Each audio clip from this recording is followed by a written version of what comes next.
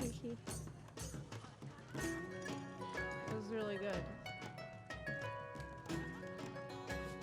Okay. Alright. Hi everyone. Welcome back. It's so good to have you here with me today, once again, for a beautiful Monday. Yes. Let me fix the echo. Okay, it's fixed. It's fixed. The internet is working. Once again. 3 freaking years? Wide sniffa.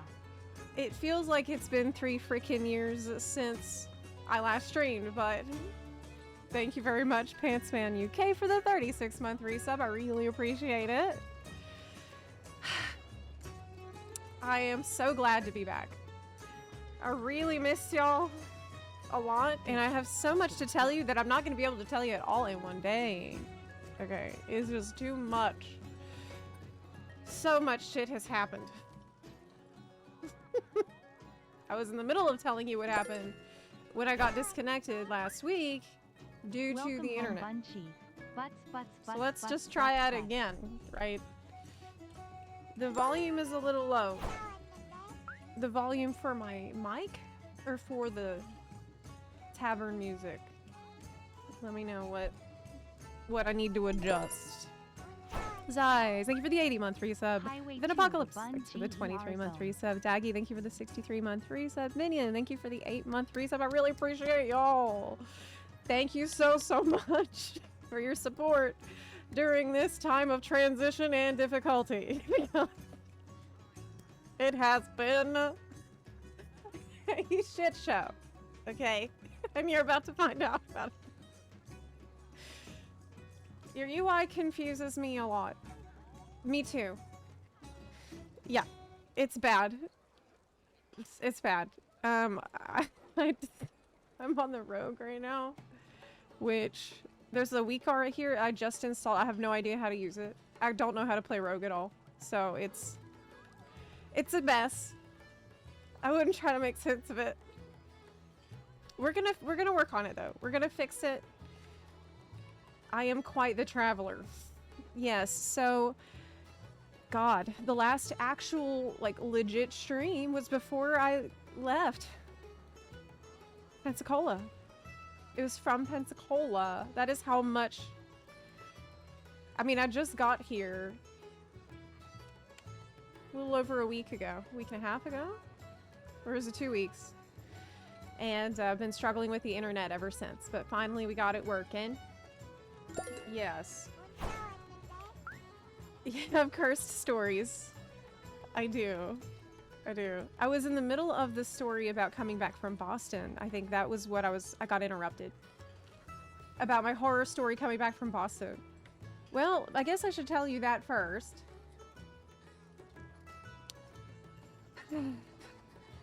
Wait, first I'm gonna find my notes. God. It was so bad. Okay. So, I was leaving Boston and my flight got delayed. I had a connection in Atlanta and I got stranded in Atlanta. Now, why did I get stranded in Atlanta on the way back from Boston? Well, because the flight was delayed and I had to run from one side of the airport to the other in Atlanta, and I had to use a tram even to get from one side to the other. Dranny, thank you for the 5 gift subs! Yo! Thank you so much! Thanks so much. So I managed to get there in 10 minutes flat. Like, it was incredible time. And I still had about 20 minutes, I think it was like 10, 15 minutes, until the plane was scheduled to actually depart. So I thought I would be okay. I'm running like hell. I'm running through the airport. I see the Pensacola flight. I make eye contact with the woman but at the Delta desk. And she looks at me. She sees me running. I have asthma, so I'm like... I get there. she made eye contact with me, and this is the part of the story that got interrupted last time I was streaming. She took off her headset, she got up, and she walked away. And, yeah. She went out the door, behind her.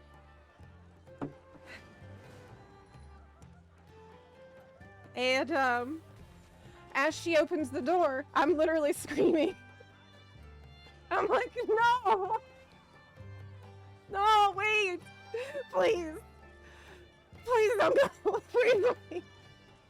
I get there, she shut the door, I literally like collapse. I drop my backpack, I'm having an asthma attack. I finally get my inhaler. There's another Delta employee sitting nearby who's like takes pity upon me and says, you know what, I'm gonna go ask her if she can open the door. And I'm like, okay, she talks to the other lady. She comes back out. The first lady comes back out. And she's like, boarding is ended now. And I'm like, okay. So what do we do? Will I sleep here?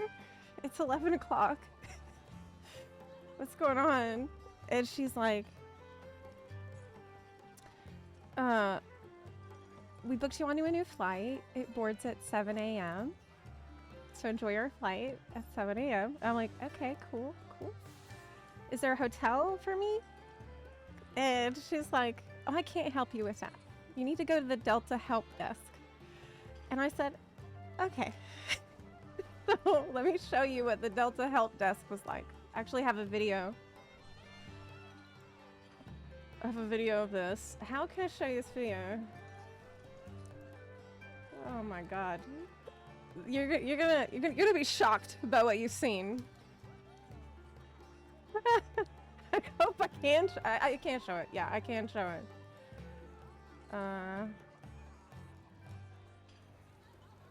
Let me pull it up. I will put this into a reel for Instagram, but I haven't had time. But I'm going to be putting out reels this week. I've been more or less trying to do that as much as possible in my free time. Okay, so this is from the Delta Help Desk. So basically, what was it like in there? It's Atlanta Airport. It's an not air-conditioned room that's filled with people, families, children. Everyone's sitting on the floor. Half people are sitting on the floor, half people are like standing. There's like all seating is. It was rough. Everyone there is suffering. We are sweating our asses off, and yeah, what you've seen is correct. Yeah, that is a dog. That is not a dog. Pee on the carpet while I'm standing there. And the lady whose dog that was, she actually had 2 dogs. And the first thing I heard her say was, they said I can't have 2 dogs in the same carrier. Hey, well, how else am I gonna carry both of them? Zepla bun high. And I'm like, true. Good point. I don't know. So yeah, I'd seen that. And I'm just like, what is going on here? Yeah. No AC at the airport. It's like Delta went out of their way to find the one not air-conditioned part of the airport and decided that's where they want to set up their help desk. Rimini, I told him about this, and he made the decision to start driving from Pensacola to come get me. It's midnight, by the way. Pensacola is a 5-hour drive from Atlanta. But this is what we're gonna do, because I've been completely abandoned. This was not my idea. Something Rimini really wanted to do. And I'm like, well,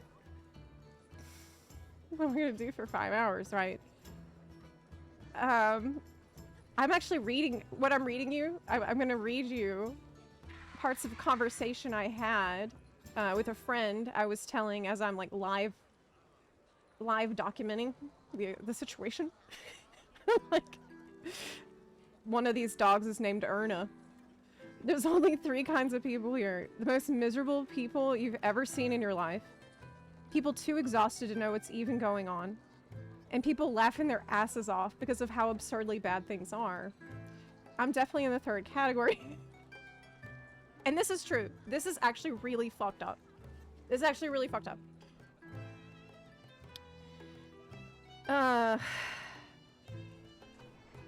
I watched a Delta agent tell a wheelchair user, quote, "We can arrange a wheelchair shuttle for you to the hotel, but not back from the hotel. So you should probably just wait over there," pointing at chairs in the airport, "until about 6 a.m. when the morning staff arrives." And this poor woman in the wheelchair says, she's crying. She's freaking out. She says, "But I have to put my feet up. My doctor said I need to put my feet up at night. I can't just sleep. I can't just wait over there until 6 in the morning." Person did not give a shit. It's the Delta help desk. And I'm just like, what is Delta doing? What is happening right now? And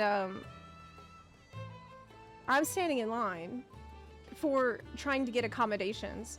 Now at this point, as we've already established, I don't need accommodations because Remedy's gonna come get me. But because fuck Delta, I decided I wanted to go over there and maybe make them pay for accommodations. You know, just to make them spend extra money. Cause fuck them. That's why I'm staying in line. I'm listening to the conversation. And I get up there. And the person at the desk, first thing he says is, "Oh, didn't you see I'm standing up? I'm getting ready to go. It's time for me to clock out." And I'm like, okay, well, I can just wait. He's like, "No." And then he gives me this look. Like, he looks me up and down. He's like, "Yeah, I'll spend a little extra time for you." Just like this. I'm like, oh god. What the fuck is going on? Where are we? What is this circle of hell? But I'm like, okay. Then he says this. "You're not eligible for accommodations." Because it's passenger pay, is what he said. And I said, what? What does that even mean? What is passenger pay? Who else would pay but the passenger? I don't. And he's like, "Yeah, we can't provide accommodations. You are the last customer I'm seeing today, too." I am ready to go. I'm ready to leave. Look at that. And I'm like, I said, okay. I walk away 5 feet. I turn my head back just to check. I don't know, just look back for a second. My man is gone. Okay. Bro left. This guy vanished so quick. There was no sign of him. It was like a ghost. And I thought for a second I was hallucinating. Like, do we even have this conversation with a ghost? No. He was gone so quick. The whole area reeks of dog piss at this point, right? And by the way, show you this, Jesus Christ. Oh my god, dude. I'm gonna show you a photo. Actually, not. Maybe I can find it like this.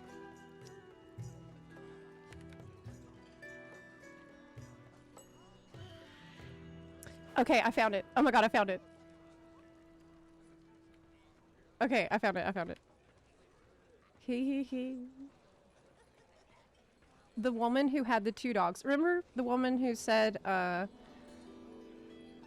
don't they let me put 2 dogs in one carrier and whose dogs were Zepla peeing stare. all over the carpet? This is the shirt that she had on.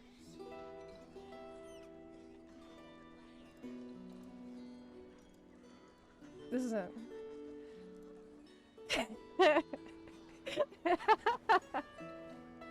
That's exactly the shirt she had on. I got that dog with me, and it's a chihuahua.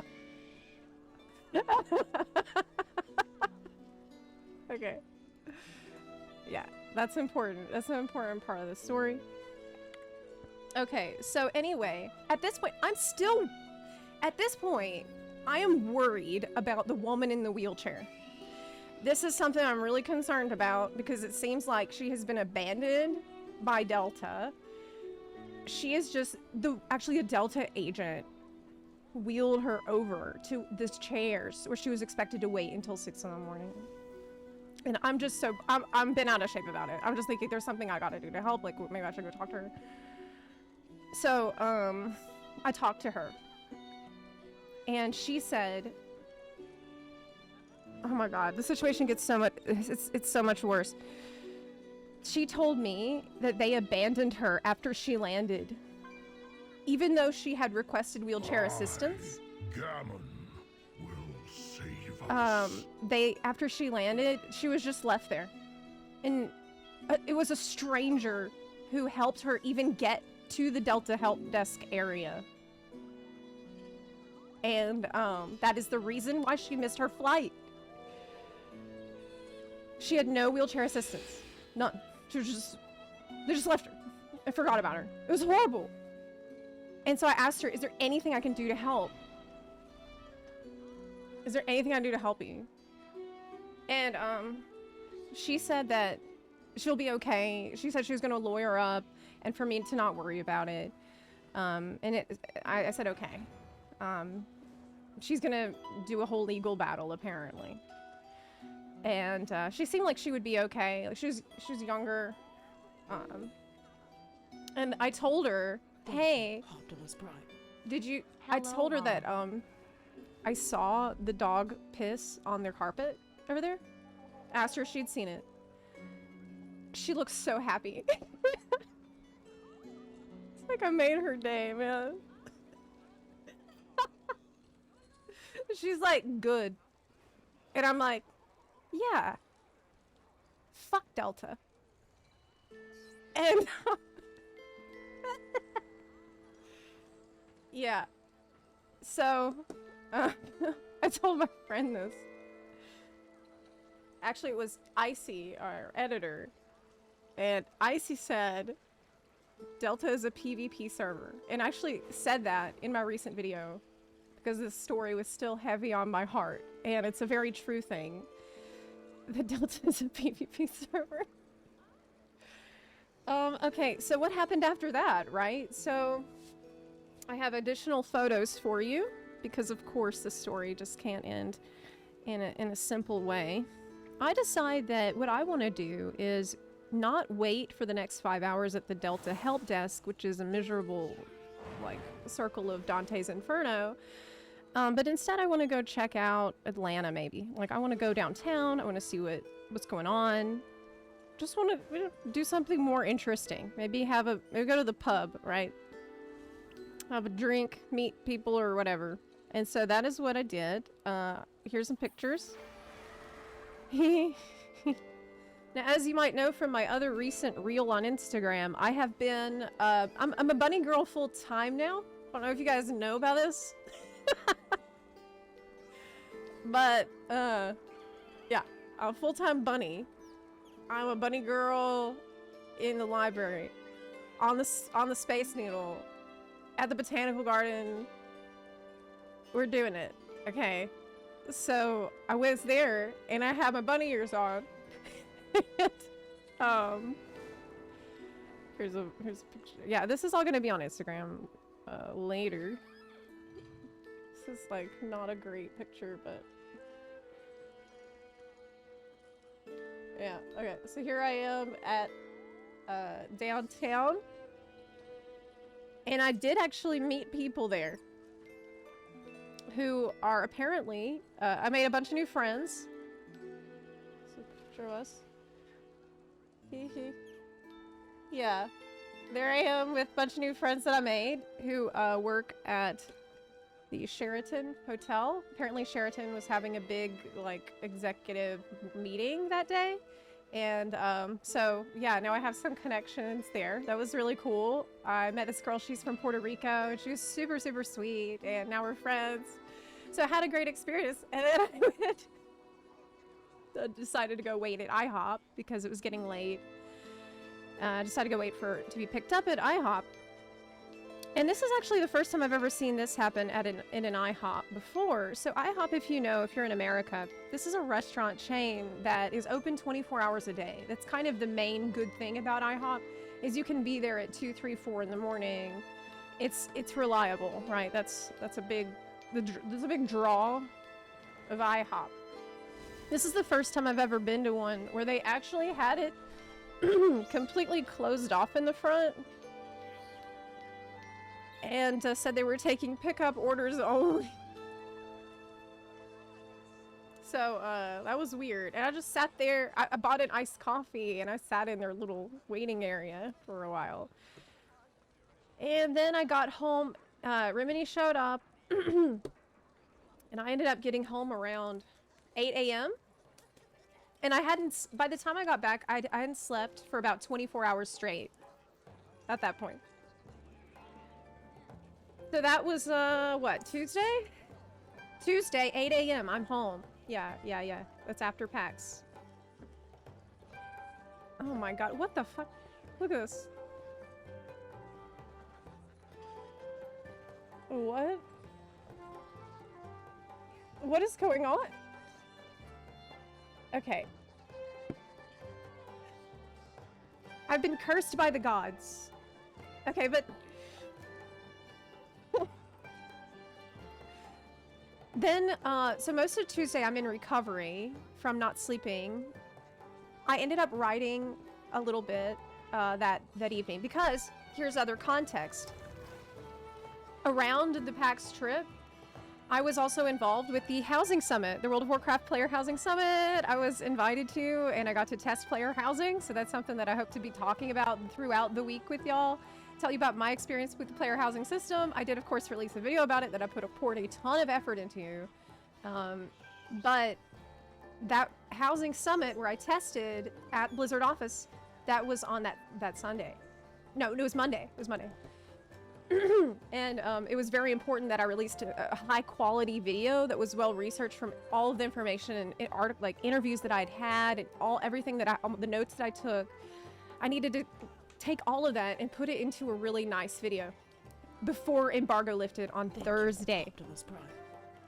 Okay, so that means I spent, I think, the entire fucking day Wednesday writing and like organizing my research, and then I think I ended up recording that video around 4 a.m. 4:30 in the morning, because I also needed to leave to Seattle on my road trip from Pensacola, moving from Pensacola to Seattle. I had to do that on Thursday, so I had no choice but to do everything on Wednesday. Now, see, my original plan was Housing Summit Monday. I fly home that Monday. I get home at 11 p.m. I sleep. I have Tuesday and Wednesday to work. It would still be tight, but it wouldn't be like a crazy amount of work. But that's not what happened. So, because of Delta and this situation, I ended up busting my ass on Wednesday on this video. So I really hope you guys liked that video about housing. I worked so hard on it, and I'm really proud of it. I think it came out amazing in spite of the circumstances and pressure that I was under. I'm really passionate about it. I'm really excited about the feature, so that helped. But yeah, then the trip to Seattle began, and that's a 5-day road trip. So I was on the road for 5 days. My dad came, and my dad has been helping a lot, and my dad's been amazing. And after that, when I finally arrived in Seattle, I experienced I don't know how to describe it. after I got here, my social battery was completely dead. Like, I could no longer be like, seem like a normal person around other people. Even when I'm happy. It was very, I was tired. I was exhausted from everything happening one after another. And I think I remember I just put the mattress on the floor. I fell onto the mattress and I didn't move for like a day. I don't know if I even ate that day. I just shut down. Completely shut down. I was just couldn't human anymore. Yeah. And the whole story about the trip itself, I'm gonna tell you probably Thursday, because I want to collect all that footage, put it on a reel, and then we'll have a visual aid so you can follow along with the actual journey as I'm telling you about it. But I haven't got to all that footage yet. But then immediately, once I felt like, okay, I'm re-energized. I'm ready to stream again. Let's go. You saw what happened last week. If you were here, you saw the internet connection shit the bed several times. And now I have another story for you. So, it's like, imagine if Delta was your ISP. Okay, that's the experience that I've had in the last week. And this is, I want to buckle in for this one. Buckle in. Okay. I told Rimini about this. And he said that I have way more patience than he does. And I don't think that I do, but maybe. I think maybe I have patience because I feel like, well, in a worst case scenario, it will be content. Dude, I can't open the damn Coca-Cola. Look at it. Look at this shit. What's even going on here, man? Look. What the fuck? What the? Why won't it go? Look at it. It's just a sip out of this tiny little crack. The fuck is that? Can't do anything with this.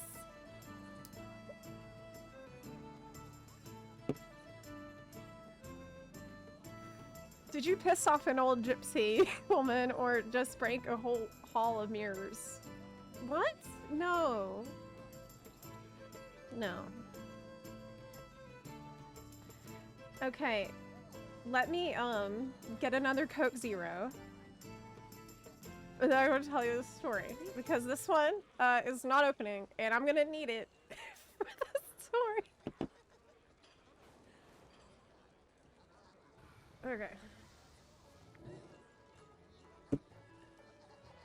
Oh, Lord.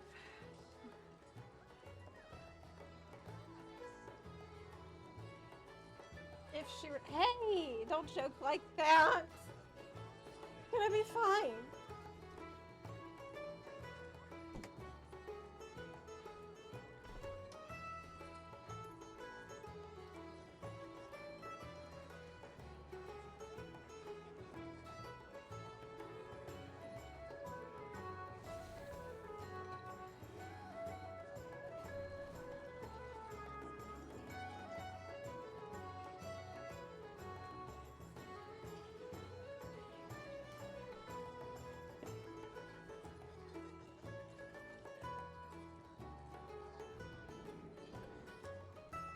Okay. Alright. Am I unmuted? No, we're good. Okay. Buntastic. So, I discovered that I was unable to use the internet that had been newly installed at the new apartment that I've just moved into here in the Seattle area. So we had a tech come out, and he says that the problem is crosstalk. meaning exterior building wiring issue, and he said signals from different lines are interfering with each other, and that's causing the problem.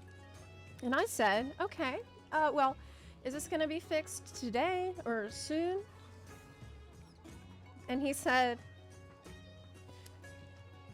I wish I could tell you, but they really shouldn't have hooked you up here, considering the wiring. And I'm like, oh, okay, but I've already paid. So he's like, well, that's about all I can do. So okay. So I call Zepla Fiber, and I say what the tech told me, that they need to run new wiring.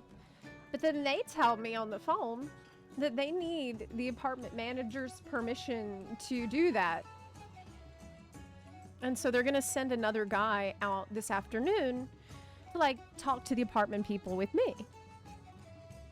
And I'm like, okay, so do I need to go with him to the apartment manager? Or like, what do you want me to do? And the person's like, we can figure it out. I'm like, okay. Well, just let me know when you're here and we'll figure it out. So I decided to proactively go to the apartment office to help coordinate this operation. And the office ladies seemed really supportive of the new wiring, actually. They remember me. I think some of them worked at a previous complex where I rescued cats. I had a good reputation. So they were supportive, and they call the maintenance guy. Maintenance guy says it's okay, approved, and I'm like, awesome, okay, cool.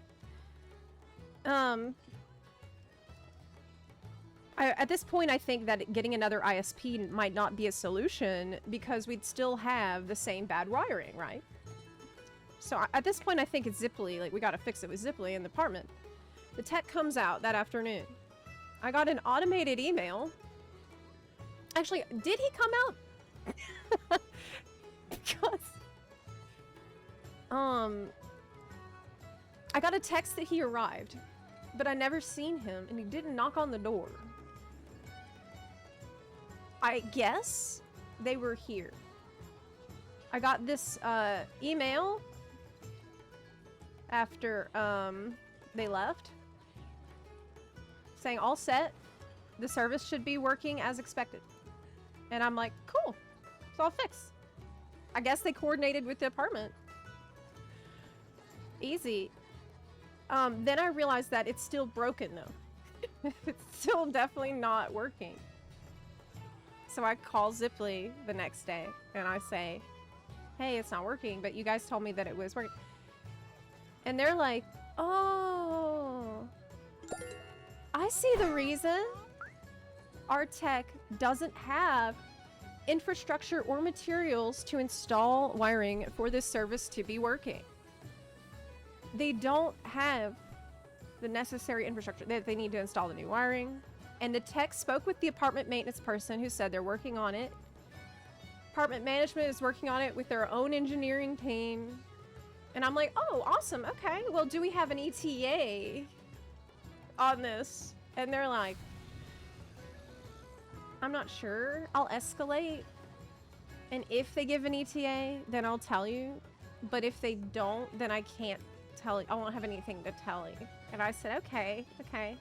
Well, is there active communication ongoing between your dispatch team and my apartment? And they're like, yes. I said, okay.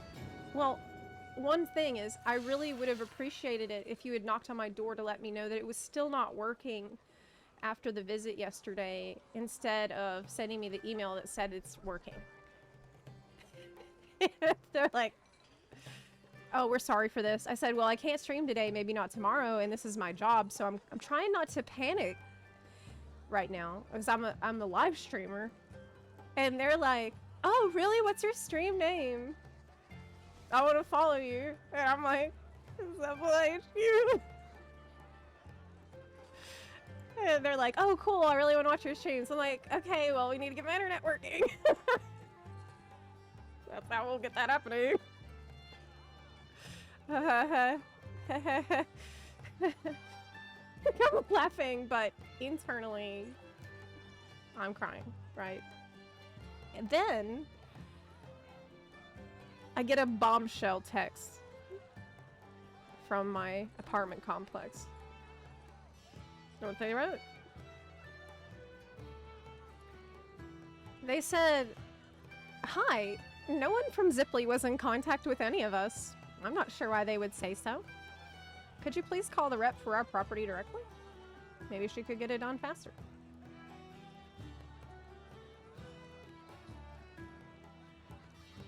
And I explained this in VIB chat in our Discord. If you're a subscriber, you can be in the VIB chat where I did tell you something all about this. And I'm like, did the tech literally show up here? Do absolutely fuck all. Like, was the tech even here at all? Like, one person suggested that maybe the tech went to Taco Bell during the time. And I call Zepla again, and I say, Zepla didn't speak with my apartment staff. Like, you guys, the woman who answered the phone, she sounds very, very, very tired. She's like, oh, engineering. Yeah, it's Zepla engineering that we're dealing with, not your apartment. This person she tells me there's no ETA. There's no way to contact engineering for updates. I'm like, well, okay, are we looking at weeks or months? She's like, could be weeks. And I'm like, Linda, I need to make sure that there's active communication going on between you, Zepla, and my apartment rep. And she goes silent for like 10, 15 seconds, maybe, like a really long time. And it's a little awkward. And then she says, if you haven't heard anything in 5 or 6 days, call back. So I'm like, okay, that's a reasonable timeline for me. So earlier in that same day, I had spoken to 2 different Zepla reps. One who said they did talk to my apartment staff, and the other who said that they did not. In the same day. So then I decided to pull up their online chat, and I talked to John in the online chat. Now, something that I've noticed about all of these reps is that they're required to say 2 different things. The first required thing is about comfort, making you feel comfortable because they can relate to you, right? For example, they'll say, oh, I get your frustration because I also work at home. Every single one has said something like this. So John says, I understand your internet is still not working. I'm also an internet user, and it frustrates me as well if the internet is not working. And I'm like, cool. Hello, fellow internet user. Let's work on this. Then he says the other required thing, which is, while I'm checking, I hope you're enjoying the weather out there. How's the weather? Every single rep has asked me this question. And I always answer the same way, which is, I don't know. I haven't been outside.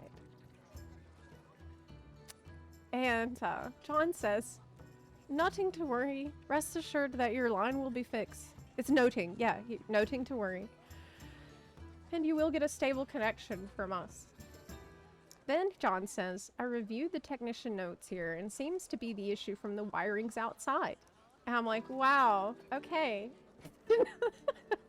Didn't know that. The issue has been escalated to the engineering department and there will be a follow-up ticket will be created for this. They submitted the ticket already. The engineering department will be the one to contact you for the follow-up and schedule. We will get this resolved as soon as we can since we already escalated the issue. 2 to 3 business days, the engineering team will call you back. I said, okay. They will communicate with the apartment representative, and I think they already have it. Now, at this point, I'm struggling to even carry on the conversation with John because my internet is struggling because I'm using Zepla fiber. And, this is something really poetic that happened in the conversation with John. Hold on.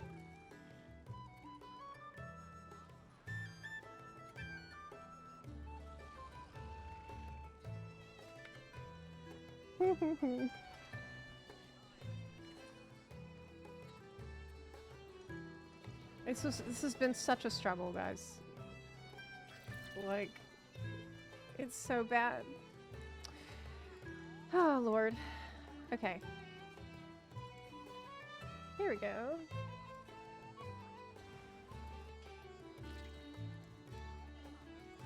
Yeah. You know that thing that happens when you have bad internet? And it sends the same message? Lots of times? That's what happened. And it felt right, though. Felt like, yeah.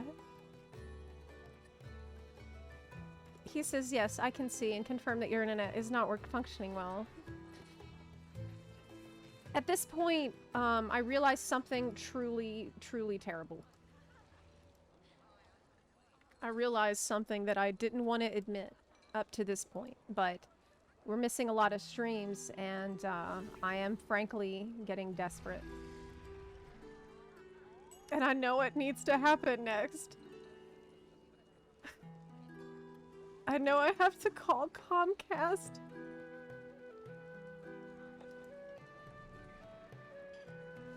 Xfinity, aka Comcast. I realize that there's no other ISP that can offer me the speeds in my area.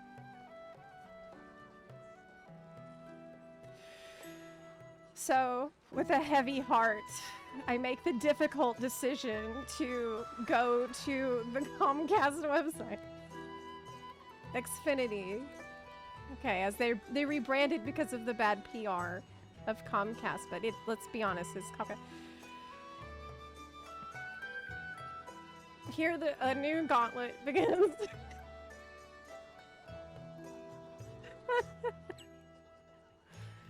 I go to the website and I try to sign in with an account because you have to do that to do anything on their site. But I'm getting an error message every time I put in my phone number and it sends me the verification code and I put in the code, it gives me an error message saying that it doesn't match our records. Please contact an agent. Okay, so my phone number is all fucked up in their system. So I decide I will contact an agent. Well, the only way to contact an agent using their website is to communicate with their really shitty AI bot. I feel like calling it AI is even a stretch. It's really bad. So here's the discussion that happened between me and the AI from Comcast. Okay. God. I can help you with your account once you sign in. I say, I need help signing in. Just to be 100% sure, which option do you need help with? My Xfinity ID and password. No problem. Do you need help recovering your ID or resetting your password? I enter my mobile number, but it says this information doesn't match our records. Try again. To connect you with an agent, I need you to sign in with your Xfinity ID. Okay. And so I say, that's fine. Agent.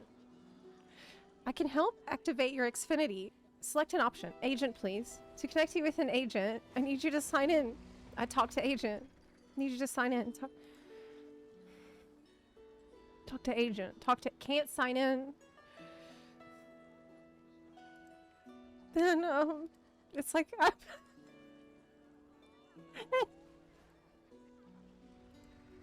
New customer, can't create account. New to Xfinity? I can help you shop for services in your area. New customer, can't create an account. New to Xfinity? I can help you shop for services in your area.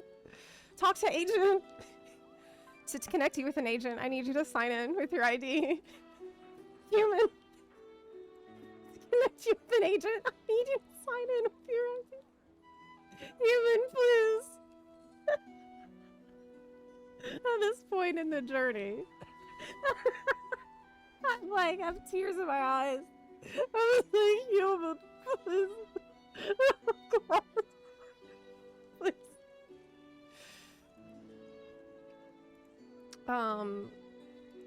I decide to go ask ChatGPT what to do about this really shitty AI. I'm thinking that's how I'll defeat the AI with a different AI. It worked. ChatGPT's like, oh my god, that's such a cringe. ChatGPT is really like, I see you're stuck in the Xfinity paradox loop. Here is the real phone number for Xfinity. Please call them. I'm like, holy shit, thank you. Rare W. Okay. So by the way, so I get the phone number and I'm about to call Xfinity. That was the point when I got that bombshell text from the apartment that I already told you about. We already covered that whole situation. So I had to put Xfinity on hold for a minute to deal with the Zepla. At this point, I hadn't even eaten. Okay, it was like noon, afternoon. Who knows what time? I had not eaten for the whole day. I'm starving. I'm panicking. And at this point, I'm like, I'm on full doomium. I'm like, at least this might be content. And I'll tell everyone about it. Surely that'll be good. That'll be fine. Then I noticed that I go to the Zepla website and I notice that it says, if you'd like to reach Zepla executives regarding an issue you're experiencing, you can email them directly. And I'm going full Karen at this point. So I did. I sent them a sternly worded letter and I ate food, regenerating my energy for the next boss fight, which was, of course, calling Comcast, aka Xfinity, on their real human phone number. So on the phone with them, someone answers the phone after I waited a long time, and they said that I'm in the wrong department. They need to transfer me. So they put me on hold again. And then I hear a message that's like, your wait time is 10 minutes. Would you like to be called back when it's your turn? And I said, oh, it said, you won't lose your place in line if you request a call back. Don't worry about it. And I'm like, okay, wow, that sounds really good. Sure. I'll do a callback. And then after I requested the callback and confirmed it, they said, your wait time will now be between 29 and 71 minutes.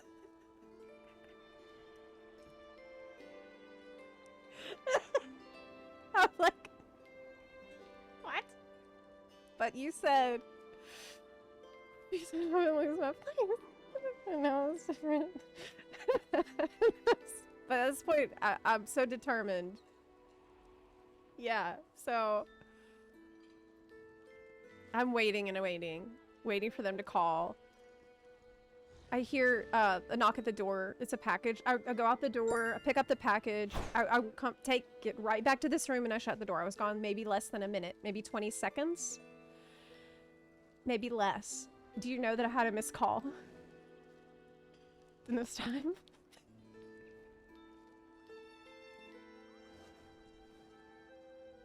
Yes, I did. Yes, I did. It's like the same logic of the dungeon queue popping. It's the same, like, if you go to the bathroom, that's when it's going to pop. It's just a guarantee. So Yes. Okay. I wait. I decide to call back and just wait this time. Just wait. And I waited. And I waited. And I waited. And I'm just... At this point, I think I started to drift into, like, a delirium phase. Where I'm listening to the song that's playing. It's like... Your call is important to us. Please stay on the line. And a representative will be with you shortly. And I'm just like... Please stay on the line. Maybe I'll write a song about them.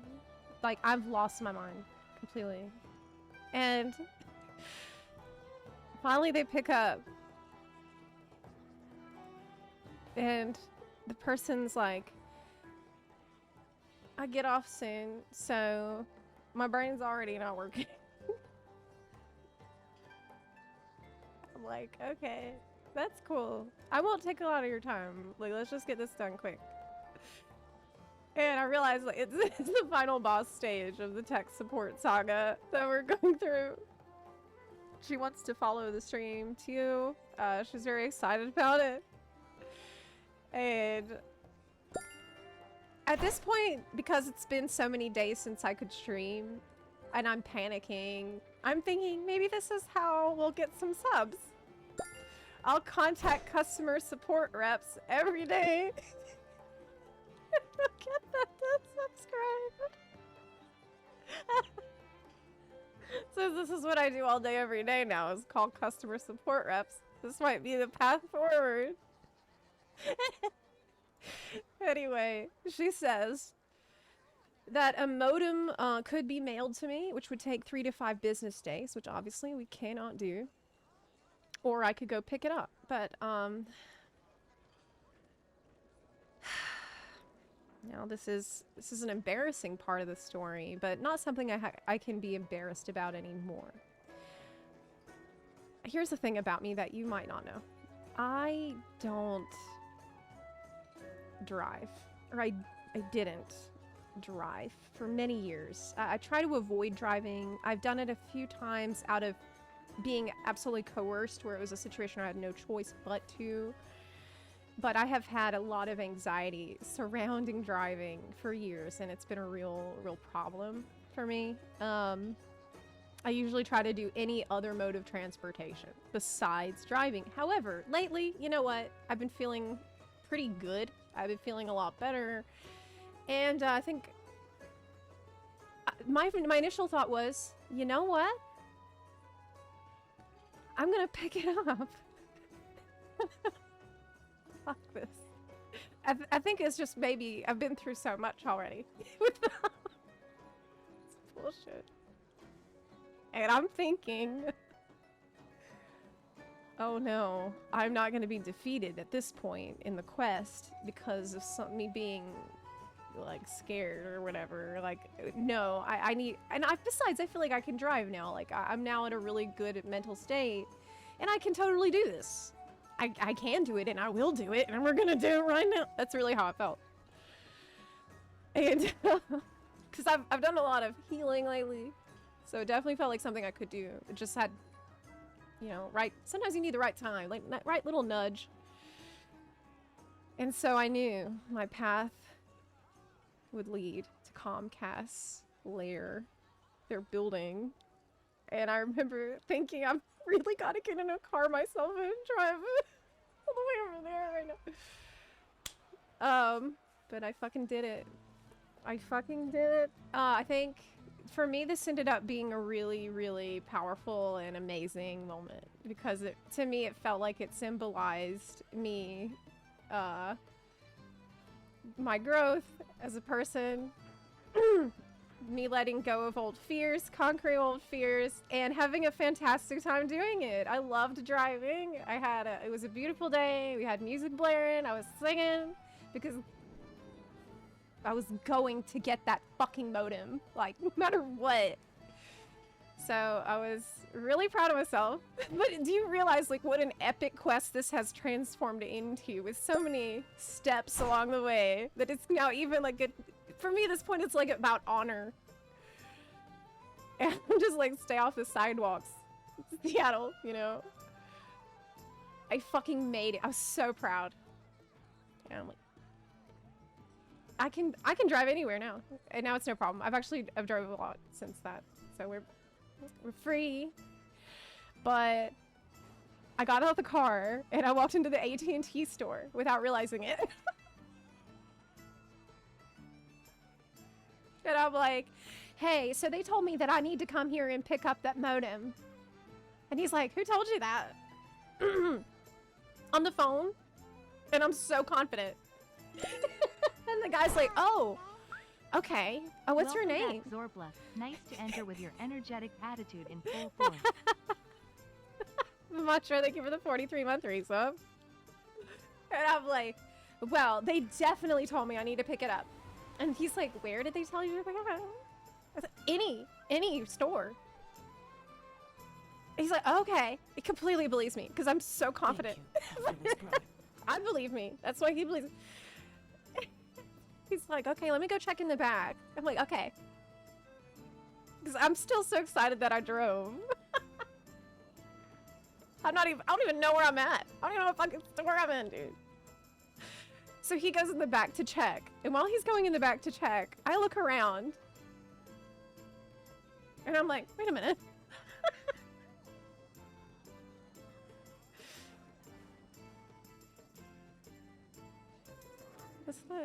This AT&T.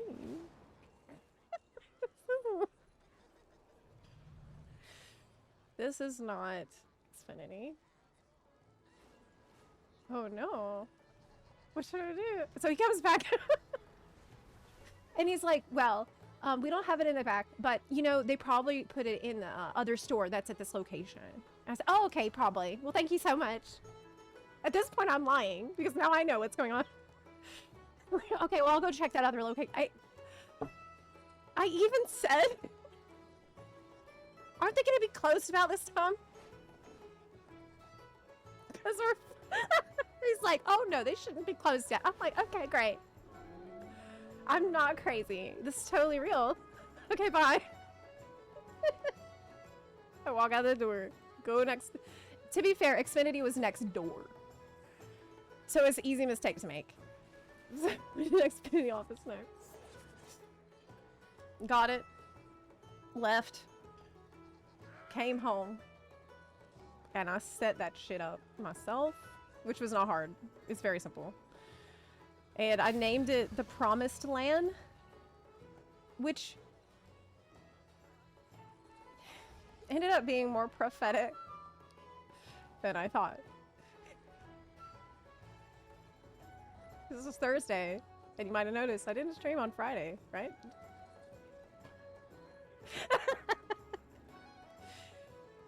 This is a comedy of errors at this point. I literally said to my friend, perfect. Okay, the modem is all set up. Yes. I went there, I got it myself, I set it up, and we are good to go. Wait. Oh no.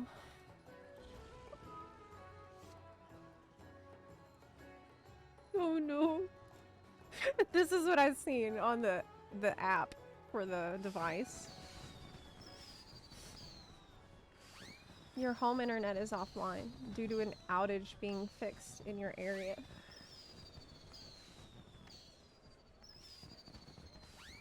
Yeah. So at this point, it's so ridiculous. It really does feel like a cosmic joke, right? And I'm like, Promised Land? Yeah. It's not delivered. Promised but not delivered. I'm under the table. I am mauling on the floor. I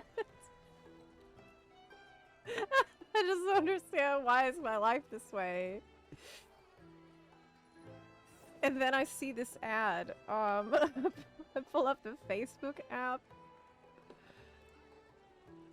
I've seen this ad on there. And I think this might have been what sent me over the limit into pure delirium. It was this ad. booming Wi-Fi all over the house. It's like this unhinged spiral of booms. Boom. Boom. I think I'm on the floor looking at it. It went boom. Yeah, boom. Like, no brain cells left. It's really felt like some Kafka shit that I'm going through. And I told some of y'all about this in the Discord, and I think there was a new theory that the Buns came up with called Zepla's Law, which is like Murphy's Law, but worse. And that makes sense. So then yesterday, it got worked. See, God, I'm still delirious. It got fixed. And so yesterday, I was doing my final check to see, does it work still? Can we stream? And there is a final twist to the story. You're not gonna believe this. Well, you will. Yes, you will. You will. I noticed that the Ethernet connection wasn't working. The Wi-Fi's working, but not the Ethernet. So, why is that? I look under the desk and I check the Xfinity modem, and the Ethernet cable is new and it's plugged in. Then I go check the back of my computer. The Ethernet cable is not there. It's not plugged in there. But it's plugged in somewhere.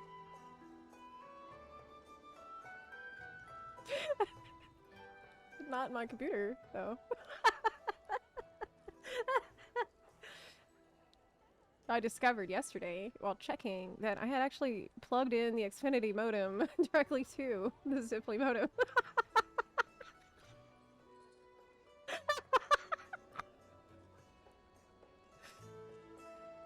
Like yeah. The Zepla modem is like lurking in the shadows and I'm feeding it.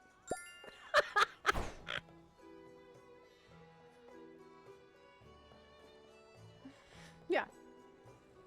So it's like they were kissing. I wanted them to get along, clearly. Yeah, so it's actually crazy that I checked yesterday, and that's not something that I found out today on stream. Usually that's the kind of shit we figure out live.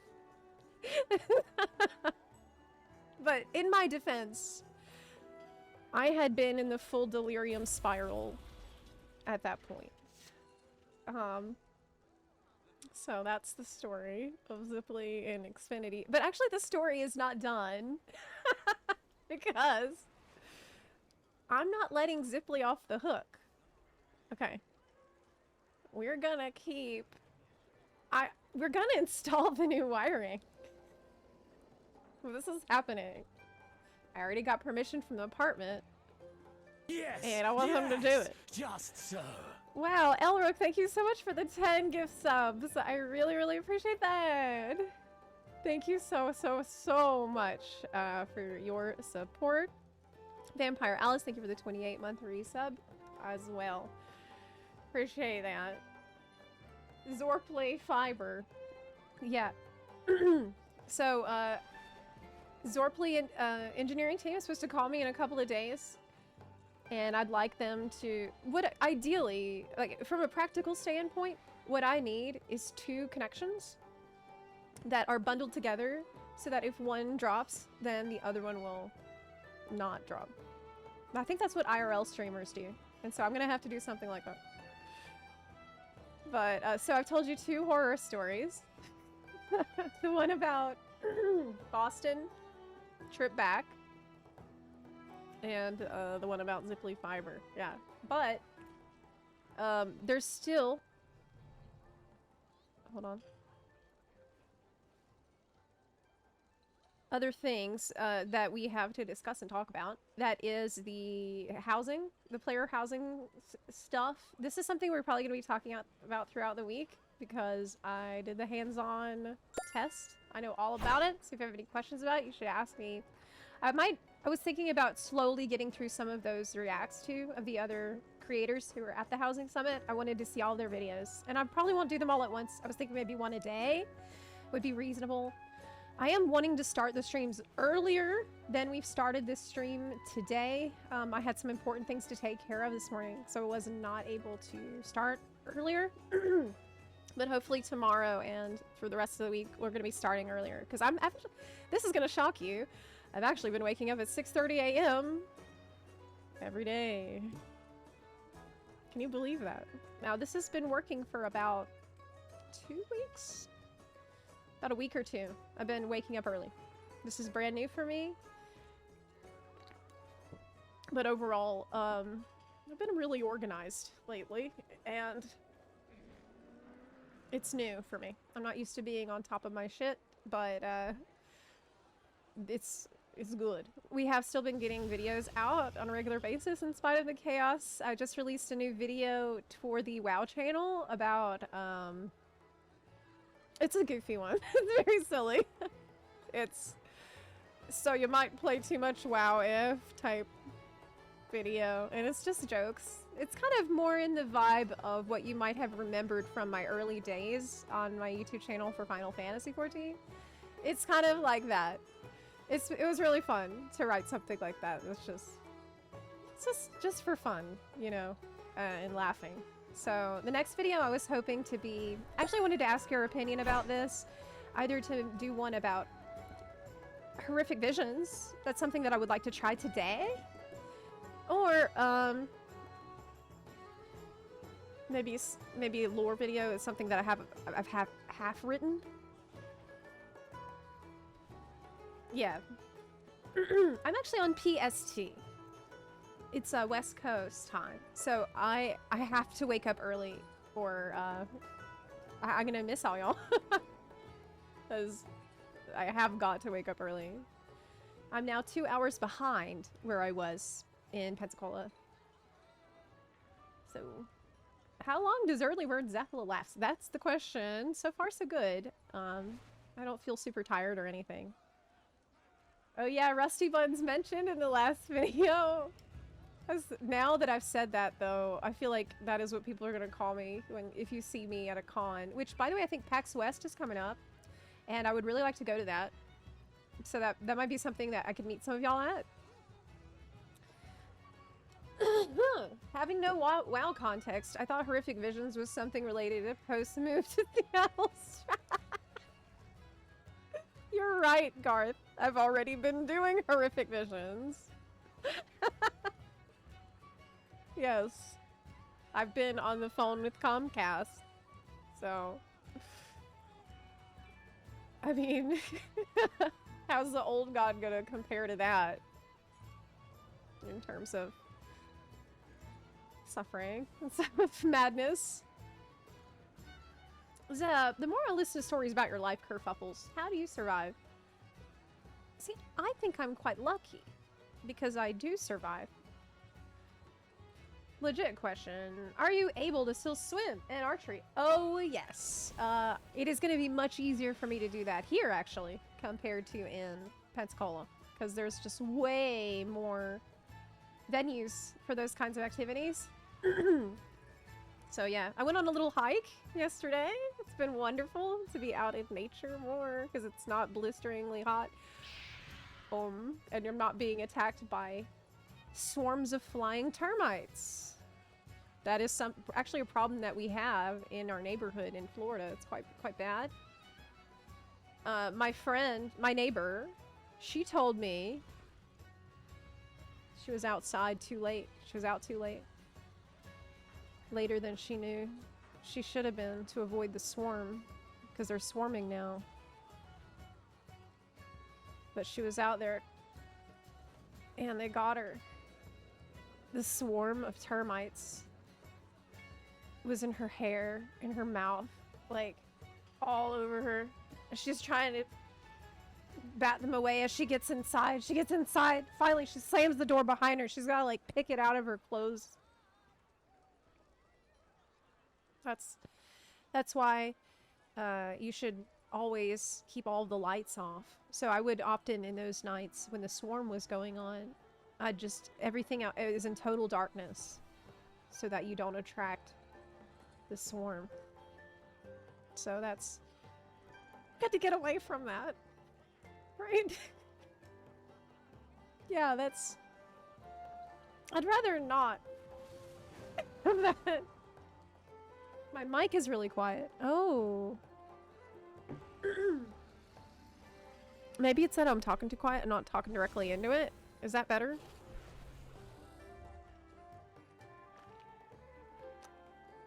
Miss the stream so much. Oh, it's good to see you. Where have you been, Zepla? Are you alright? Well, for today's VOD, you will be able to rewind from this point and listen to the gigantic horror story about me being without internet for a week, my difficult journey back from PAX, and there's a part of the story that has not yet been told that I'll probably tell on Thursday, and that is a story of my journey, my 5-day road trip from Florida to Seattle. That's with like 9 to 12 hours of driving a day.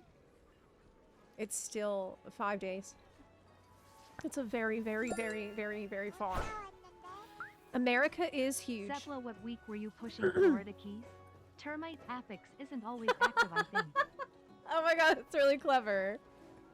Jungie, thank you for the 11-month resub. Love the wordplay. Yeah, the affix isn't always active. But there's a time of year. I think now the termites are gone, but it's hurricane season. So there's, yeah, actually it is a new affix. Hurricane season just started. So it's a, yeah, you're actually right. Affix, yeah, termites done. Now it's hurricanes. Oh my god, my grandma had a tornado at her house on Memorial Day. Yeah. And fortunately she's okay, but there's like downed trees and stuff. She didn't have power for several days. This is so scary. Yes. I'd like to see a Zepla sub-rogue adventures video. You know what? I like that idea a lot. I like that idea a lot.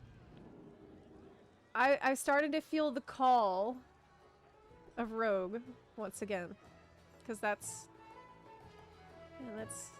my OG class. That's when I fell in love with WoW. I was a rogue for years. Yeah, that was the beginning for me. That's what got me hooked. No, rogue isn't like it used to be in classic, but you know what? Maybe I should give it a more fair try, more honest shot. Yes. I think that would be cool. And I think for someone new to M+, the tank role is a little bit overwhelming. I'm still interested in tanking, but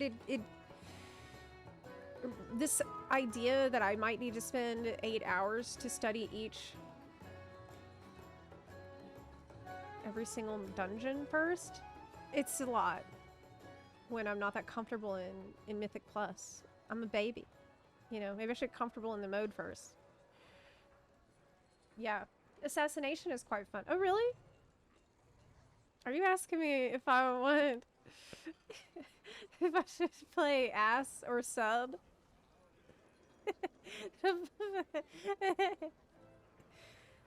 Well, I'm more interested in sub. But ass does have its appeal. So I don't know. Maybe I could be convinced. Either way.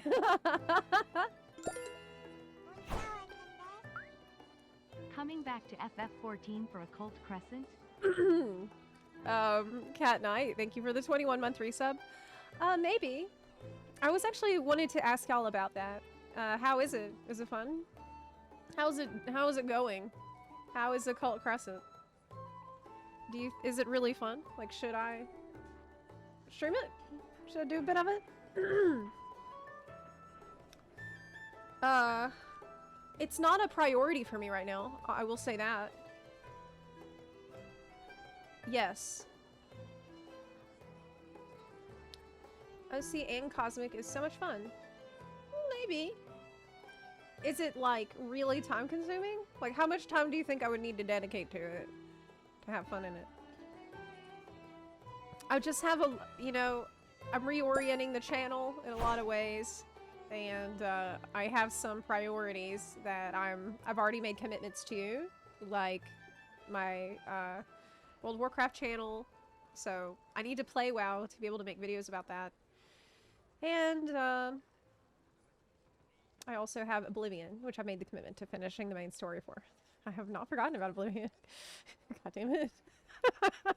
I am going to finish the story for Oblivion no matter what happens. I don't think I've ever been quite so dedicated or insistent. No, I have. With Elden Ring. With Elden Ring, I was very, very insistent. But there's more Elden Ring to do too. So for me, generally for this week, what I was considering is doing Horrific Visions, getting a feel for that.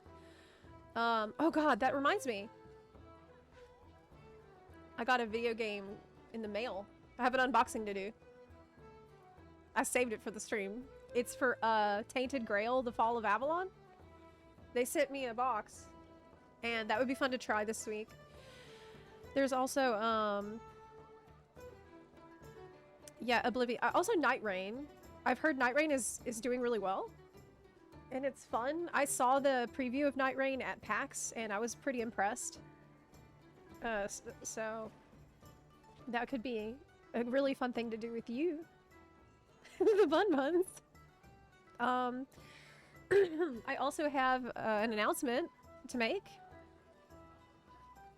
On Friday, the 13th of June, we have something very special to celebrate. And that is the 1-year bunniversary of the World of Warcraft guilds, EU and NA. Only buns. It's been a whole year. So actually the anniversary was last week, but because of all the chaos of moving and internet problems, we decided to push it to Friday the 13th, which feels like a fun day to put it on anyway. It feels like a bunarchy day. And so please look forward to it. I'm planning a pretty big subathon type event. There's going to be transmog contests. There's going to be like games. There's going to be like sub goals and prizes and all kinds of things like that for the 1-year party. I'm going to give a keynote address. There's going to be like silly things that everybody can participate in. And we're going to do the Twitch poll for the fashion contest like we usually do. Might do some trivia if I can figure out how to work that. And it's gonna be awesome. So please look forward to that. On I'm also getting, hopefully I can get it done before the 13th, but I've asked my artist if we can get a new t-shirt, a limited edition, only buns 1 year guild commemorative t-shirt to put on the store for that. And that could also be something that I give away during the event. So if you have any ideas for the event, anything you'd like to see happen on our anniversary for not next week. Yeah, it's next week. Next Friday. Let me know. You can just @ me in Discord for ideas like that. I'd love to hear any ideas you have. But it's gonna be fun. You're gonna do maybe for like silly things you'd like me to be forced to do from a sub goal. Those are always hard to come up with. How could you annoy me? Sub goal. Says you're giving Xfinity too Make much me do exposure stuff for free. Take that I wouldn't do Zepla one gun. otherwise, right? Sometimes a sub goal like that turns into something really beautiful and fun, like Rusty Buns, you know.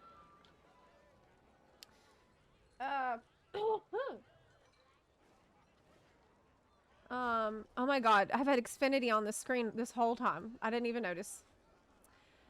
Oof.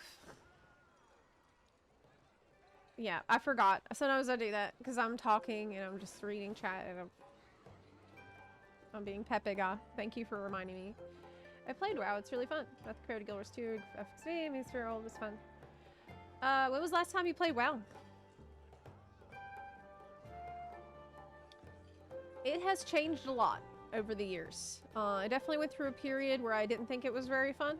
And that was the period when I actually swapped to FF14. So for me, oh, you're saying the mic is half as loud as it needs to be? Okay. Let me try this. Pop, pop, pop. Is that better? Is this better? Okay. Oh, awesome. Hooray! Thank you so much. Buntastic. Zep, did you finish your story about the airport? I did, at the very start of the stream today. It was the first story that I told before the Xfinity story, so you'll be able to go back and watch that on the VOD. What kind of videos are you looking for, Eponus Song? Because that really is my focus. My focus is typically new players and fun type of things.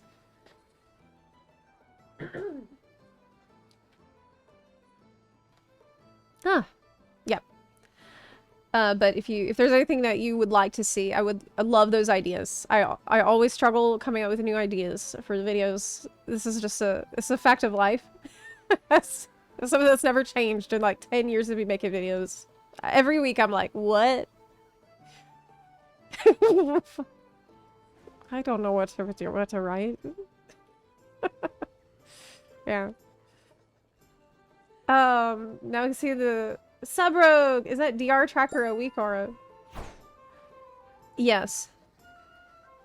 This whole thing in the middle above the action bars, the 4 rows of action bar, that's all Weekara. And I don't know how to use it. I don't know how to play with sub. At all. Yeah. Yeah. I do plan to stream Expedition 33. Yeah. I have decided that I will do that. At first I said no, but obviously after the reception that it's gotten and everyone telling me that it's a fantastic story experience, I definitely will. Yeah. Oh, thank you so much for telling me that, Eponus Song. Here's an idea for a video series that I've had. I'll make a note of what you said here. Actually, for myself. Because I'll be writing today. But here's a video idea that I had. What do you think about this? As a recurring bonus video for the WoW channel. So not a dedicated video for the week. Like, I wouldn't consider it... It would be like a couple minutes long, maybe? And have it every 4 weeks between the patch drops. Because it's an 8-week patch cycle. And it's called basically the checkpoint. Where I explain everything that's current. Like, if you were to jump back in right now, here's what you would need to know. Like, here's the current raid. Here's the current tier. Here's the item levels that we're at. Here's what you should probably be doing. And so, anytime that you wanted to come back if you've been gone for a while, you could just watch the latest checkpoint and you'll be clued in to like what the hell is even going on, right? I could be like, well, right now we got horrific visions, we got this. Sometimes during the course of an expansion, things that were worth doing earlier on are not really that worth doing later, but there's no way that you would know that if you've been away for a while. Yeah, that's something that usually prevents me from wanting to jump in if I've been away for a while for an MMO. Like, really, this is true for any MMO that I've played. I feel like, oh, but I've been out of the loop. And I don't know. Like, what used to be good isn't good now. That can be really frustrating. It can just be enough inertia that you don't want to return. So I'd like to maybe ease that a bit. Yeah, like get people up to speed. In a really simple, straightforward, clear way. Like, just like a checkpoint. Literally. So I'm glad y'all like that idea. Yeah, that's really, it's something I have a hard time with. And then what I usually end up doing is I over-research things and I overwhelm myself, and then by the time I'm overwhelmed, I'm like, well, shit, I don't even know if I want to do this. Oh,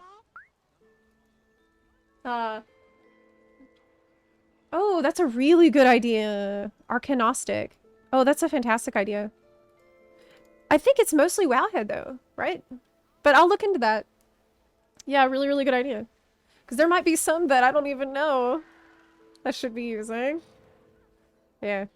Ember's Arcade, thank you so much for the 5-month resub. I really appreciate that. Thank you kindly. Let me change this song. Okay. Yep. Thank you so much. I'd like you to do an expose on the casual PvP scene. Really need someone famous to embarrass Blizzard and do something about how bad it's gotten. Well, I do not know the first thing about that. I don't know anything about PvP scene, but that's interesting. I mean, if it's super bad, like an expose could be done on it. Yeah. I just worry about the community. Well, if you're worried about the community, I would really encourage you to join our guild. Because this is going to solve almost all those problems. Or all those problems. We have a lot of new players in our guild. And everyone is really chill and lovely. Hi, Embers! Seattle is wonderful! I love it. I have seen so many bunnies. Which is really weird, right? I have seen so many bunnies. Like, I never seen so many bunnies than I've seen since I got here. I feel like I'm attracting... Oh my god, is it because of my ears? No. No. It's just that there's a lot of bunnies around. Yeah.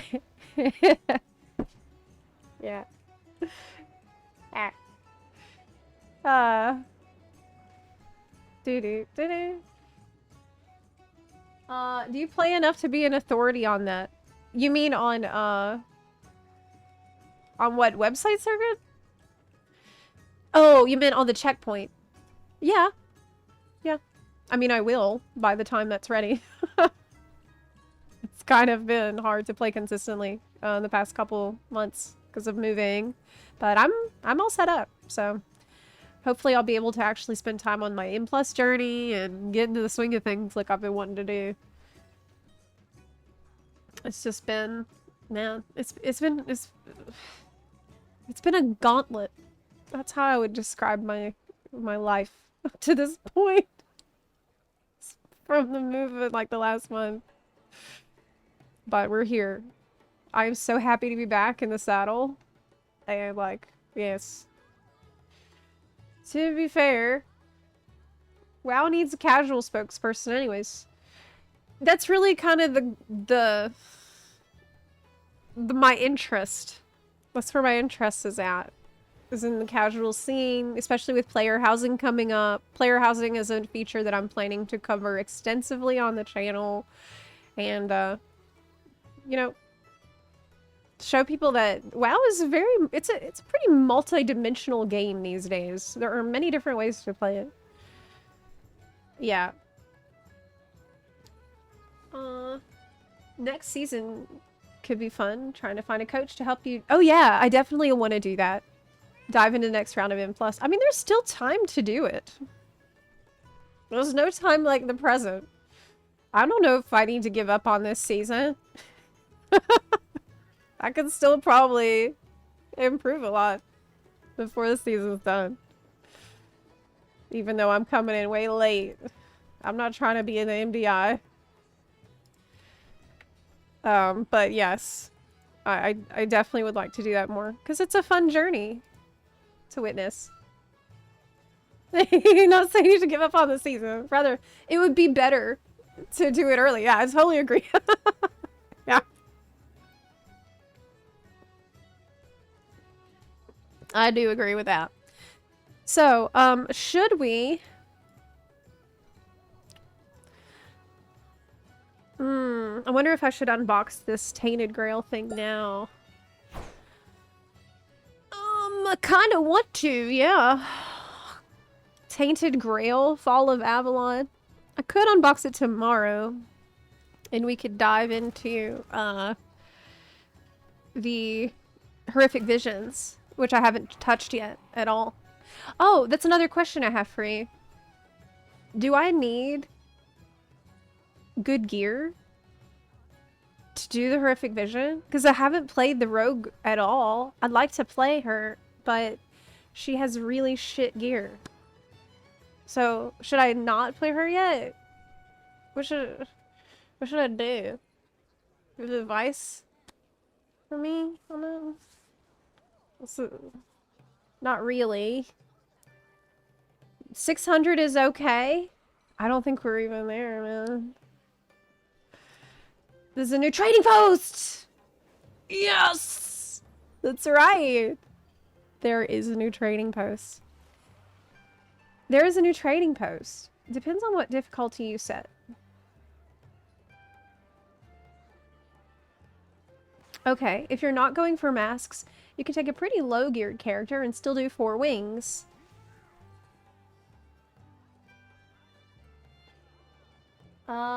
Okay, so chat says, good gear helps. Having someone carry you, at least getting your horrific vision talent points, would save some time and effort. Hey, I can do that, right? Yes. Okay, okay. Any volunteers? There's a helper you can use, but it makes the mobs hit harder. Health higher. Okay. I have time now. Alright. Well, I want to check the trading post first. Yeah. I'm on EU currently, but I also play NA. I could swap to NA. Either one is fine. So are you on EU? Or NA? You think I should try Vision solo initially? Oh, really? Okay.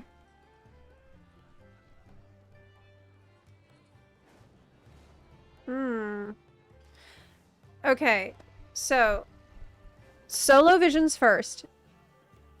If I'm going to solo the Vision, shouldn't I do it on a class that I'm already familiar with, like Hunter or Druid, instead of trying to dive first into Rogue that I haven't played and I have no idea how to play?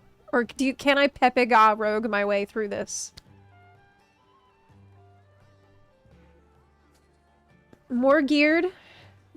If I go do it on a more geared character, does it make it easier for all of the characters in my warband?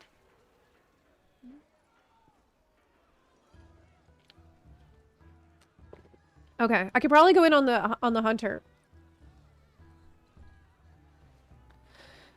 Geared character. Okay, Chad agrees. Geared character first. Okay, should it be bear tank or Hunter? Like, how good is tanking? Bear tank is, I feel like, is pretty solid for any kind of solo content.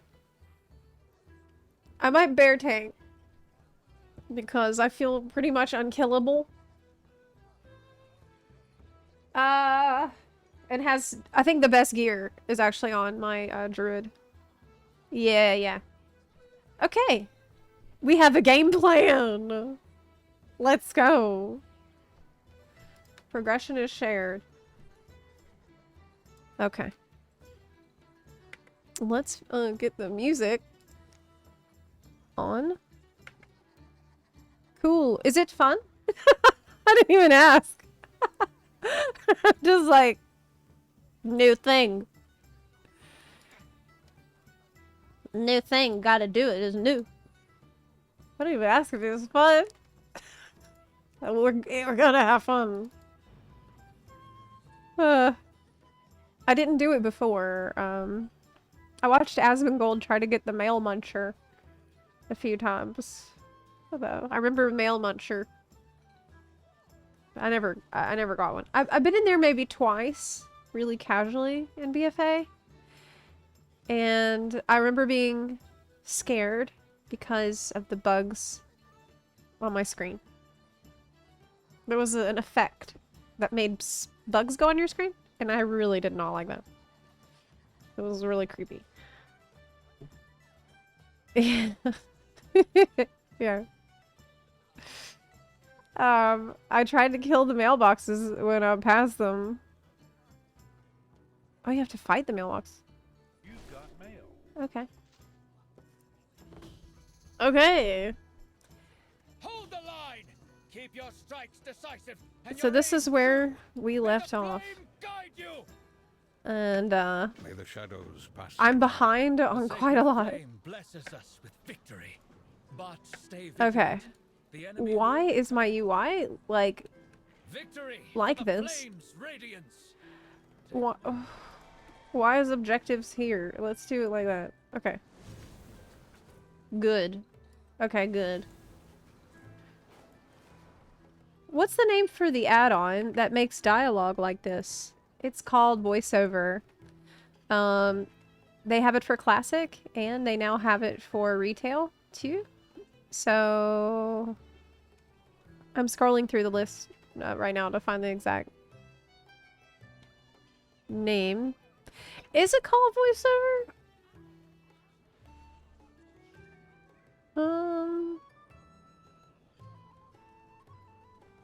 I thought it was. Yeah, it's called VoiceOver Sounds. Yeah. Is it Dialogue UI? No, I don't think it's Dialogue UI. Dialogue UI does text-to-speech. But, what VoiceOver does is actually a lot of the quests have, like an AI voice. Like this. We ought to be getting a whole fleet of reinforcements soon. Just in time, I hear Illyria and Anduin are back in Dornogal. If I know Moira, she'll already be working with them. Ty, figure out our next move. It's not ideal, right? It's not always great. But for me it's very beneficial because I understand better when I hear things compared to when I read them. It's why I usually use audiobooks instead of reading something, because that's how I absorb information best, is by hearing it. And so it's been pretty useful. So where do I go to unlock horrific visions? Where do we do this? I am like a fresh bun now, having not played it so long. Main city. I'm back! Yay! Yes, it's so good to be back. Oh, that's a cute pet. That's very cool. Is that from Emerald Dream? Bunny. Did any of y'all get the bunny Hearthstone from the Noble Garden event? When I was in Boston, by the way, at the Blizzard office, I was... First of all, I had my bunny ears the whole time I'm in their office. Including during my interviews. And I was aggressively campaigning for bunny ears to be usable year-round. And not just during Noble Garden. And they said that they're gonna go talk to the people about it.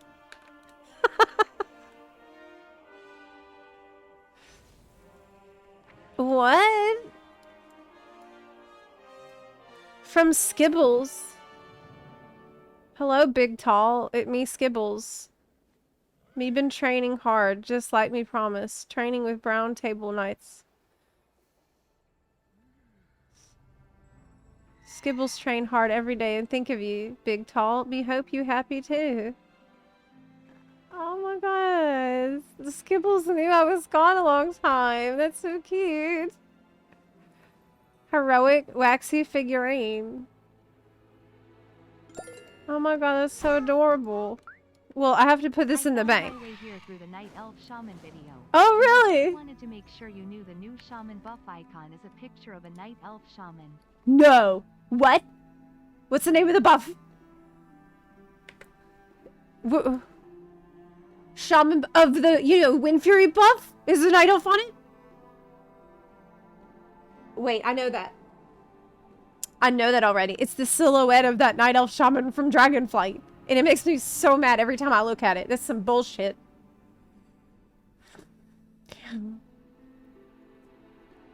Yeah. They just dangle it in my face. Knowing. Zardonic, thank you for the 2-month resub, by the way. I do appreciate it. Yes. It's not that new, but yeah, it's I know what you mean. It is a new icon, newish. Okay, let me put this in the bank because it's precious. Okay, good. And now we go to horrific vision. What's it called? Lingering Oh no. Wait. I didn't finish Lingering Shadows on this character? Oh no. I bet it requires that.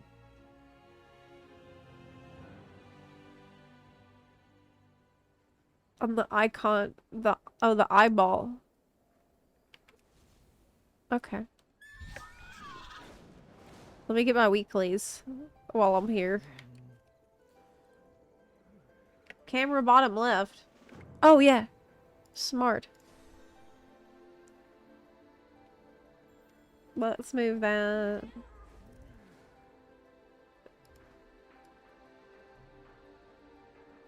Okay, good. Let's go get them. What's the week? Arena. I always skip that one. Arena calls. But maybe I won't if I start playing Rogue and I do PvP. You know, I might change. Okay. To the eyeball. Yes. I just found your YouTube channel. Oh my god! Thank you so much for watching. Which YouTube channel? The World of Warcraft channel, which has a new icon, by the way. Did you all notice? The bunny? Night elf bun. Night bunny. On the WoW channel. I don't think we talked about it. Yeah. Now I need to get new, like, header art. And hopefully a stream starting soon. Screen, also, to freshen things up. Battle Bunch. Got a sword. I just analyzed the Sky Fury icon, and it could totally be a female troll and not a night elf. The reason that I think that it is a night elf is because in the Dragonflight story, there was a night elf shaman, the bald night elf woman, who was in a tornado at a pivotal points, and the background also looks like a tornado. So I think because of that context, that is night elf. Zepla, we have much to discuss. The threat of the void is one that puts us all at risk. But this is not our first time. There are clues in our past encounters. It is my first time. So is the case for the Black Blood. In the past, N'Zoth used it to induce visions. It's not technically my first time. Perhaps we can figure out how to counter its effects by returning to these moments. Oh, so that's why we need to do it. But you're a time dragon, so won't you know how to counter it if it's counterable? Like, if you can see all timelines, then you should know that, right? But it's okay. Maybe it's about I need to learn that. I am ready. Am I ready? I'm not sure. Am I ready? Zepla's WoW Realm. Oh, thank you! I'm so glad you're enjoying the channel. I am so delighted to hear that, because that's a brand new channel, really. It's pretty new. And so it's just like this precious little sprout that I'm trying to nourish. I'm glad you're enjoying it. Wow. Okay. Sorry, Dormy. Oh, you're making a portal for me. Okay, cool, cool. You also have WoW addiction, but not ashamed. Good. There's no reason to be ashamed because it's like Tolkien said. Trying to find this quote. Fantasy is escapist, and that is its glory. If a soldier is imprisoned by the enemy, don't we consider it his duty to escape? If we value the freedom of mind and soul, if we're partisans of liberty, then it's our plain duty to play World of Warcraft and to take as many people with us as we can. Yeah, Tolkien said that. So, that's deep. I'm on the wrong side of the portal. I'm supposed to be coming over here. Oh, pick up the little balls. Oh, I get it. I tried to go straight into the portal. Oh, I understand now. I didn't know she wanted to play a little game. Okay, that's fine.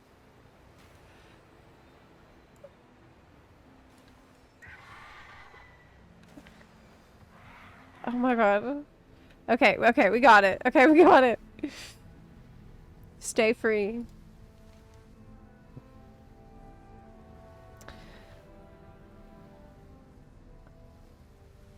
I'm always talking to normies about WoW, like they understand.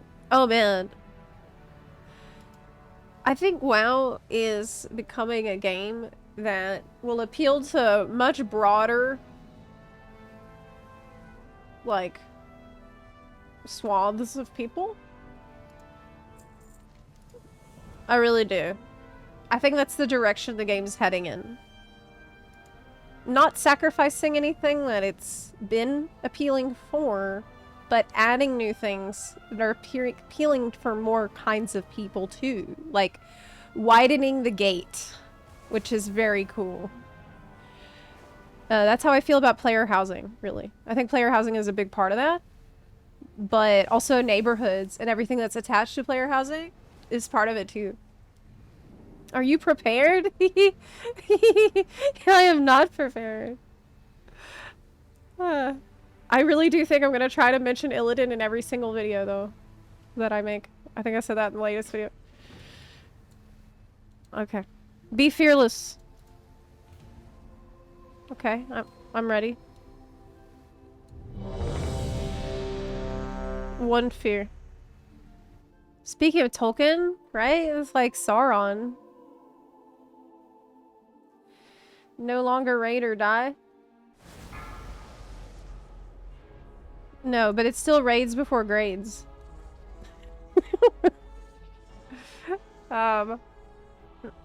Image of Wrathion. Okay, because this is the past.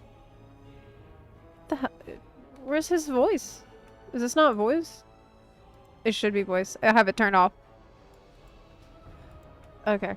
What am I supposed to do? Speak with the image. Is there something you wish to discuss? You're about to witness terrible things.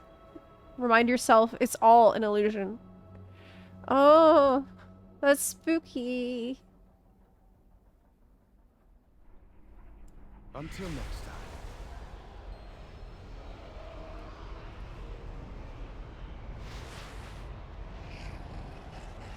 Are any MMOs besides WoW still worth playing? I think Elder Scrolls Online is really good. I think it has a really good questing experience, but I'm an Elder Scrolls super fan. Oh my god, y'all. I forgot all my keybinds. I don't remember how to play. That's bad. Okay, I'm losing sanity. Ooh. Defeat Thrall. Oh my god. Oh my god. Oh my god.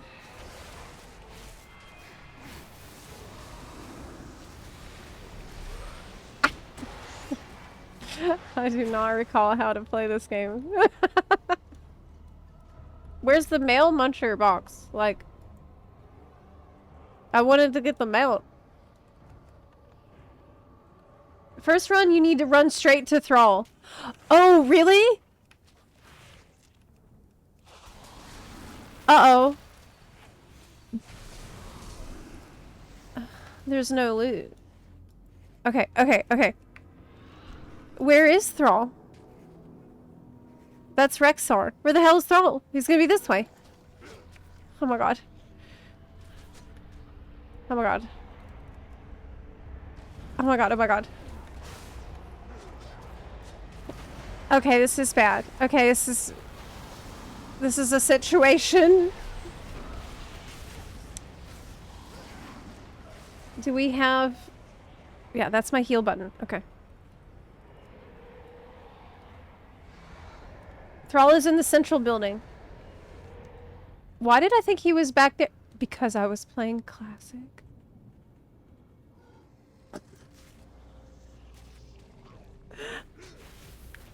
Oh my god. I really started running back there. Man, it's hard to keep up. Where they put their war chief. Classic brain. Okay. Can't go in though. Hey, we're fucked. I think we are fucked. Oh no! No, we're not. No, we're not. Okay, it's fine. It's fine. It's fine.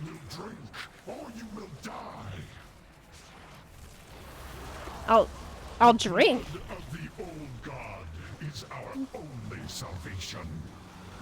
It's like the kind of pure... I died. Okay, that's fine. Now I understand what to do. Now I understand what to do. Critical corruption levels detected. Initiating evacuation protocol. Mother, help me. Wow, that was really, really cringe. Our sorties into Nazoth's It's very mind place cringe. you in immense peril. We must push further into the visions, but not if we lose you to madness in the process. Okay, let's try that again then. Now I know what to do. Exit the vision.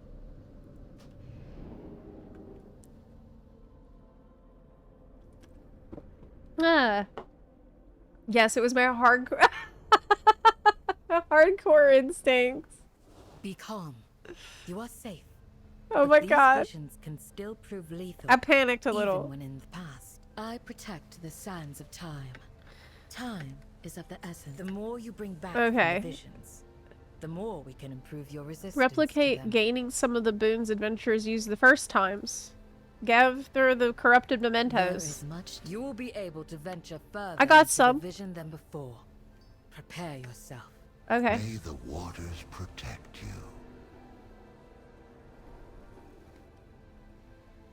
You need echoes. Okay, so you use the corrupted mementos to create echoes. And the echoes is good. May the flights protect us. Okay. So I have an echo. And now I can get a sanity restoration orb. Aspect's grace shine down on And now I need 100 for the next one. Okay. Got it. honor all dragons. Get back to it. Go with the aspects. This is pretty clear. May time be kind. Continue reliving these visions, champion. Let's try again. The more we understand the past, the better we can face the threats of the present. Look at how cute that void elf. Very cute, right? Eshpali. You know what that reminds me of? That name? Ellen Eshpia?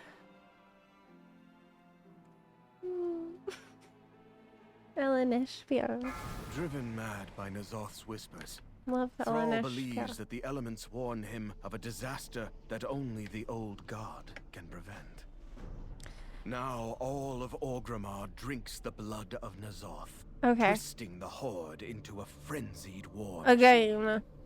Oh, I need to talk to him first. It seems our fates are intertwined. The Black Talon.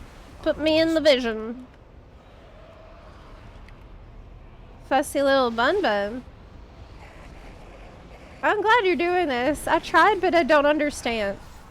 Well, I don't understand either. So you're gonna, you're gonna learn. We'll learn together. So I have a gold bar up here, and if it goes all the way out, it's very bad. I will die. So that means it's a timer. But I have this button now, Sanity Restoration. Or can y'all see this button, or is my camera covering it?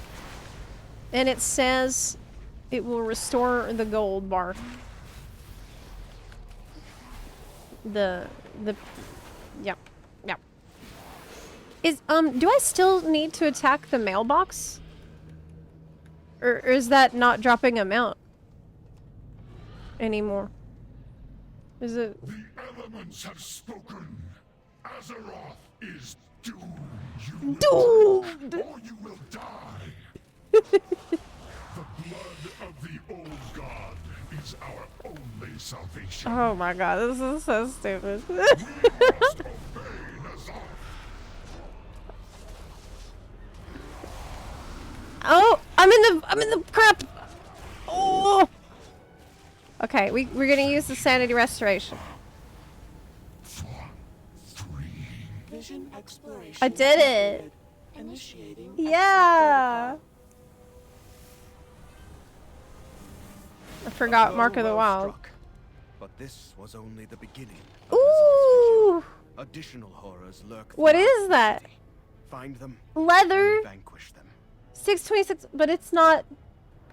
Okay, but it's not warbound. It's not warbound? I mean, that's some bullshit. I want to give that to my rogue. That's fine though.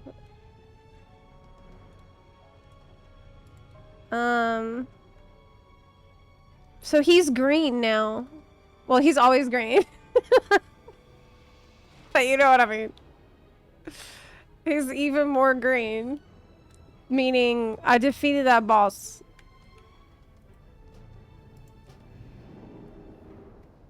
Okay.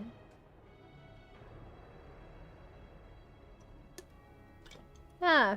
Yeah, it's nice to see them reuse the old game features instead of just letting those things rot. Like, if you made something that was cool. The Isles have awakened. Okay, how many mementos? For dragonkind. Did that work? Yeah. Now we can reduce sanity drain. Or reduce damage taken and increase damage. Which one should I get? 5% reduced damage. 5% increased damage. Reduce sanity drain. I like reduce sanity drain. That one seems the best. To me. Yeah, sanity drain? Okay, I agree. My instinct is spot on. Welcome you. Adventure. I have an amazing discovery.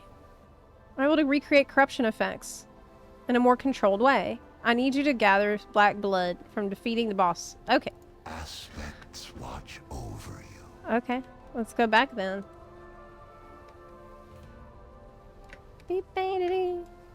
As a tank, it seems really easy, but this is without any masks. Apparently masks is a way to increase the difficulty of this content.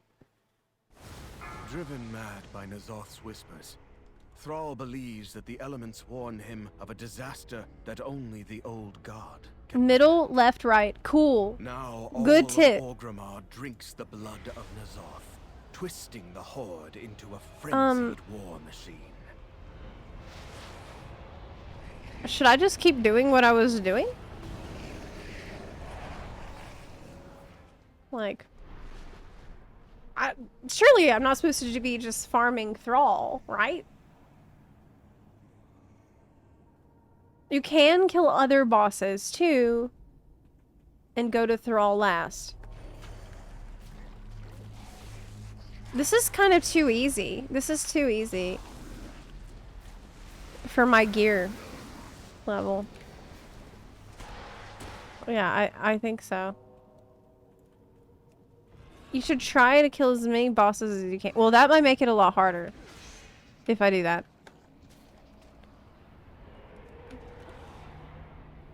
Can I just go straight? Yes. Kill the orc and scour the Oh no! all who refuse the master's blood shall suffer. No! Oh my god! Oh my god! Oh no! Oh, I hate that! Oh my god, I really am losing sanity. Oh!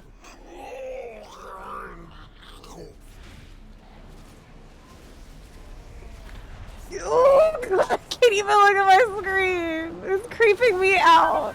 It's creeping me out. I'll look away. I'll look away when it happens. Okay, I'm gonna squint. Oh god. I don't trust one eye. Oh.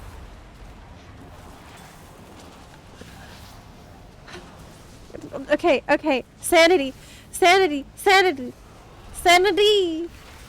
Sanity. I can't do anything. I'm freaking out. Oh, got it. It's okay.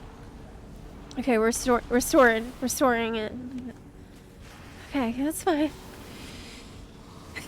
Okay, we can handle this. Yeah. We can do this. We can do this. We can do this. Did I get all the sanity that it would... all the juice out the lemon? No! The game crashed.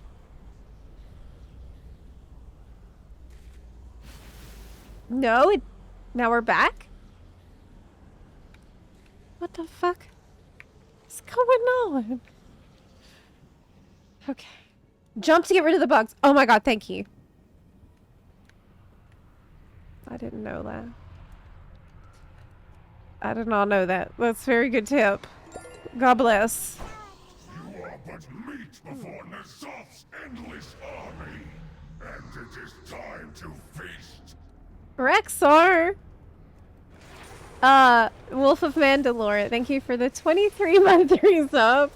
Why did the game seem to crash? That's very strange, because it showed me my desktop for a second. It actually showed me my desktop. Uh-oh, uh-oh. Okay, I got the orb. I got the orb. I got the orb. I got it. I got the orb out. Something been causing the game to be hard freezing. Maybe it's a weak aura. That's possible. Okay, interrupt. I'm being pretty Pepega about it. So far. Oh, there's the boss. I have only one, sanity restoration orb left.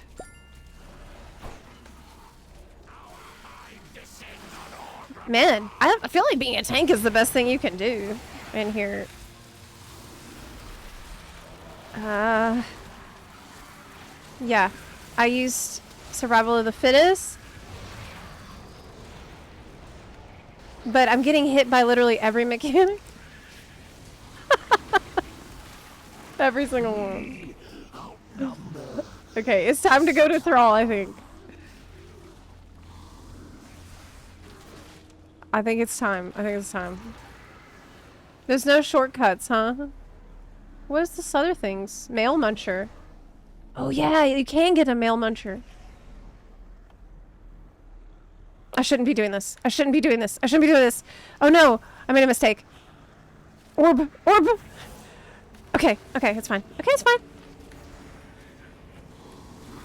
No, it's not. No, it's not. No, it's not.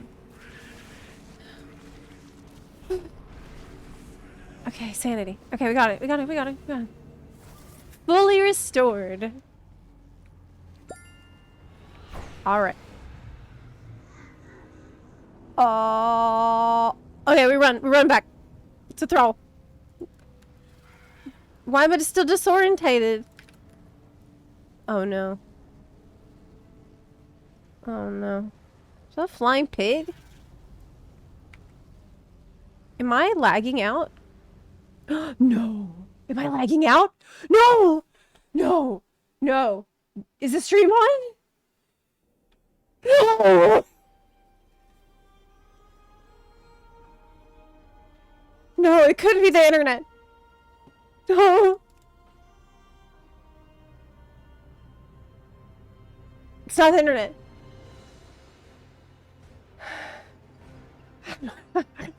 There's no reason to worry about it. It's the internet. Other people say servers are down.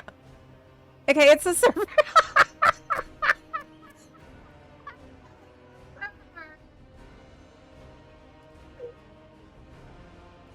Of course it fucking is.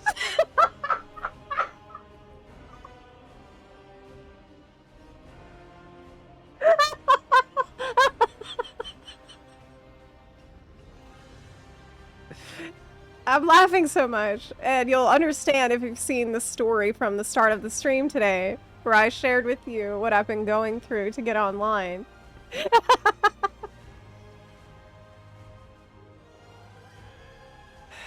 It's just... Have I been cursed? Actually, have I been cursed? How do we undo that? I need a... Purify. Asuna. Yes. It is unusual. It's EU server, yeah. It says that I'm position 1 in the queue, though. And it says it's gonna be less than a minute. So, everyone's waiting behind me, I'm imagining. What server is Zepla on? Sporigar? I picked Sporigar because I really like those little mushroom guys from Zangermarsh. They live in Sporigar and they're awesome. You've been disconnected. Okay. This is the horrific vision.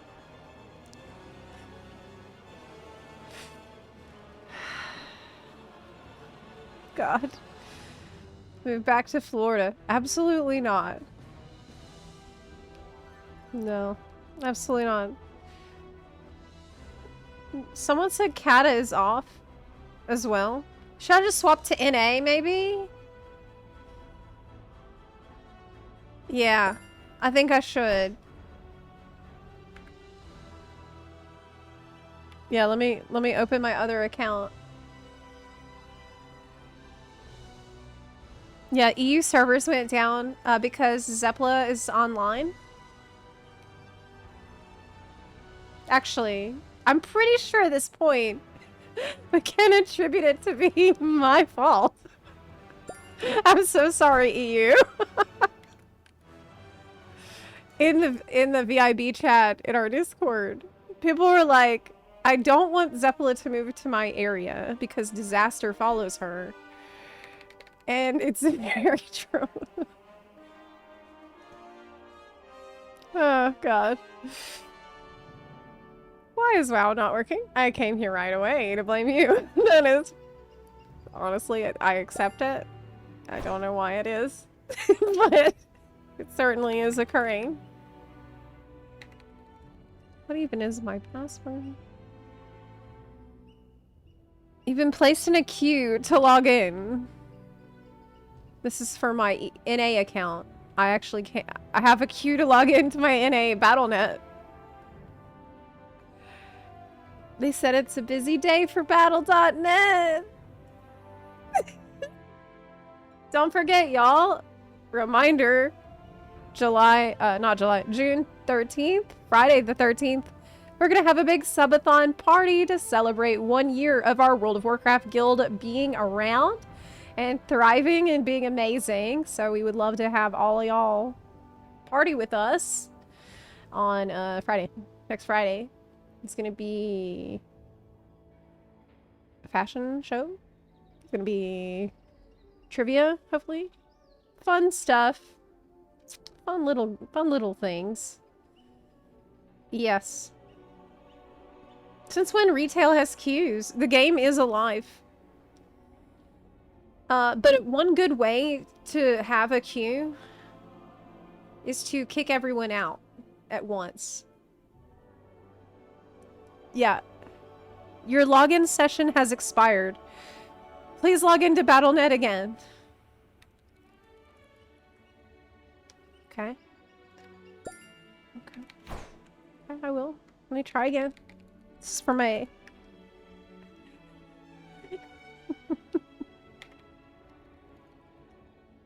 How about now? Okay, I'm back in the queue to log into Battle.net. Oh, God. This is it. Let me, show you what I am looking at. At the moment. This is it. So, I literally am in 2 different queues right now. One is for my NA account, and the other one is for EU. So...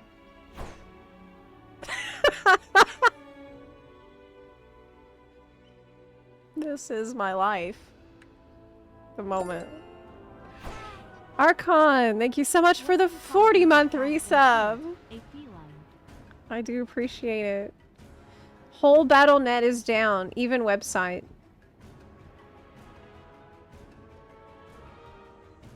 Maybe, here's an idea. We could give up.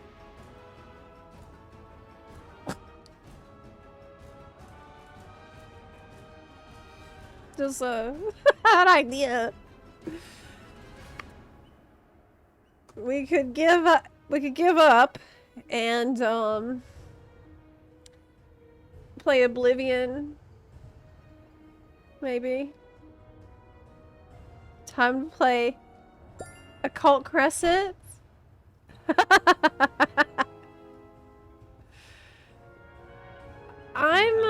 you hear about the queue for practical jokes? It was a great punchline. If it's a very long journey, I don't know. I haven't quite decided what I'm gonna do with the Occult Crescent yet. EU crashed and NA I can't log in either. Yeah. I cannot get in to either account. I'm still in the it still says 4 minutes, like it hasn't changed at all. So yeah. I think that's what I'm gonna do. Elden Ring. We could do a poll. Let's do a Twitch poll. Yeah. Oh.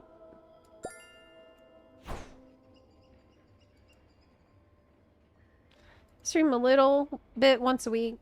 I'll think about it. I haven't ruled it out. I kind of wanted to see what people had to say about Occult Crescent first. See if it's worth investing a bunch of time into. I also plan to play more FF14 once we get closer to the 8.0 announcement. Assuming 8.0 is looking really good. I hope to do more of that around that time. But ultimately, I kind of reorienting my life so that it's not my main, like my anchor game anymore. Just because of a lot of reasons. Oh my god, did Hardcore crash as well? NA's fine, but I can't get into Battle.net for NA. Like, I actually cannot even get into the Battle.net. So before I can even reach the client itself, I'm locked out.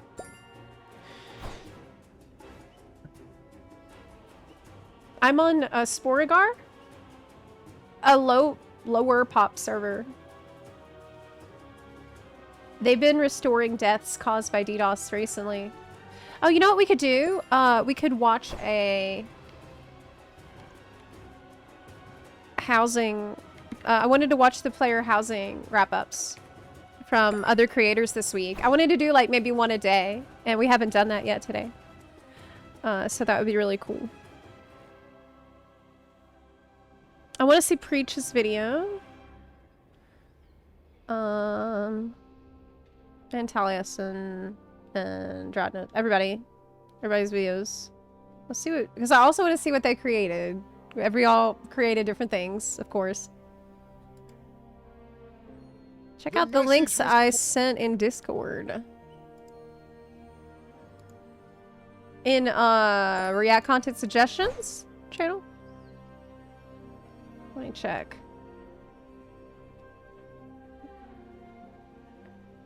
I do want to play Oblivion this week. Like, I've got to finish the game. I've got to finish the game. It's very important. Okay. Oh god, there's so much stuff I need to catch up on, y'all. We have a backlog. We have a backlog. Oh, this is news. I haven't seen this yet.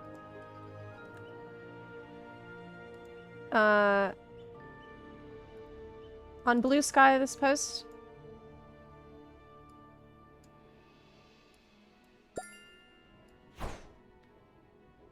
The Legacy of Arathor arrives June 17th. So that is the Tuesday after our guild party, which is going to be on June 13th, next week. And it's going to have Arathi Highlands campaign. Oh, cool. Overcharged Delves. Combat Assistant UI update. And more. Awesome. Oh my god, I don't know about this. The mount. Is a pirate infinite dragon? It's okay. I mean, it's alright. I don't know about the hat. Maybe it's one you can customize, though. That would be fine. If it's one you can, you know, in the Dragon Barbershop. Lore Walking Quest. Combat Assistant. Cool. Infinite booty. But yeah, I wanted to watch this video for the player housing. Since this is a big, big topic for us. And it's something I have a lot to say about. And I did say a lot about on my WoW channel, Zepla's WoW Realm. Okay, let's mute the sounds of the game and watch this while we're waiting in limbo. But I'm not certain that it's going to be really stable if y'all are saying it's a DDoS. Okay. So, yeah, I saw Preach at the Housing Summit, and we both got to test this feature. And I also gave Preach a souvenir from the airport because I'm a very thoughtful and considerate person. I wanted to get him really something very special. Do you want to know what it was? I think he liked it. Let me show you. Here it is. Yeah, that. It says Pensacola Pelican Poop. You can't see it because it's so bright. But Pelican Poop. I gave him a little container of that. It's little chocolates, but it was labeled Pelican Poop. It was even funnier because he's like, oh, I don't really eat chocolate. Which made it even a worse gift. So better. Container of Pelican Poop. Everyone else there I gave little alligator pens to. I like doing that when I'm going through airports. I like buying little knickknacks and handing those out to people. But okay, let's see. Mike's reaction. Player housing. The message was clear at my event with Blizzard this weekend. Housing is here to stay. They have been working on this for a... Why is there a gingerbread in the background? It's not Christmas. It's not seasonally appropriate. Like, what if I end up in a neighborhood in player housing next to someone like Mike who puts out not seasonally appropriate decorations at the wrong times of year? You know, like, can we form some kind of an HOA so that we make sure that, you know, we'll give people a grace period, you know, we'll be generous. But, you know, after a couple of weeks of the holiday being over, it's time to take those things out. Okay. And put new. Yeah, that's a write-up. That would be you could just move neighborhoods. really long time, and it Oh, only in England. Oh, is it still Christmas in England? is That way, would way make better sense. than you think it's gonna be. Let's get into this. Yeah, it's probably still I'm Christmas. gonna quick fire a ton of stuff at you because I got to see a hell of a lot, but I want to preface this very quickly, so indulge me for 1 minute. This thing that I went to with Blizzard is not the usual thing we get to do. This was not a marketing thing. We weren't allowed to record. We did do some interviews, but a lot of it can't be used because the devs were very open about where the future and stuff is going, and we can't share that information, so we will have our interview on our other channel as much as we could possibly show you. This whole purpose was that PAX was going on in Boston. They were having the WoW 30th anniversary event, and they just asked, can some of you hang out for an extra day in order to come and check this? You just happen to be in town, so please come and check out this thing. That was the whole purpose of it. It was off the books in terms of like being a big media event. It was nothing. Yeah, I mentioned this in my video too. The fact that they told us that this is something kind of unprecedented and is not the way that they normally do things. They got a dirty, rough build for us to try just because they want feedback really, really early on. And some people, we were asking, well, why wouldn't you market this more as a big expansion selling feature? Why all this information so soon? And they said, well, it's really just because we want to have the open lines of communication early in development, so we know what to put in it. We don't know what to put unless you tell us, you know, because it's such an emergent feature. Nothing to do with that. And it was dedicated to genuine proper feedback. In fact, only a couple of the people who went to this thing are pure dedicated WoW players. What they did do, though, was invite a bunch of people who have dealt with housing in other games. They had some very Final Fantasy 14 focused people. Everybody was there. God, my lighting for a is so specific fucked up reason. in this If you video. don't know, because you only followed me for WoW stuff. What is I even have going held on the in that video? largest Final Fantasy 14 housing events in the game over the last couple of years, so that's why I was there to talk about the kind of events and things we can do. I go through studios so fast, man.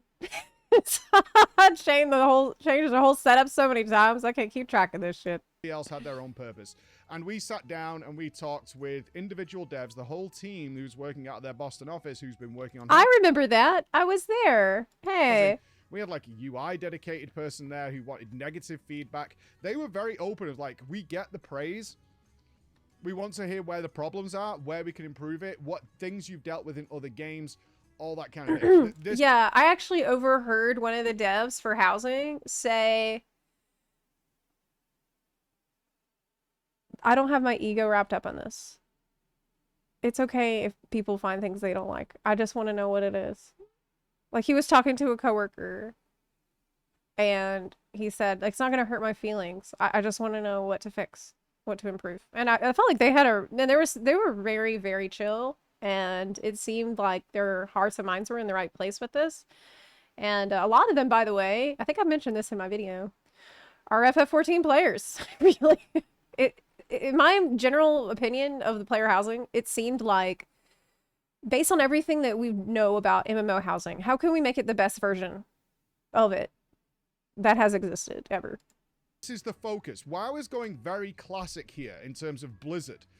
They have looked at everything, and they're not shy about it either. They have looked at Valheim, Stardew Valley, they've looked at Final Fantasy XIV, they've looked at WildStar, they've looked at Path of Exile, they've looked at all these games, and they found what they like about it, and then they've made it better.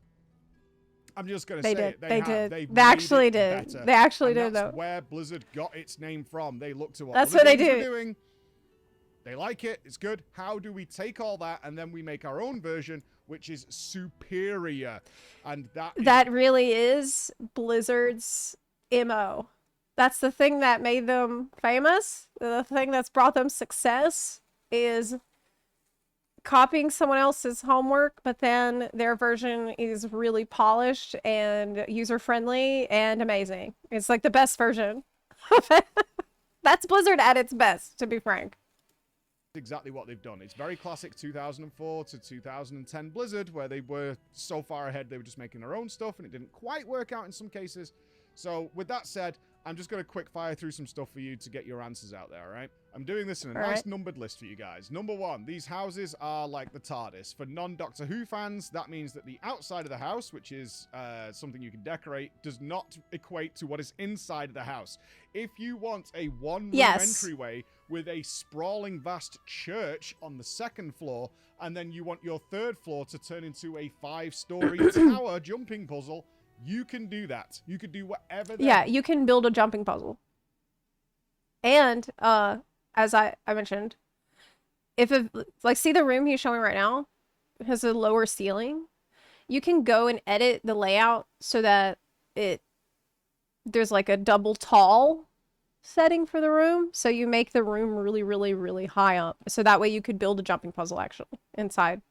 Hell you want with the shape, the rooms. It's pretty cool. It doesn't matter. You want to build a giant room? Go ahead and do that. They come in like these preset things, and you can just attach them to the side. Just have a button say, add another room. What do you want this to be? Do you want this to be a clock tower? Do you want it to be a double high, massive empty box? Do you want it to be a giant, wide open octagon space? Go ahead. Just clap it on. It doesn't matter what's beneath it in any way so far. The limitation is really, are the rooms accessible? You can't just make a floating room off in the middle of nowhere that no one can get to. A lot of these little things too, like you can click on them to turn them on and off, just like in Final Fantasy 14. So like the candelabra, can click it and then the flames go out. I also noticed other interactable objects like a weapon rack that you can put up on the wall. And I wonder if there's going to be, they didn't talk about this at all. They didn't mention anything like it. But I wonder if there's going to be like special cooking equipment, because we know that professions are going to be involved. Like professions are going to be able to make things for housing. And I wonder if there's going to be like, a special stove, for example, or a special anvil that you could put in your house. They haven't said anything about that specifically, profession related furniture, but I feel like that's something that could occur. That you can't do. But do you want to make a giant mega jumping puzzle? Sure. Do you want to make a giant maze? Sure. Do you want to make hidden rooms with secret doorways and passages? Yep, you could totally do that. The whole focus is freedom. Number 2, do you want random blocks and things just floating in midair? Do you want a 200% scaled candlestick that shoots through the ceiling and looks... 200% is the limit to what you can scale an object. So you can take an object and with advanced mode, make it 200% larger, or you can make it smaller. But 200% is the largest. Unfortunately, I kind of wanted to be able to make it just like ridiculous, like fill up the whole room. But no, there is some limit to that. But it is honestly amazing being able to shrink or grow any kind of furniture that you want, because it opens up a lot of different possibilities for building random things. Stabbing you in the face? Yep, go ahead and do that. While we were talking to yes, Jay Huang, you will be able to hang Onyxia Nefarian heads in there. Yeah. It's been the art and a lot of this is going to be like special furniture you got from doing something. So if you killed Onyxia, that might be something that would allow you to hang Onyxia head on the wall. Prop guy for Blizzard for like over 15 years. He was literally doing demonstrations for us, and he was like, I designed that table in like Mists of Pandaria that's here now. He was saying that they did a ton of research. In particular, Valheim came up again, and they have a gravity system. And it became very apparent, is like, why are we bothering with gravity? Let's just not do that. It's not fun. Players always find ways and means of trying to glitch things to get them in the right place. So let's just do away with that and have them put things wherever they want. If the player just wants random stuff because they're creating a magical Karazhan-themed place, let them do it. It's fine. Yeah. It doesn't matter whatsoever. Just let them go and do it. If you want to just... the limitation floating push stuff. things through a wall, go ahead. It's not a problem. Do you want to bury this? Do you want this to just be enormous and an inconvenience for you? Yeah, go ahead and do that. You can literally just put stuff in free floating space wherever the hell you feel like it. Number 3, creativity is everything, okay? All the new items that are coming into WoW are designed with housing in mind, especially the dyeable ones. Yes, okay? so If you haven't seen there's the new items that are going to be dyeable. And I actually asked in my interview if this also meant that dyeable items would come to the game, like other kinds, not just furniture, but, you know, outfits and things. And they couldn't tell me. I did ask, but I was talking with the housing team, and I think that they were not able to say anything about that. already, you can dye and change the color of some of the items. Not all, it's the new ones. And that is going to be the focus going forward, which we had confirmed with new assets coming into WoW. So they've got 2 problems they're dealing with. 1, a lot of the old items literally don't have like a bottom or a side on some of them because they were never going to be seen by the player. So why would you bother putting a bottom into it, right? So some tankards and carpets and things like that just don't have an underneath. They were never going to be seen. So they are retroactively going back and adding stuff to that over time. And they pointed out that we get basically a push every other day of brand new items that are being added to the library that have been fixed by... Yeah, they have, they did... Many people at the summit brought up concerns that we don't want another garrison scenario. And trust me, when I say the housing devs were extremely proactive about that problem. And they said that they're really, really hesitant to add anything at all that's going to be too helpful. Like, that's going to help you in the outer game, like the game that's not housing.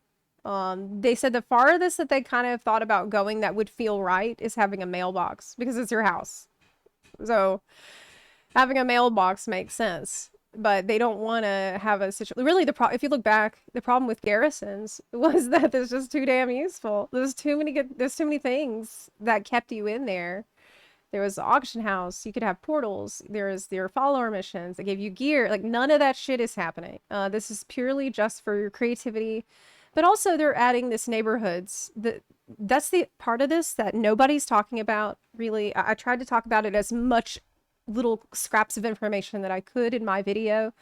But most of these videos are not going to talk about. But I think it's a huge, major dimension of housing that they were not ready to discuss at the summit. But I did get some hints about. And it's about the social aspect that they're going to bake in to make it. You know, what was the worst thing about Garrison? It was isolating. You were there by yourself. And because of the neighborhood feature and because of... When I talk about neighborhoods, let me clarify.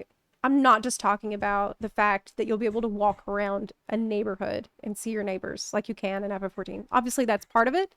But when they were discussing neighborhoods as a feature, they were talking about neighborhoods as content. Like social things that everyone's gonna be able to do together, and that's gonna make people want to come back on a regular basis. That isn't gonna be, you know, like a normal it's gonna be a new kind of WoW gameplay. I think that's what it's fair to say. Clear at my event with... Oh crap, there we go. By the art team. New items, though... Thank you for the welcome back, Cold Pancake. It's very good to be back. ...are all being designed with this in mind. That means that there's a new layer every time there's a big patch coming for World of Warcraft forevermore. This isn't going away. That means that if the next patch, based on the cutscene, and I'm not spoiling anything here, the cutscene is ethereal themed, you're going to get not only a new zone, awesome, new raid, awesome, but you're also going to get a bunch of new housing stuff because the assets for the new zone or whatever, if you think about how dense the Undermine is, are going to be joining the housing system as well, right? So you're going to get that new layer forevermore, as long as, you know, if this works, which it should, there's just going to add, oh, cool, we're getting a new Murloc-themed or Troll-themed place. That also means we're getting a whole bunch of new housing. Yeah, things to that's come true. along with it, That right? is true. So that then means the next issue. What it means is a shit ton of more things to collect. If you have a collection crow brain like me, this will definitely scratch that itch too, because it is so much stuff that they're adding. Though you're probably gonna get like chairs as quest rewards and chairs as like achievement rewards and stuff. Number 4. How many items can you have? For those of you who've definitely played Final Fantasy XIV, you will have probably come up against the item cap in a house very regularly. You can have a very limited amount of items, which means if you make a very dense room that's full of micro details and really tiny little things to give it that really nice depth and wonderful flavor you want to go for, the likelihood is you'll hit the item cap and you'll have to block off the rest of the... It's a huge issue when you're trying to build something in FF14. The house, because that will have to be empty. That's why, like, basically, the general rule is, with interior design in FF14, the more detailed you want the inner space to be, the smaller the inner space is going to end up being, because it's very much like, do you know that Homer Simpson meme where, okay, let me show you. I'll just show you the meme.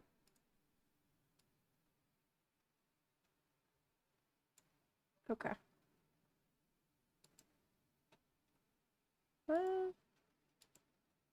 It's gonna be like that. You know, like, disregard the text on this meme, but actually I have a better analogy. Have you ever seen the back of a cross stitch? So the front of a cross stitch is really cute, of course, but the back of a cross stitch is all fucky and looks like that. Okay. That's kind of how it is. So if you know, Preach is showing this footage of a very beautiful decorated house, but I can guarantee you, if you walk right behind one of those buildings, those walls or partitions, if you're able to, you're going to see all kinds of like random shit. You're going to see the backs of cabinets. You're going to see things poking out and all, like, because things have been glitched together in a very specific way to create the effect you see whenever you first walk in. Now, I will tell you that if you glitch something into the roof, you know, like a fridge or something like that, you know, a cabinet, it will poke out from the top. So this could be a problem that also persists in the player housing for World of Warcraft.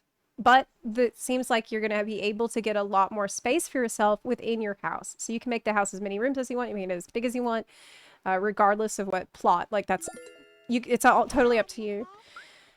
So that's something I've noticed.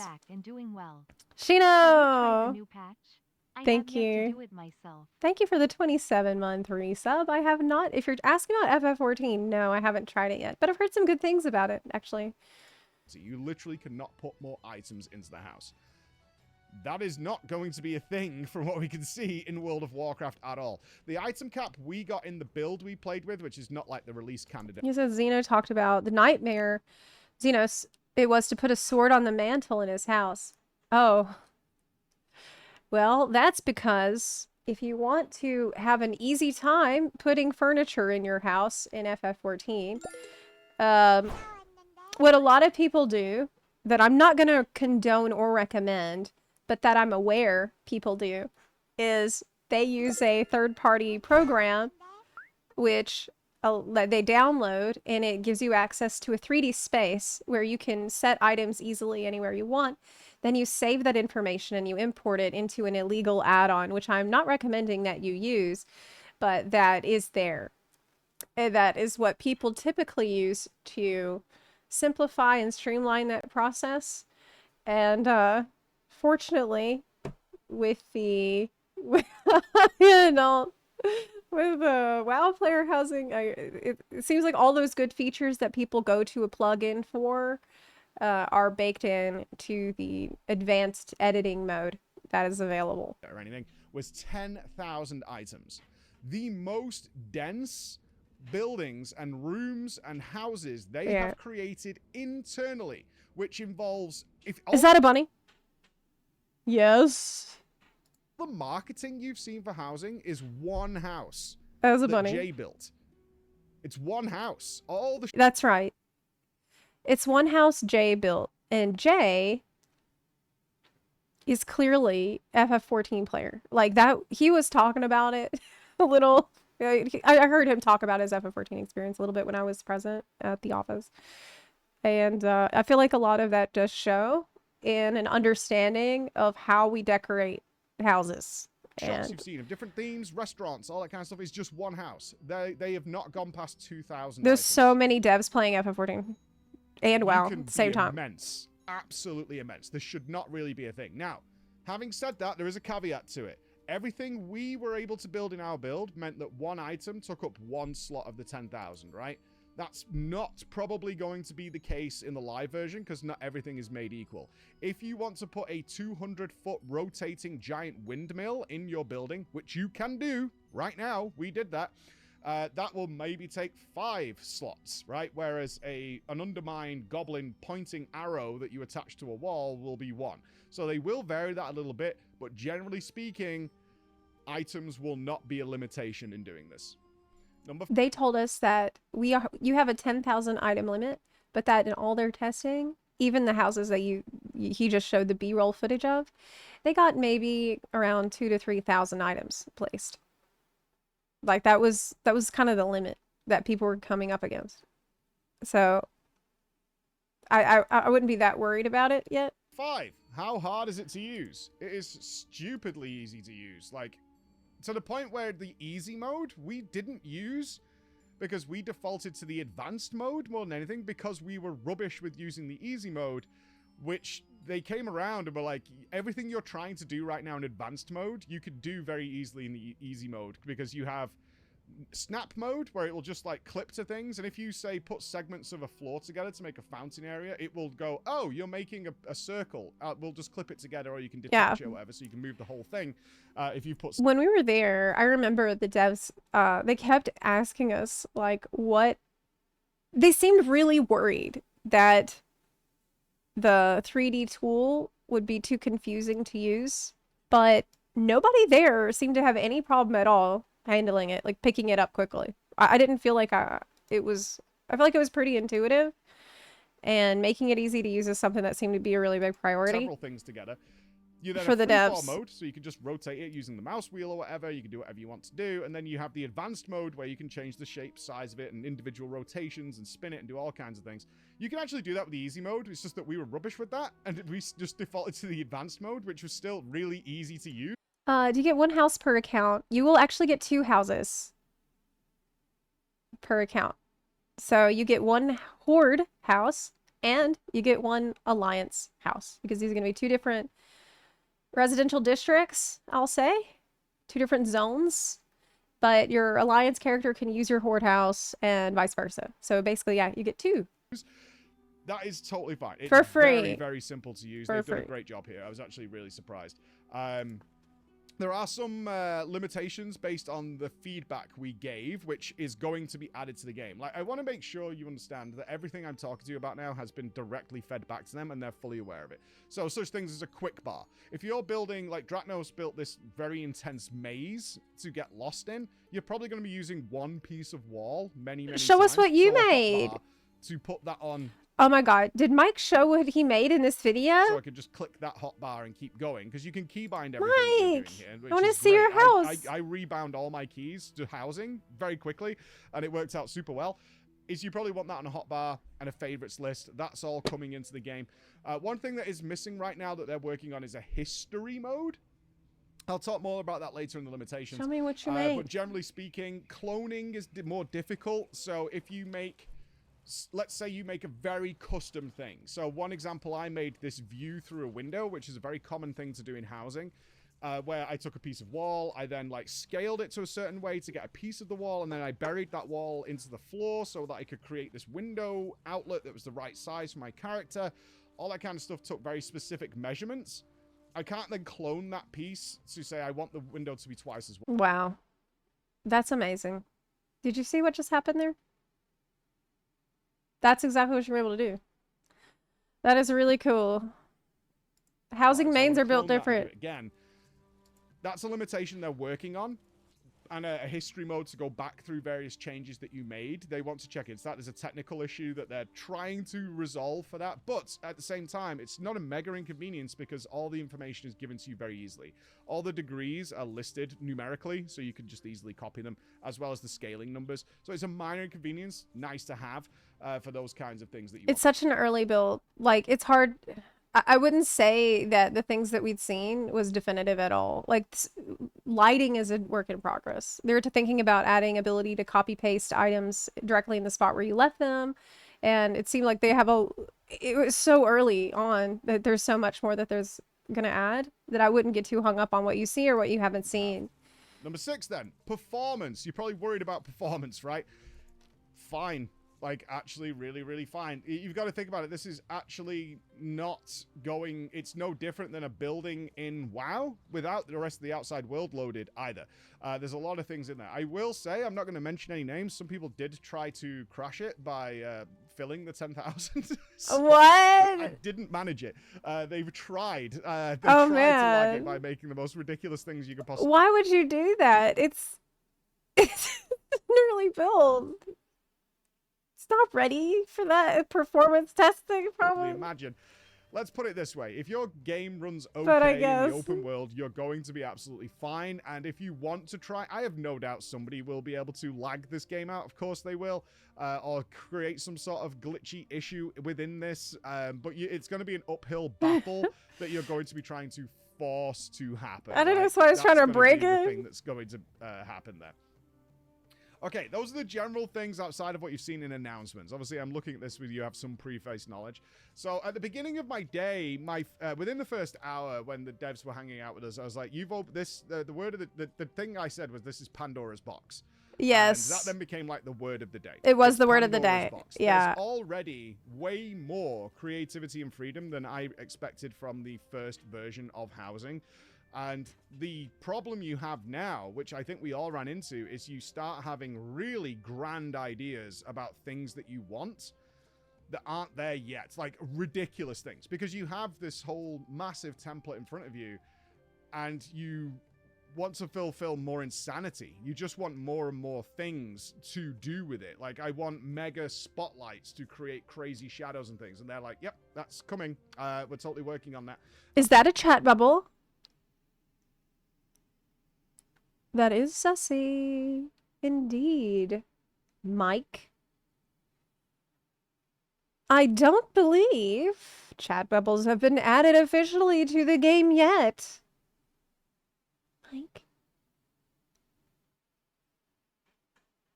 Perhaps he added it in post. Perhaps the editor added it as an overlay. That's probably it. And now I want like tailored music. Oh, animated overlay. Music to like be in this zone of the room, and then the music shifts here, so I can almost tell a story because I can predict this like horror themed place where I want somebody to see something in a corridor, and then the music shifts, and I'm like, yep, we're working on. Listen, all those kind. Mike fucking loves haunted houses in FF14. That's what I can tell you. He does the haunted house contest every year. He has been absolutely captivated and enchanted by these houses. I know, to be fair, we've seen some absolutely incredible ones. And,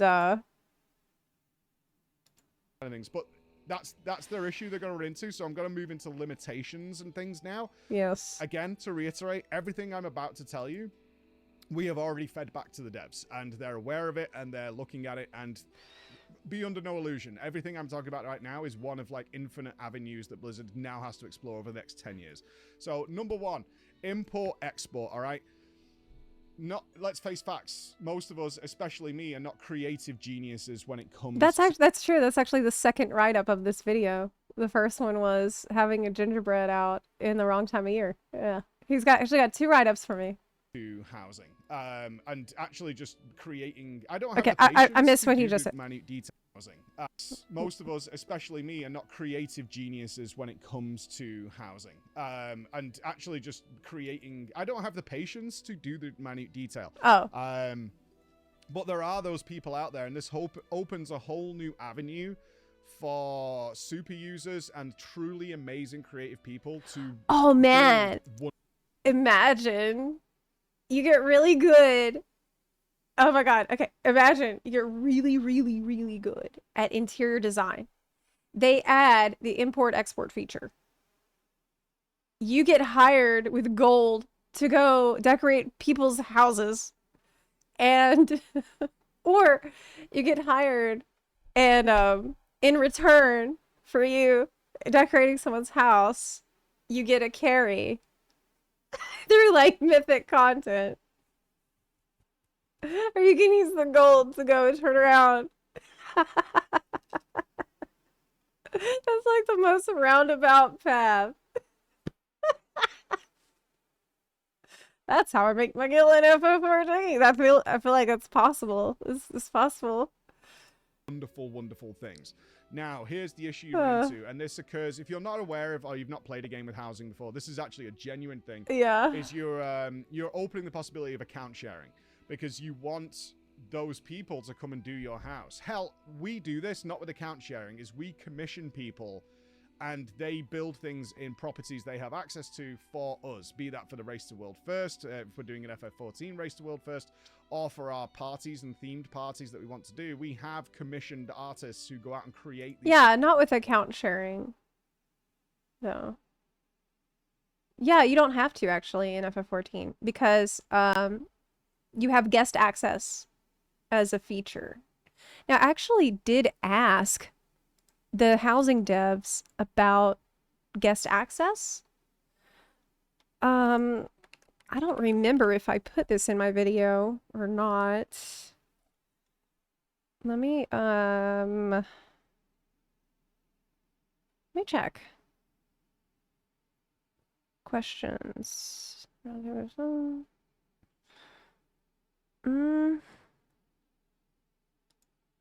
I'm looking for my interview notes. Okay, I found it. I asked about the BGM. Can we get an orchestrion? They hadn't planned for that yet, but I was really campaigning for it. I asked if other people could customize a house with permissions. And the housing lead said, "We're focused on you right now. I want to make sure you have all the tools you need to do it as well as you can."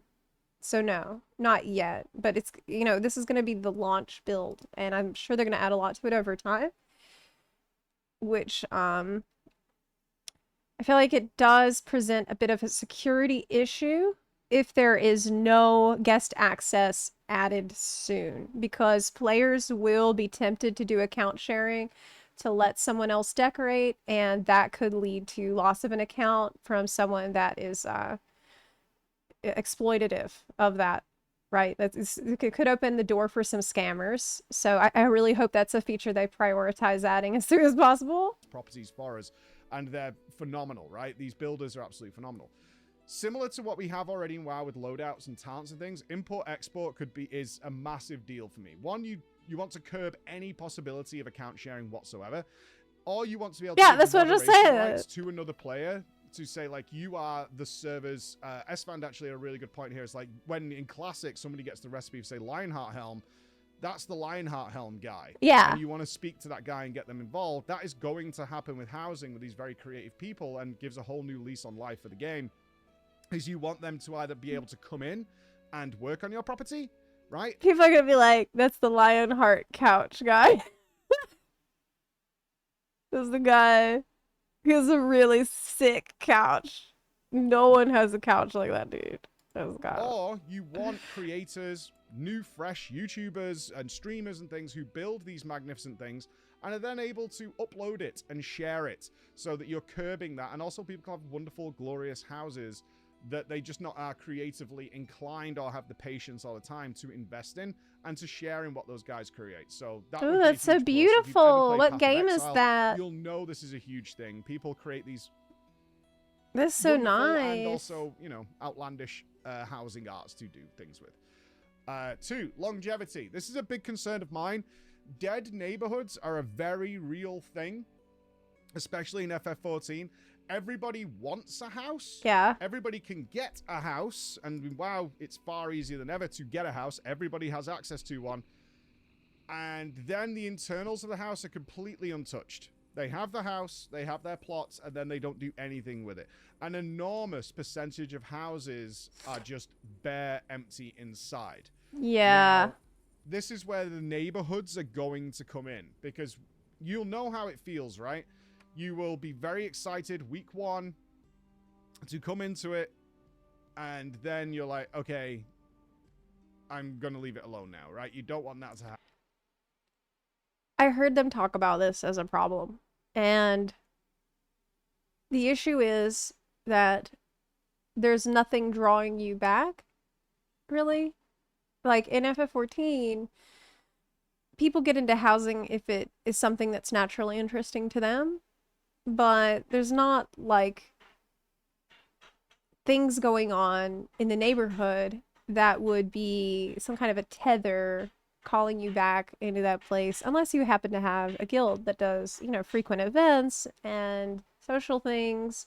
Without that, your house could end up feeling kind of isolating, if there's no reason really even for you to communicate with your neighbors.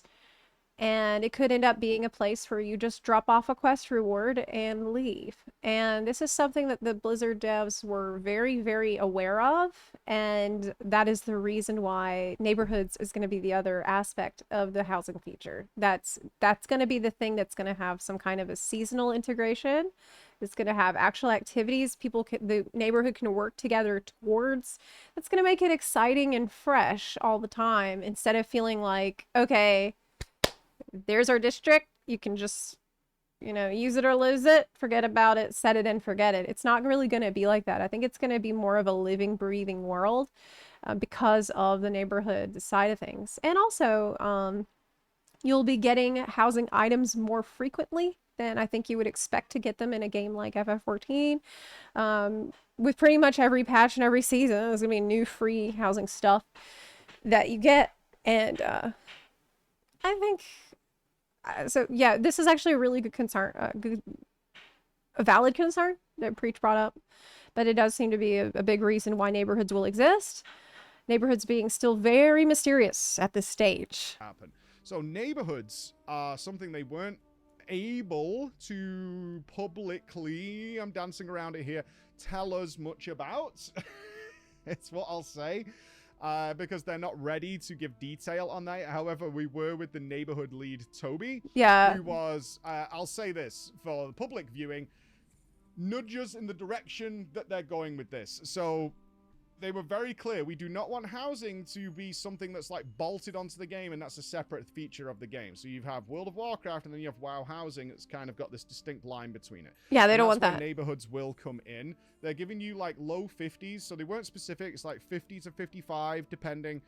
Housing slots, which should be more than large enough for a good active guild. Obviously, if you're in a crazy cesspool guild with like hundreds and hundreds of just nameless people in there, that's not quite big enough. Have multiple neighborhoods. Hey, is that you? Are you in a cesspool guild with hundreds and hundreds of nameless people in it who don't want to talk to you and don't really give a shit about the guild besides the perks that it provides?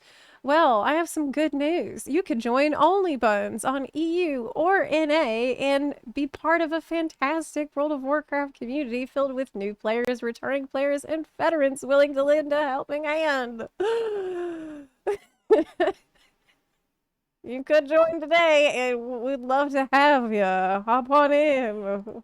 But for, you know, the vast majority of active, interactive guilds, that will be fine.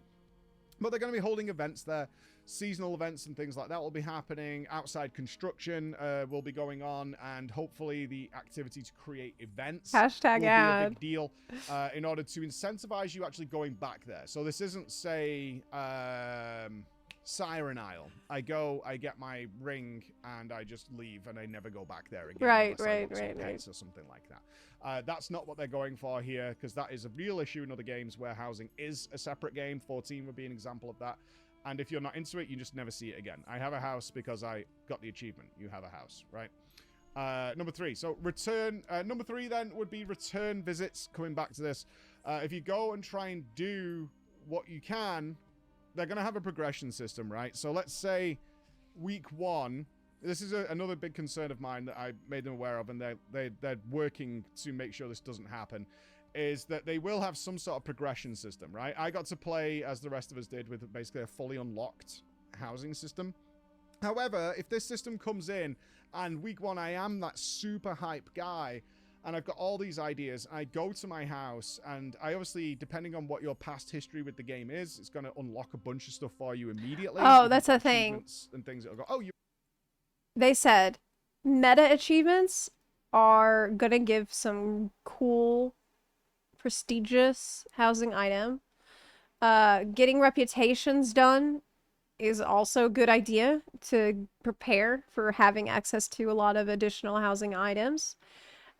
So I would recommend doing that if you're looking for something to do and you're not interested in doing dungeons or raiding right now. You could be preparing your buns for housing by clearing out reputations and doing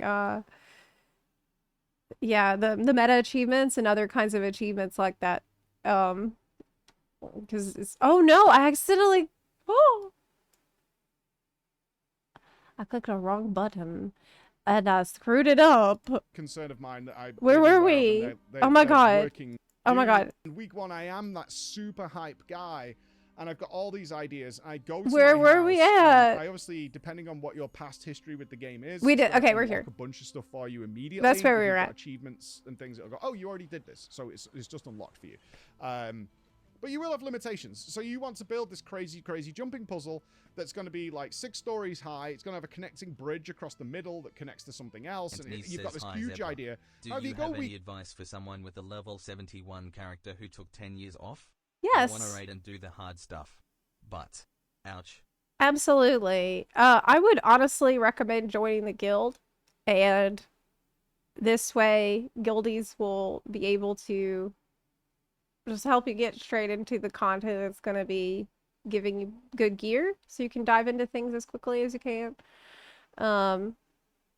That's what I would, that is my first recommendation. But I've also made a video for getting into World of Warcraft on my YouTube channel that should be helpful too. Yes. Hit level cap as soon as possible. That is the good advice. Yes. Level up.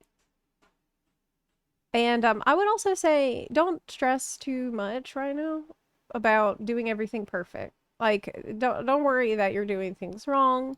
It's better to just kind of explore and get a feel for things and see how you feel about your class, and then go from there after you're level 80. One, and do the campaign to floor 2 and maybe like 4 rooms, and you're like, oh, okay. And it's not until you get to like progression track 5 to get more things, but by the time you hit that, you've kind of lost interest. That excitement has dwindled away, and you just can't be bothered, right? It's kind of just fallen into, oh, okay, well, I've unlocked it, I'll go and check that weekend maybe, or anything like that. That is a real problem that I don't want them to run into. People should be able to do some pretty amazing things day one. I think that's a vital part of this. They're aware of it. They're going to do stuff to incentivize you there. I want to be clear on this, though. If you don't want to engage with housing, they were very clear on this, then you don't have to, right? They want to incentivize you going back and investigating your neighborhoods and going seeing it, so it's not unfamiliar. It's not a forgotten part of the game. This is evergreen. This is something that's going to be here forevermore. But if you were like, I hate housing, sure, that's fine. That's your prerogative. Then you won't have to deal with it in any way. So they're not going to tie it to... What they said is, at a bare minimum, they would like it. Like, to them, I think their idea of bare minimum engagement with housing for someone who doesn't give a shit at all is you get a quest item, you take it to your house, you drop it off, like a chair, quest reward, and then you leave. And that's it. That's all you do. They said if that is your level of engagement that you want, that's fine. But they would like it. They would prefer it if people want to engage more deeply with it than that, which is understandable because it seems like they are dropping a ton of resources into designing this as a social feature and emergent gameplay, a playground sort of feature where it's going to be limitless possibilities of anything that you want to do in your house. Number 4. Utility. Oh my god. There were a couple of, I'm not mentioning names, but a couple of young creators there who were not there during the Garrison days.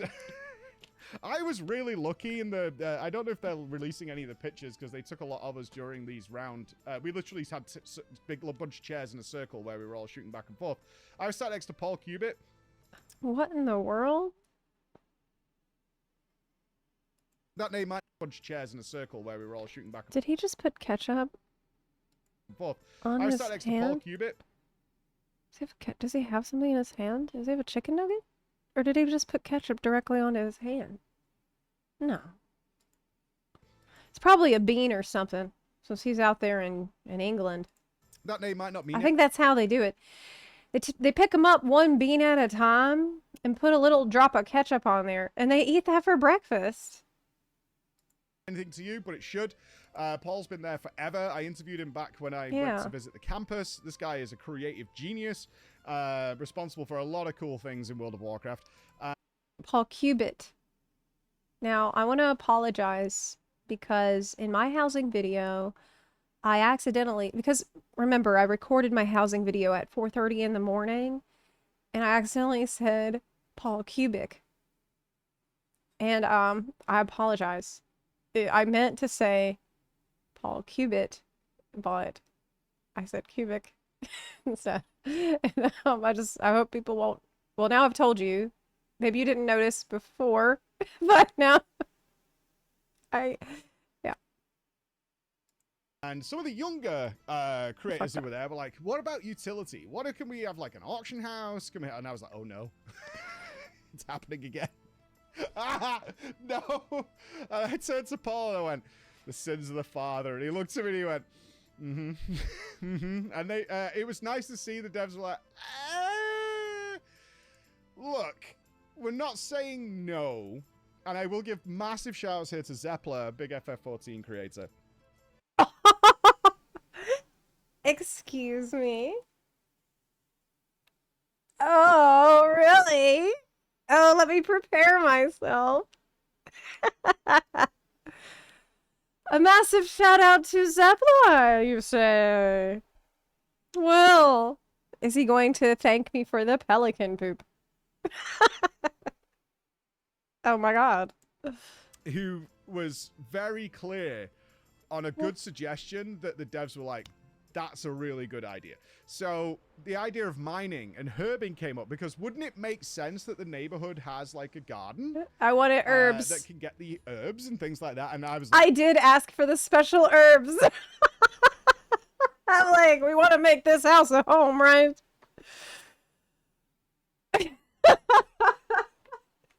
Oh, come on, man.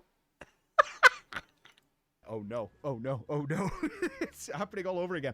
But then we had good suggestions like, well, what if there is gardens and things, but the things you're growing there are actually to unlock housing things? Right. Because at first they were like, well, we don't want it to be involved with the main game. Like, you don't want to have it replace gathering. But I'm like, no, special herbs. That's only for the house.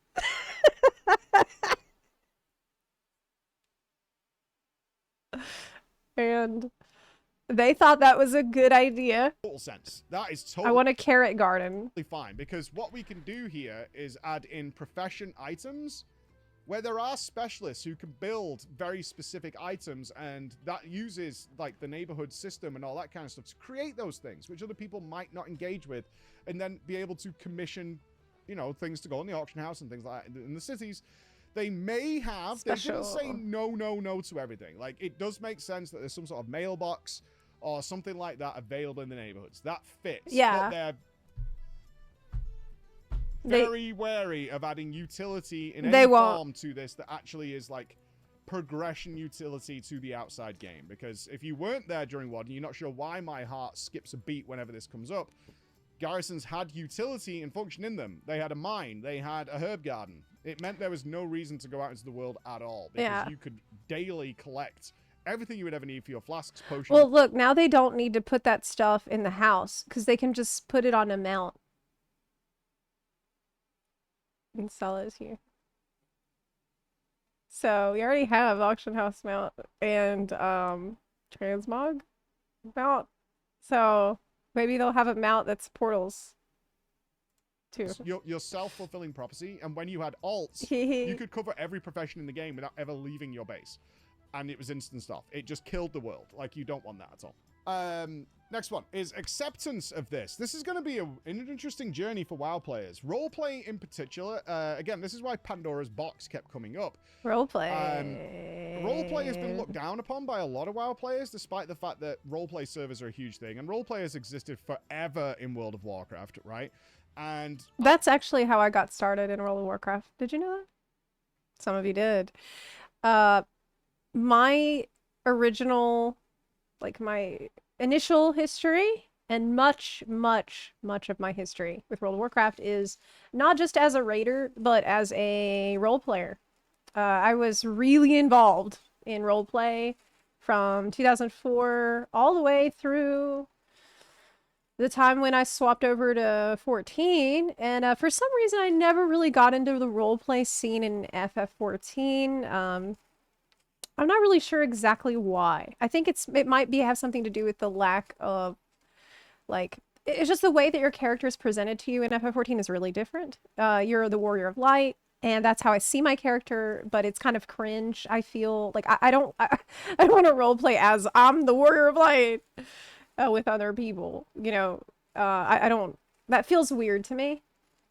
And so I could never really get into that headspace in FF14 roleplay. But I know FF14 does have a significant and rich roleplay community.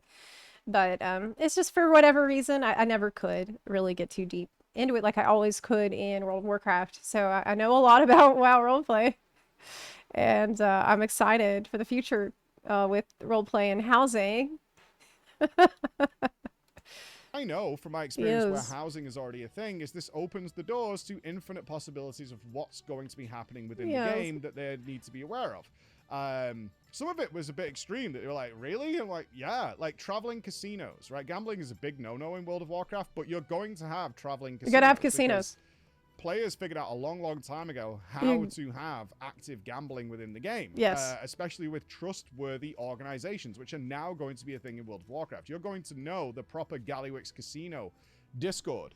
And these guys will turn up and they will provide bars and they will provide various different gambling games that can be played without any of the utility of the game itself between players. They can play blackjack together and all this kind of stuff with /roll. That's definitely going to happen. These kind of things have been done before. You're going to have that. You're going to have strip clubs, right? You think Goldshire is bad, and some people go, strip clubs. Like, dude, this is already in the game in a long way. Check out Drama Time on Friday. Vegan chocobo? Is that what they're selling? I mean, every chocobo is vegan. This already exists in a huge way, and now you're going to have organized ones, like genuinely organized ones with proper parties and things going on. That is absolutely going to happen. But on the less degenerate side, you're going to have things like the DJ population, which you guys probably don't even know about. There is a huge amount of live venue DJs that are extraordinary, right? Yes. I think of names like Mew Fei, DJ Cyborg, all these people who have regularly DJ'd parties in FF and spin off. Like, Mike is a hardcore clubbing guy in FF14. He's been to so many clubs and like rave events. He's wilding out in the FF14 neighborhoods. like remixes of the soundtracks and things like that to the game in a wonderful way and help host parties. These are now going to be an active thing in World of Warcraft because they'll have venues to go to and people will be able to attend. This is something I'm super excited for because I was skeptical, like many of you are, as to how this actually plays out. Because you always think it's cringe and people just ERPing all over the place, but like that's not the case at all. And I know you don't believe me, but when you visit these things, and I encourage you to do, you'll be like, oh, that's not what this is. This is actually something really different, and a lot of people having fun, and more importantly, player-made events. This is the evergreen content that you want in your MMO because this opens the door for the social elements that World of Warcraft specifically has lacked for a really long time with phasing and innocuous names and people being changed from their name to rogue or mage or whatever. The resistance is going to be there for this, but ultimately, if it's handled well and it's encouraged and Blizzard supports these kinds of events. I mean, in FF14, the role-playing community is a significant part of player engagement whenever there's a content drought.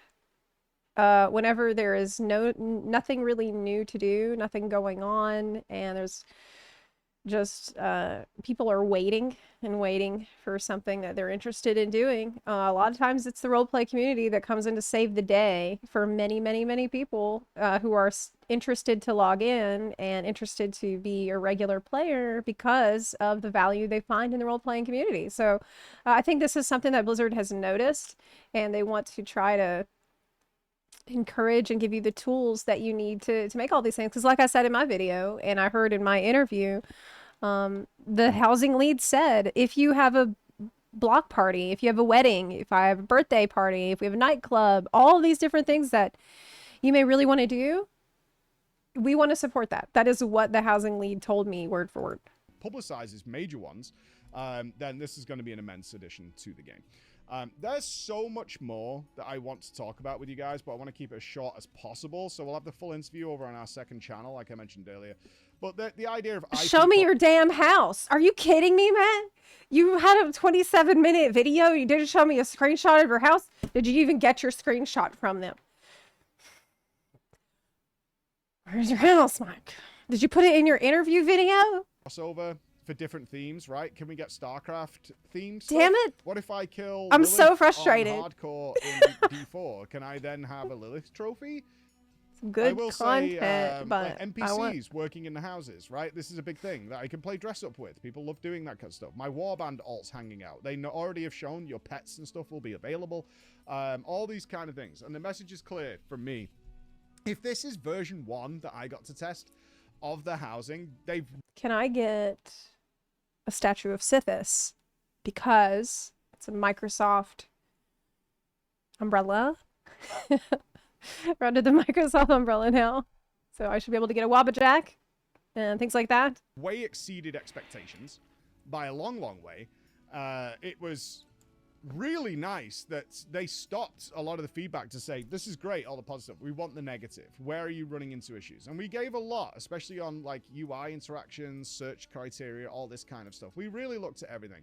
Basically, if you can think of it, they've thought about it and are working on it. But they're working on Pandora's box.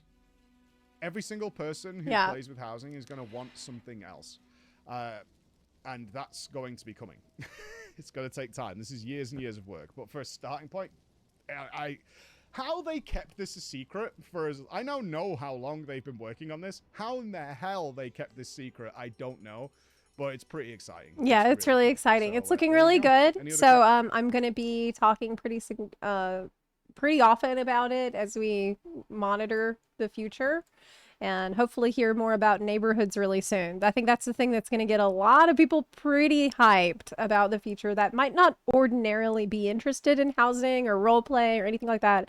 I really do think that with their neighborhoods, that is their answer to that. Like, how can we get people, everyone, to see this as a cool place to be and as an interesting place to be that gives me reasons to log in. And I think that's a very, very important part of the equation that isn't normally considered by games when they give you housing. Typically, when you unlock your house in a video game, it's very much not part of the game. It's kind of its own pocket little dimension. It's its own like side thing, and you can do it if you want, or you can do, and that's fine. But I want more for it than that, and so do the devs. So it seems like we're all on the same page about it, and it's really, I'm so excited. I'm very jazzed up. about it and about what it means for the future of World of Warcraft. Because in my mind, it represents them opening the gate, making the game more accessible to people that would have never considered trying it before. I'll tell you for a fact, I've talked to several people, several of my friends, and especially women, you know, people I know who don't normally play video games at all.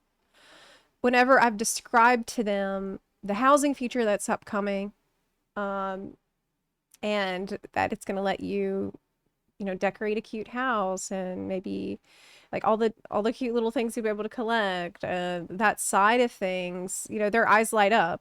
And it's like, I can tell you at least 3 different people I know who I've had this conversation with. And normally when I talk about World of Warcraft, they're just like, couldn't give a shit. But when I explain to them the housing feature that's upcoming, they're suddenly like, wow, like actually that is something that would make me actually install and try it. And I think that's huge. I think that's a really big deal. Just making it seem like it has something fun for everybody to do. I think that's a good direction for the game to go. Like even my own sister. My sister, I might be able to convince to play. My sister. And she is a person who is an extremely good interior designer and very, very crafty, like crafts, like she's very good at crafts. And this is something that actually made her want to try a video game, even though she has never played games. And that's really exciting. So I'm happy. And it seemed, I feel so relieved too after getting an opportunity to talk with the devs myself in person at the office and test the feature. Like I know for a fact that it looks pretty damn good and that their attitude is in the right place to make this as good as it can be. So I see only good things on the horizon for World of Warcraft. Stigger001, thank you for the 15-month resub. Shino, thank you for gifting a sub in the chat. I really appreciate that. Thank you kindly. Seemingly Blizzard is trying to meet players where they are. Yeah, absolutely. I think it's very fair to say, where they're trying to, you know, preserve the experience that has brought a lot of people to WoW over the last 2 decades while adding new kinds of things to do too that might be unprecedented, that might be outside the box, but you never know, like, what things you might end up doing after being attracted by one thing. What I mean by that is a person might just start playing the game because they're interested in the housing feature, and then they join a guild where they get into a dungeon run and they find that they loved the dungeon run, and suddenly they're doing something that they thought they would have never done in a million years, right? That can happen. And I think that's awesome. And so the more people who can get in the door, the better result it is for everybody. I really do believe that. Good night, Bob. See you later and have a good rest. Yeah. We're opening Oblivion Gate.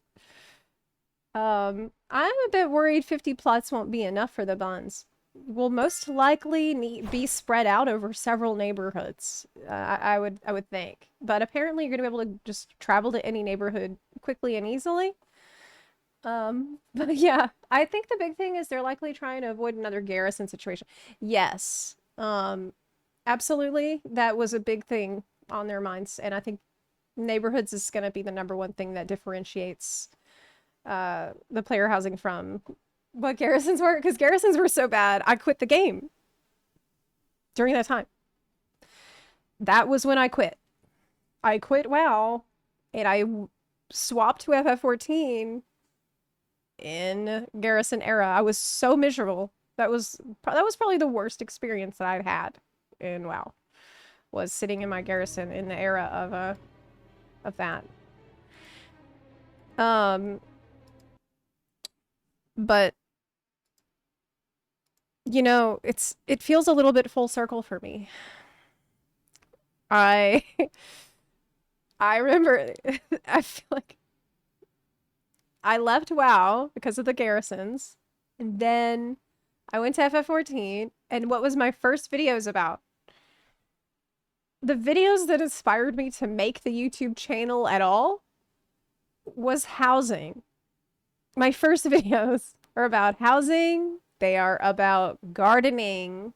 That was the thing that made me start any of this. And when I started, I had no intention at all of becoming a YouTuber. But it's kind of one of these, like, one thing led to another. I made the video about gardening and housing for FF14, and I really liked doing it. People said that it was helpful for them, and I loved that. So I kept making videos, and here we are almost 10 years later, you know?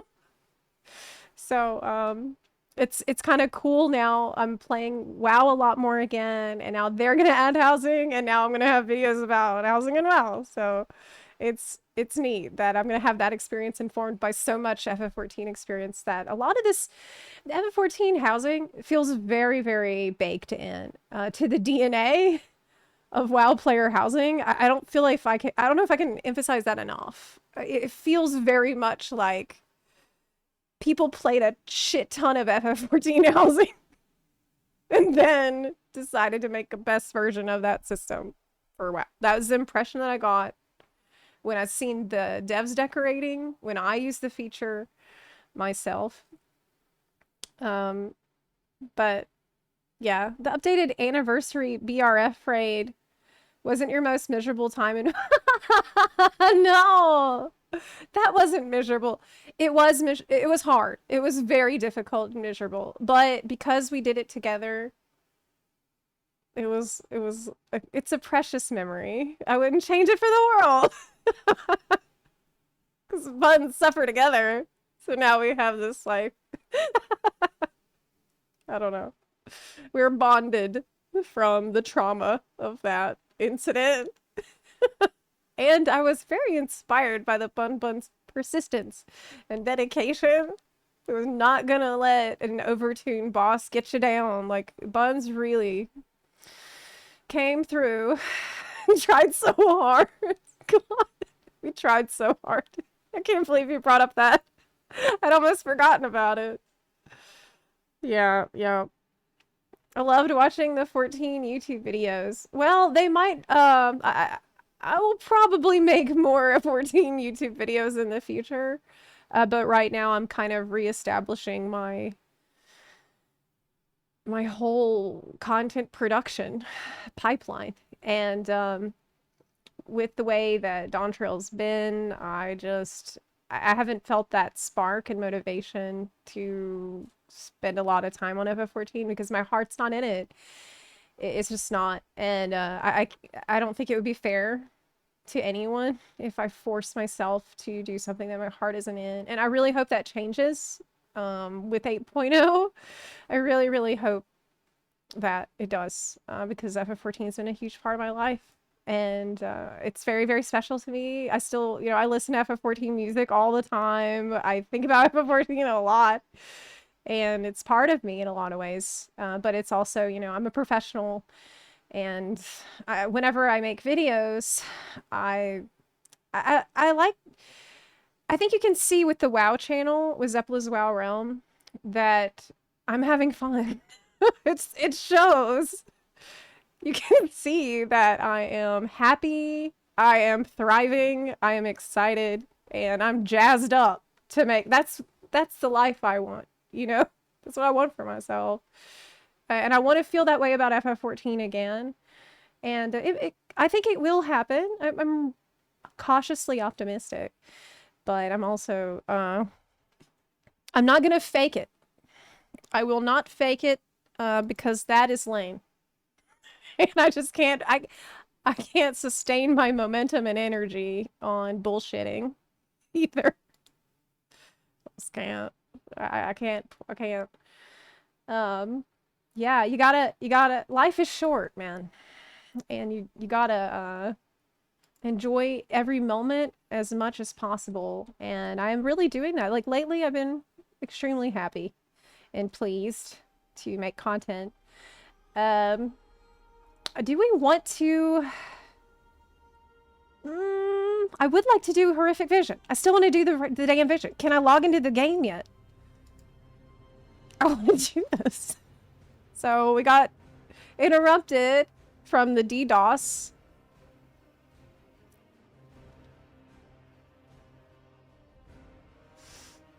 Don't be addicted to copium.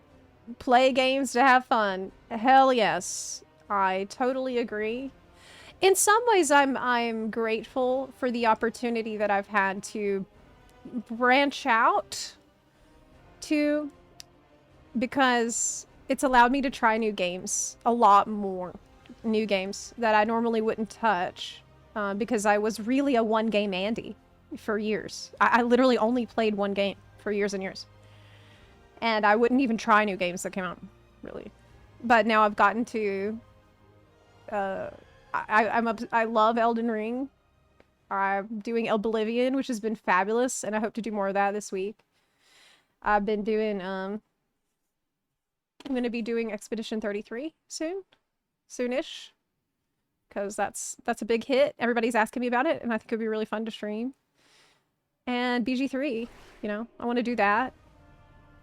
So there's a lot on deck, and that's really exciting. So maybe it's healthy for me as a gamer and streamer to branch out too. Even though I kind of wish circumstances were different with 14. Okay, let's go. I started FF14 at Shadowbringers, still enjoy it, but I have to say, my content consumption is a lot about WoW right now, even though I don't play it. It's just great to see people having such a good time, having fun. Mad by N'Zoth's whispers. Thrall believes that the elements warned I him of a disaster that only am having a blast. But honestly, looking back, N'Zoth, twisting the horde into a frenzied war machine. Okay, Rathian, should we go? We meet again, champion. Oh my god, I have to redo that whole thing because I got disconnected. I can probably kill... Okay, let's just see. The Black Talon. I could probably kill 3 bosses. Yeah. Yeah.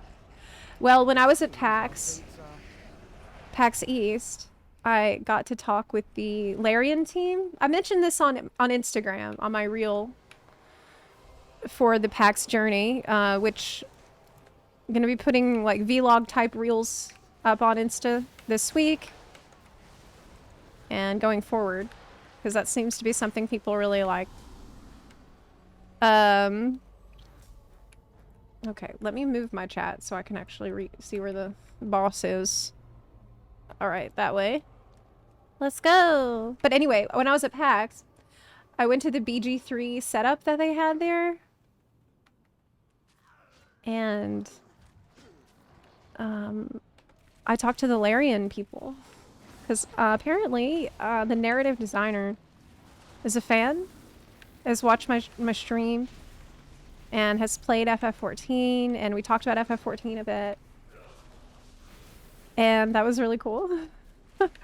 And he's like, so, have you finished? You're gonna do BG3? And I promise I would do it as soon as things kind of settle down post-move. Oh no. My UI's kind of hiding the bug. Oh! Oh, you said I can jump. Oh, thank God. Oh my God. I hate these bugs. I hate these bugs. Oh my God. Oh my God. Okay, now that I know you can jump, it's not as bad with the bugs.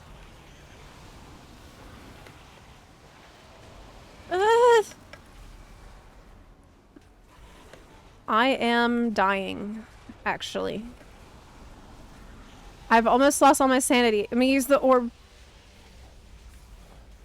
Okay, okay, okay. For me, it's just lack of communication and news about what's happening in FF14. I can't find anything about any response to WoW housing. Oh, really?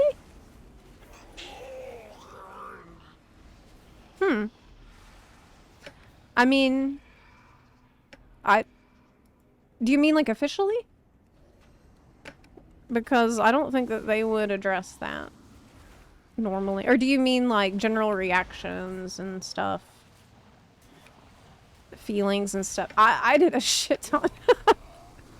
I feel like I done so much of that. Did I get that boss? Yes. Evacuate Garona. No. No, I haven't. How do we do that? Where the hell is Garona? What?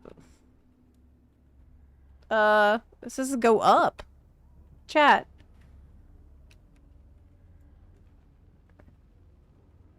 Wait, you don't just go in and kill all the things? Oh no. Oh no. Oh! Garona! Who's next? Let's search the drag for Shit. survivors. I'll conceal any we find while you keep the enemy at bay. There's a teleporter. See if there's anyone here. What a pain in the ass. I just want to go in and kill everything. Let's move along. Okay.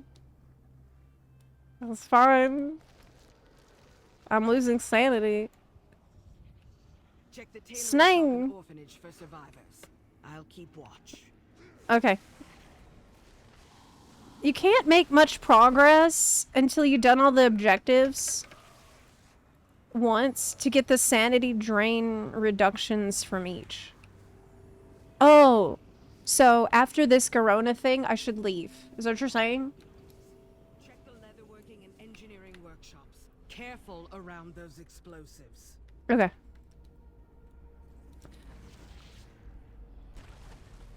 Yeah, actually that's true, Crumbler. That is true. FF14 responded by opening up auto demolition. Again, yeah. That's right. I don't understand how some people can just be so persistent about getting a house. Like, I know people that still enter every single lottery, and it's been like years. They never win. But they don't give up, and it's kind of sad. Your screams shall I think Todd is one of those people. Todd constantly loses the housing lottery. Break their shield to interrupt. Yeah, I'm doing that. I'm doing that. Okay, let's get out of here. Let's go. Back to kill Thrall. Yeah. Yep. We should be safe now, champion. Okay. Remain wary. Thrall's forces are everywhere. Alright. I got my house back when you had to stand at the placard and click. Wow, really? Did you really stand there and click? To win? Like, that was definitely worse than the system that we have now, I think. Because that's so unhealthy. Like, people were not wanting to get up and go to the bathroom. People were just sitting there getting muscle cramps from clicking non-stop. I did it.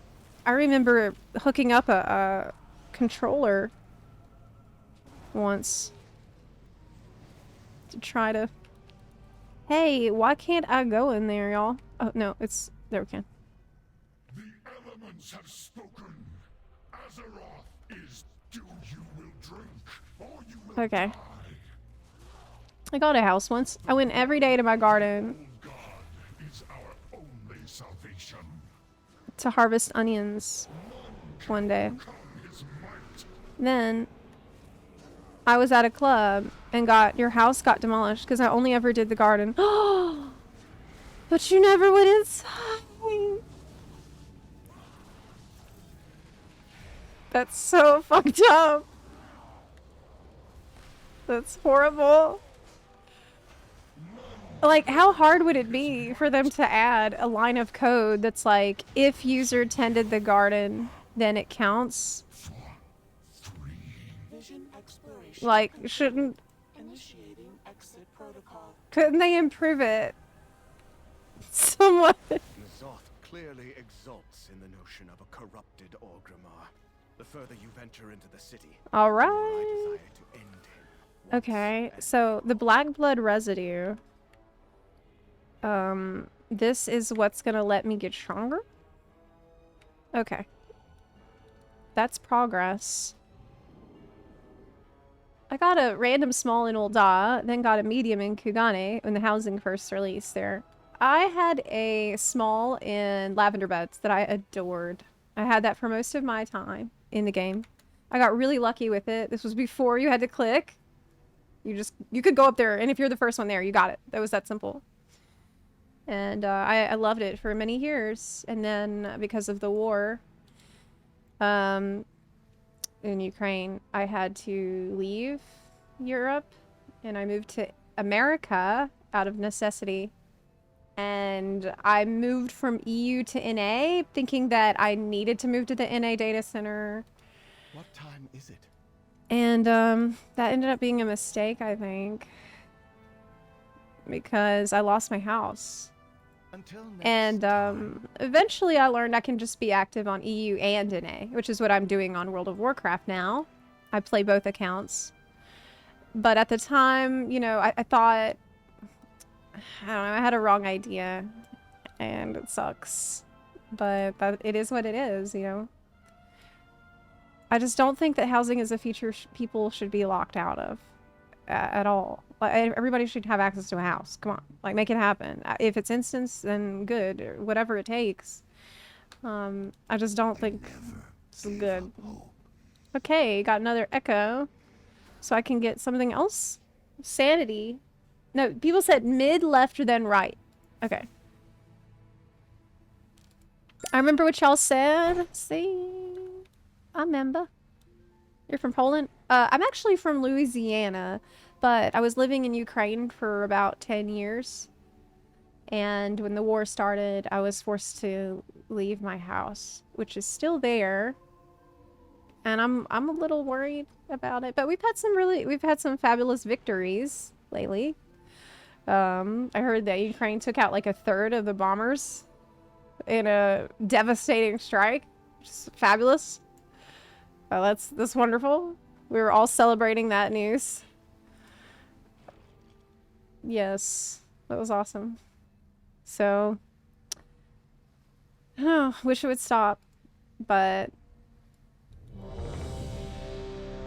do you think you would still be an FFXAV main if you still had the house? Absolutely not. If I still had the house and I experienced Dawn Trail, warn him of a disaster that only the old god. Now all of and I had it, everything has happened the way it has happened, I would probably give up the house. I don't think I would want to keep it at this point. I wouldn't want to maintain it. It's why I don't try to get a new house in FF14 now. I'm just not going to, I'm not going to be present enough. I'm not going to be, it's better if if the plot goes to someone that's going to be more active playing. Now, maybe that will change in 8.0. Like, I will say that. And I'm also open to potentially trying Occult Crescent, but I'm not, like, I don't know. I don't want to maintain a house at this point. Okay, so we did Garona. Did we defeat Rexar? No, that's what I tried to do, but that's when I got disconnected from the DDoS. So let's head back there and do the Rexar one. So y'all are telling me that this is my priority, is to do every one of these eyeballs. And then after that, I'm going to be buffed up and it will all be easier. That's what I'm hearing. Would it be better if I came in with a group? Or are we still on the solo bus for this? Okay, can I open this door yet? The reception to the new content in 14 has been rather mixed. Oh, really? How so? Kill the orc and scour the crag. All who refuse the master's blood shall suffer. Up to you. Group can be a bit quicker. A bit. I mean, I have to say, after long years, I'm hyped over something in WoW, player housing. Oh my god, I'm so hyped about it. I have made so many videos about it so far, and I will keep making them anytime there's a shred of news about it. And now I can be really confident about that, having seen it myself. I did it. And everybody there thought it was really good. Everybody. It is. It is. I can't believe they are not gonna fuck up this feature. The people that are working on it are, they're based. And they really, really care about it being the best it can be. And they told us they want it to be player first, not revenue first. And the fact that they made a commitment to me that anything that's connected to your player class or race will not be on the cash shop. So anything that's about that fantasy. Dude, what the fuck is going on? Hey. How do I activate this? Oh, I can't stop him. We need to go the other way. To the Valley of Honor. Yeah. Can I just ignore this dude? Because I can't interact. I'm gonna ignore him. I keep going. Yeah. You are but meat before Nasat's endless army. And it is time to feast. Okay. Yeah, this is where I was DC'd before. But yeah, Rakurai, oh, can you tell me what the reception has been like for Occult Crescent? I kind of wanted to ask y'all about this week.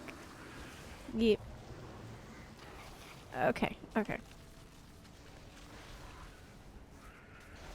It does seem like there's a lot of fresh faces working at Blizzard too, at least from what I had seen. Like people who had been there for a couple years, and a lot of 14 enjoyers. People still actively playing 14, working on WoW.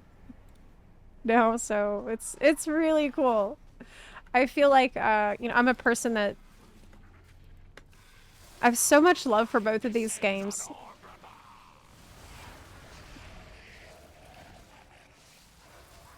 And honestly, the way I feel about 14 now is kind of like how I felt about WoW during its Shadowlands era. And the reason I'm still, oh my god. Did I get away from the... It didn't finish the cast. I'm so bad. I'm so bad at the game.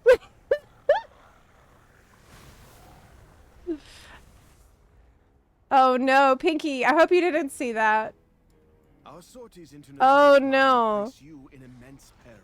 We must push further into the visions, but not if we lose you to madness. Oh my god. Oof. It's good to see you, Pinky. Hi. Okay. You know, people are mad that there was no relic grind in Endwalker. People are mad that there is a grind in Dawntrail. Honestly, I get it. And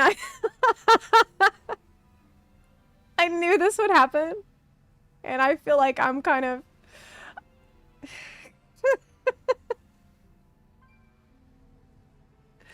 It's inevitable. It's inevitable. But the thing that's horrible is, as stupid as that sounds, that kind of feels like where I'm at with it too, because I'm not very invested in it right now. And so it's hard for me to imagine myself doing a huge relic grind. Even though that's something that I specifically asked for in Endwalker. I said we needed a relic grind. Now, I'm like, I don't know if I want to do a grind. But to be fair, his situation has changed a bit. So... But yeah, I feel like I'm part of the problem. Damned if you do, damned if you don't. True. Yes. Driven mad by Nazoth's whispers, He Thrall said... believes that the elements warn him of a disaster that only the old god. That's the... Really, that's the difficulty of being a dev, though, Now right? all of Orgrimmar As a drinks the developer... blood of Nazoth, twisting Did I the just horde exit? into a frenzied war machine. Yes. I did. I did, yeah. Let's try that again. What I was saying is, as a developer, your challenge is not just listening to what players want, though that's a very important part. Driven mad by Nazoth's whispers, Let me mute this Thrall dialogue, this believes is that the ridiculous. elements warn him of a disaster that only... Actually, no, I'm not gonna do that. Now all of Orgrimmar drinks the blood of Nazoth. You'd have to twisting the take horde feedback, into a but also frenzied war know machine. what to give and what to not give, and what to give that's something that a player could have never even imagined on their own. Like sometimes giving players something that they didn't know they wanted, you know. That's not that easy. Can I just stealth through here actually? Oh crap. Yo, can I stealth through this whole thing? Am I am I screwing up?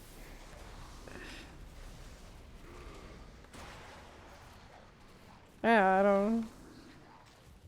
It needs the right content at the right time. Desire to just let people play other games. Can be actively harmful. Yeah, if it's taken to an extreme. Like, obviously you want to be able to not feel like your whole life is locked down by one video game. But frankly, we're kind of... I feel like most games, and MMOs especially, have evolved beyond that at this point. That used to be the stereotype of MMOs that... Oh, I can't play an MMO because it's gonna suck my whole life out. Not in a good way.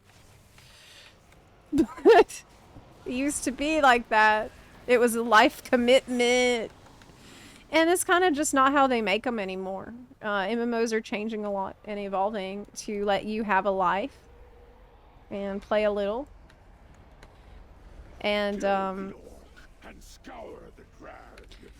if you're only playing a little bit, and everyone's only playing a little bit, though, there still needs to be things going on that make us all want to play a little bit together. So it still feels like an MMO. Right? Like, if you can't count on everybody being online at all times, because no one has anything going on, there should be some kind of a critical mass with frequent updates, with seasonal events, with fun little thingies going on all the time that makes people want to do things together in the limited time that they have. Let's sync up and have the groups doing things, you know? But you can't just... If you're too laissez-faire about it, and just so people can log in whenever they want, and they can do whatever they want whenever they want, that's great and all. But in an MMO, what can be the result is people just aren't playing together. And that's a shame. Can I just avoid, I run past Corona again? Do I need to do that? Or can I just go straight to Rexar? What do you think?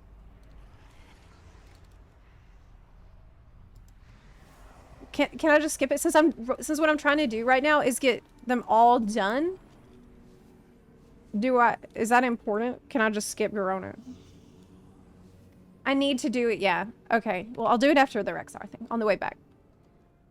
You are but meat before Nazoth's endless army. You said... Time to feast. Hi, Nick! It's good to see your internet now works. Well, if you don't have a lot of time to watch the stream, that's okay, because we should have the VOD up, where you're going to hear my horror story about the internet that I told at the start of the stream today, and why I've been offline for a while, in addition to the move across the country. You said the Fates have a low HP, so you start running like 5 seconds too late and you don't even get a hit anymore.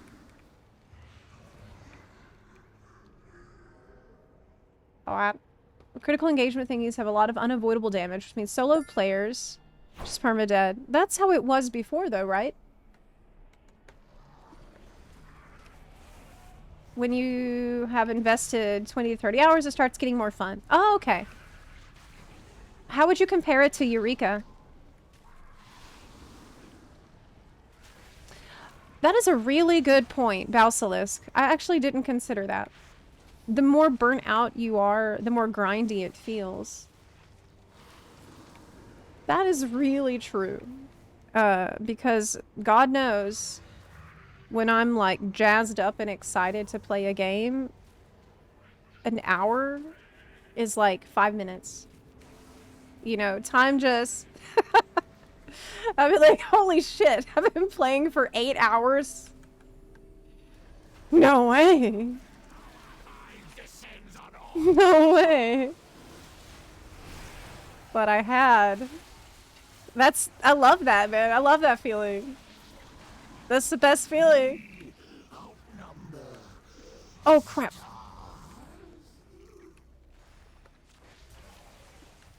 Okay. Defeat Rexar and his creatures. Are we done with that yet? No.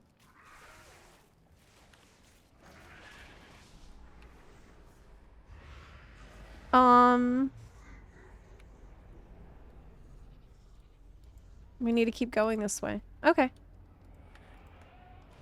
I'm learning my way around, y'all. I'm still figuring out what to do. Oh, there he is. There he is. Man, tank seems a solid choice for this. I would have been very dead on the rogue. Y'all were very smart to recommend.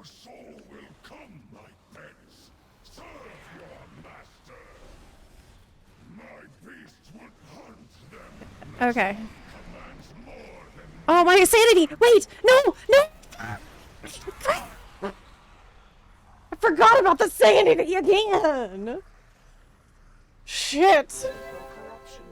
I'm so bad at this game. It's insane. That's why we gotta stick to housing, man. Look, no. In my defense,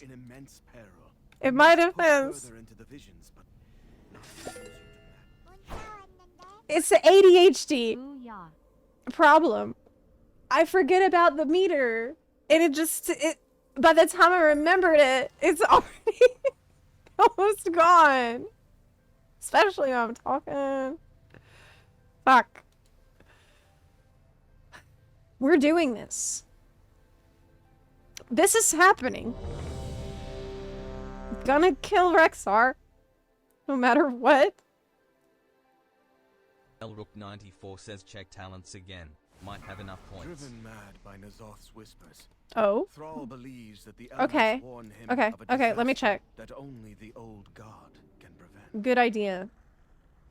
Would you like my Wikara? That gives you a huge ass sanity bar. Yes, I would love that. Yes, please. I'm forgetting it exists. Okay. Oh, I need to get this. Isles have awakened. Upgrades. Well, we are upgrading the tree, so good call on that. Zep, did you check how utterly horrible it is to enter the Fork Tower on the new exploration zone? I didn't, but if you have a link or information about that, you should put it in React content suggestions in our Discord server, and I might check it tomorrow. In the morning.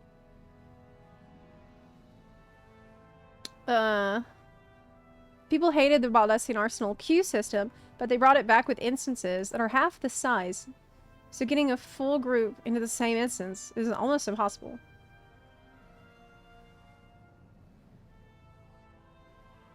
What? Oh my god. So what are the Discords doing about it?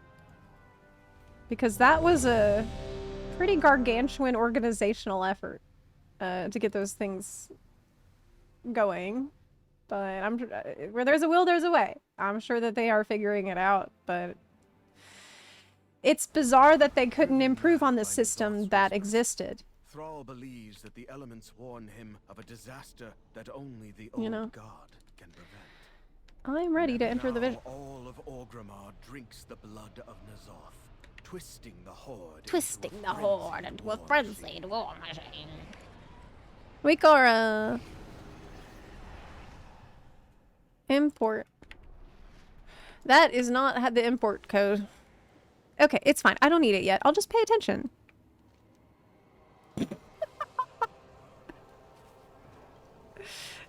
ADHD. Last words. It's kind of like, oh, I'll just put it somewhere where I won't forget. I'm just gonna put it aside for a second, and I won't forget where I put it. Yep. Just a quick second. I'll put it here. I'll remember.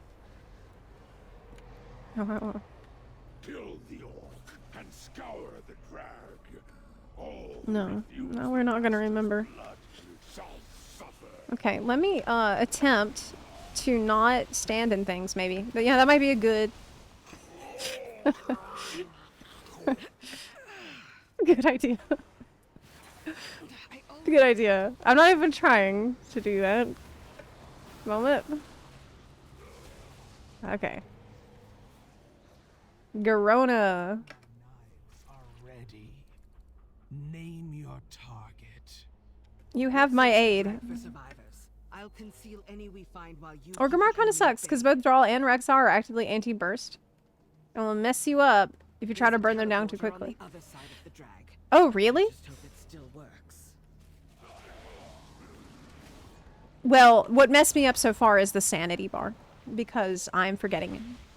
I think at this baby level, I should be okay, if I can simply pay attention. That's all I need to do. Oh, that's all I need to do. Just pay attention. Another casualty. Totally Let's can. move along. Yes. Got distracted by your stream. Now not playing it at all. What was I supposed to be doing? You're supposed to be doing a meta achievement so that you will get really cool furniture for your house. Right? You're supposed to be getting the Taiwan mount.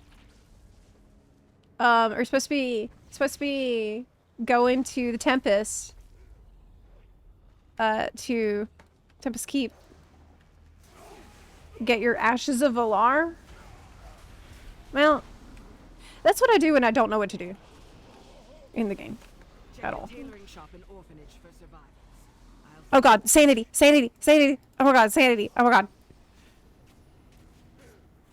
Yo, I remembered. I can't believe it. I did. Yeah. I bet you're shocked too. Check the leatherworking and engineering workshops. Careful around those explosives. Okay. Engineering. And leatherworking. Let's do that. So did hardcore server really go down earlier? Did that really happen? Or was that just a rumor when the DDoS happened? Any word from the hardcore WoW subreddit? Were millions of voices cry out and were suddenly silenced?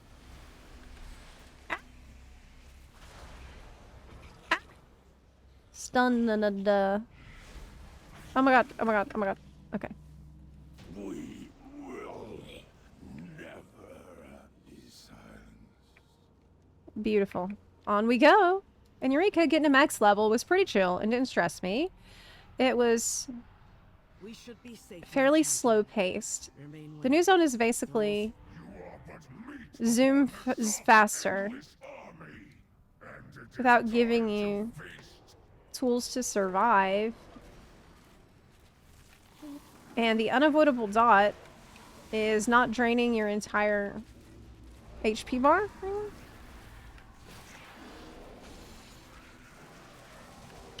Unavoidable dot.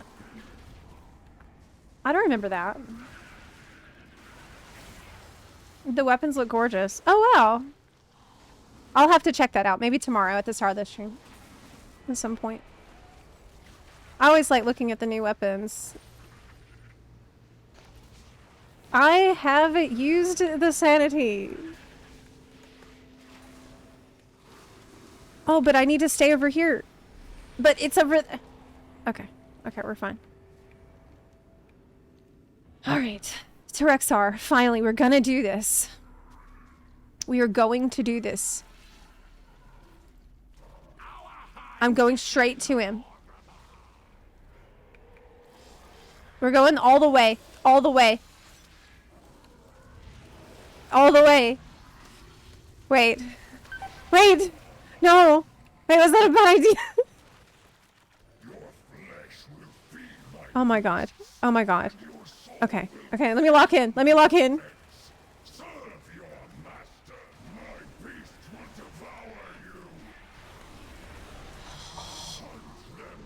Shit.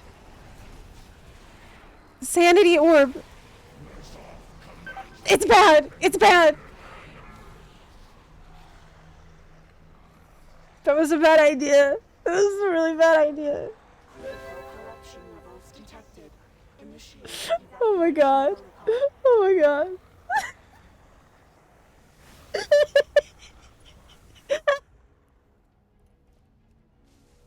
That's okay. It seems that you are able to withstand the vision. Shut up, Rathian. Shut up.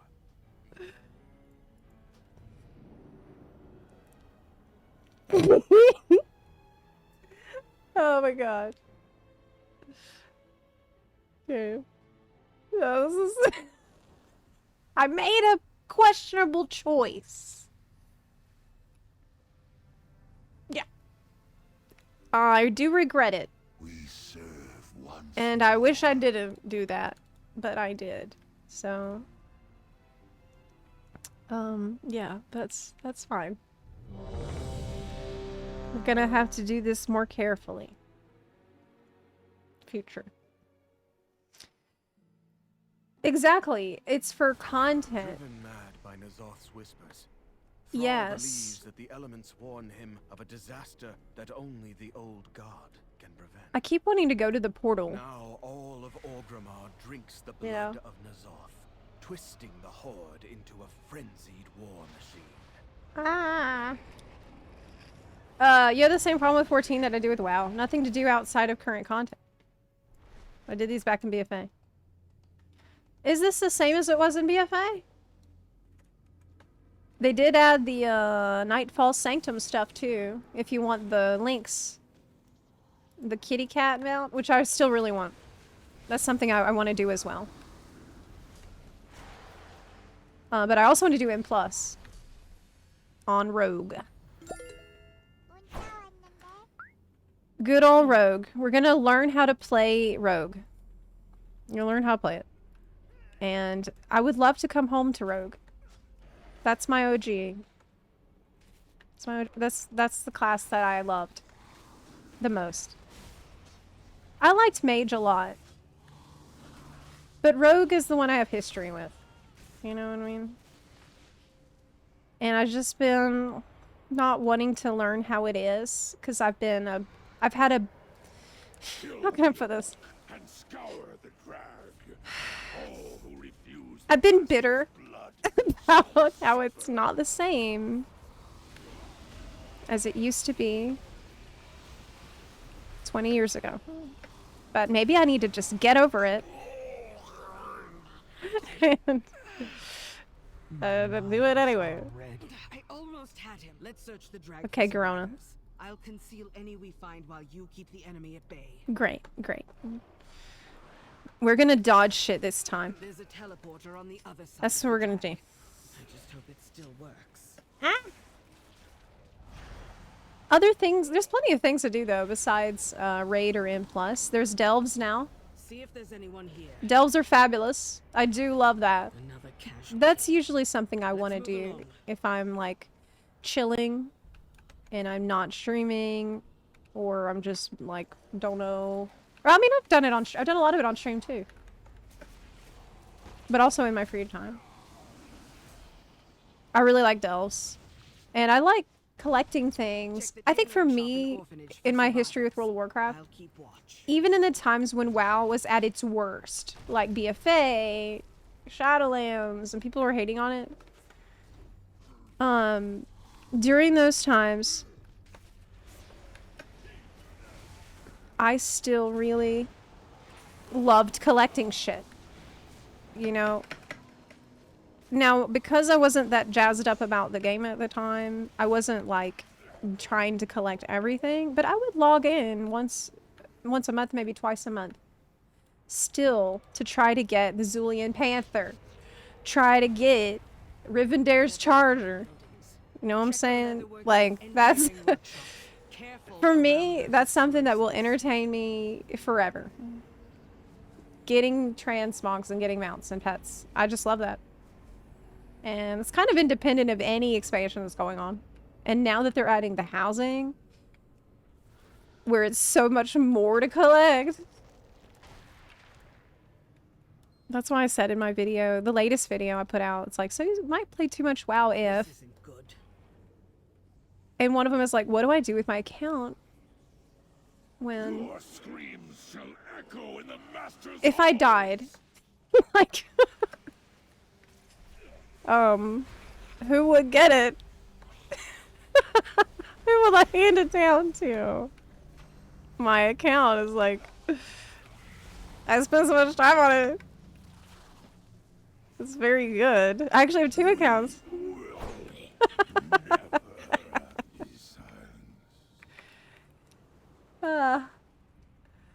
Going for KSM out. Do you think that there's still time? We should be safe now, champion.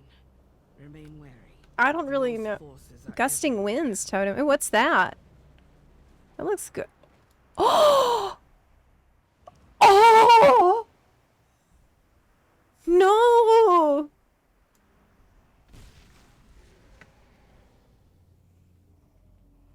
Uh-oh. That's...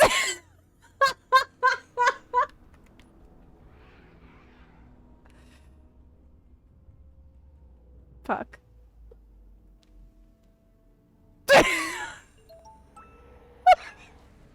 I'm thinking it's gonna make me fast. Gusting winds.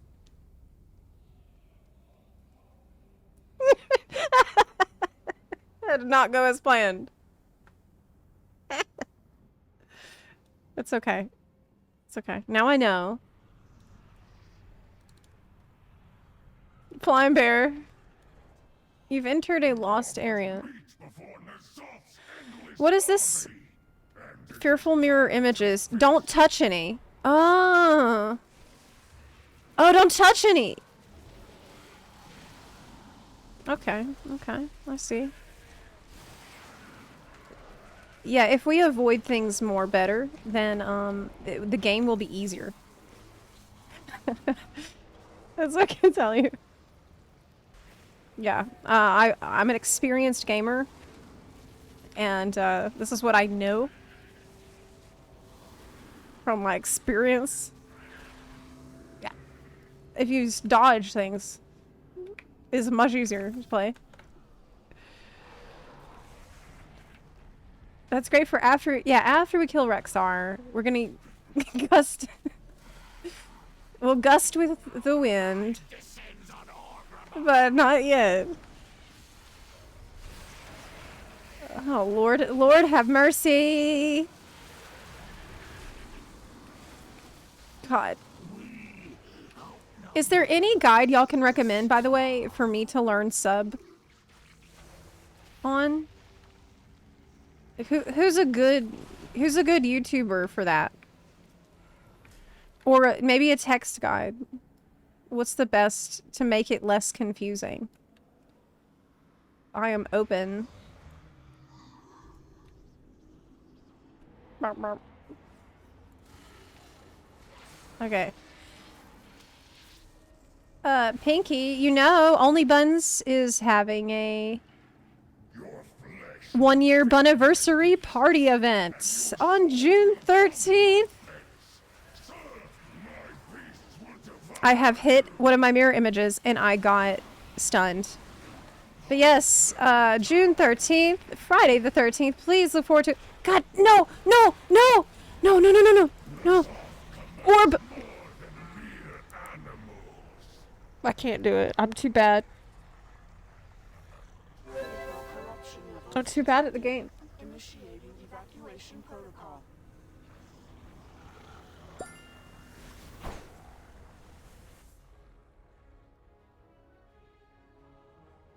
It seems that you are able to withstand the vision than before.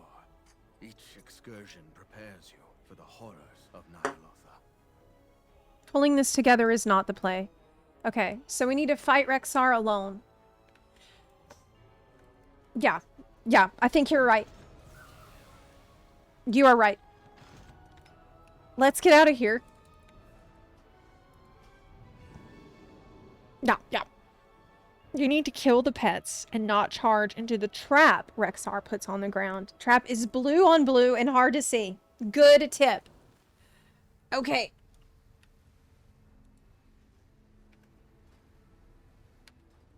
Aspect's grace shine down on you. Okay.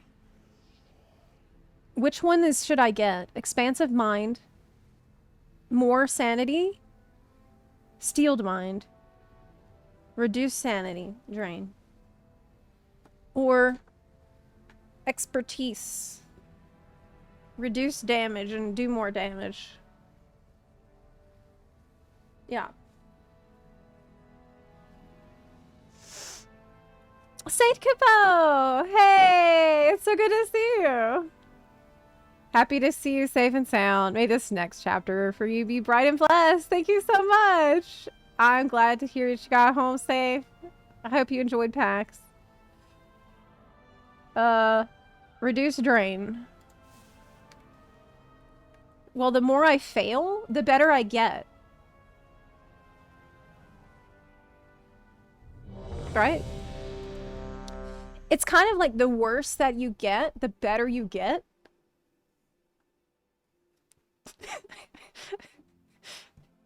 Yeah. Driven mad by Nazoth's whispers, Thrall believes that the elements Seems like a warn him good of strategy. disaster that only the old god can prevent. Now all of Orgrimmar drinks the blood of Nazoth, twisting the Horde into a frenzied war machine. Okay. Alright, so, I'm gonna stealth. And that's gonna be really smart. Because I avoid a ton of shit that way. Yeah. I should have been stealthing this whole time. Look at this. So easy. Wow, it's so easy. What was I even doing for?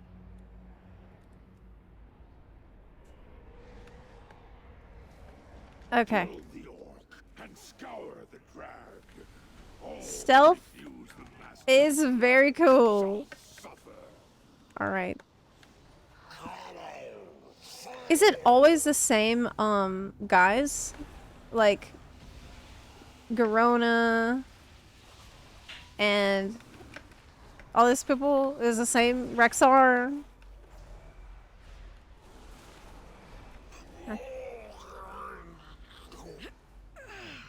Okay. I almost had him.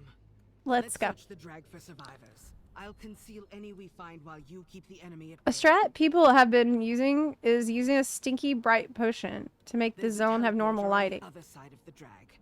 I just hope it still works. I like the lighting. I want to feel the vibes. Yeah. It should be voidy and purpley and stuff. So I'm okay with it. Another casualty. Let's move along. Okay.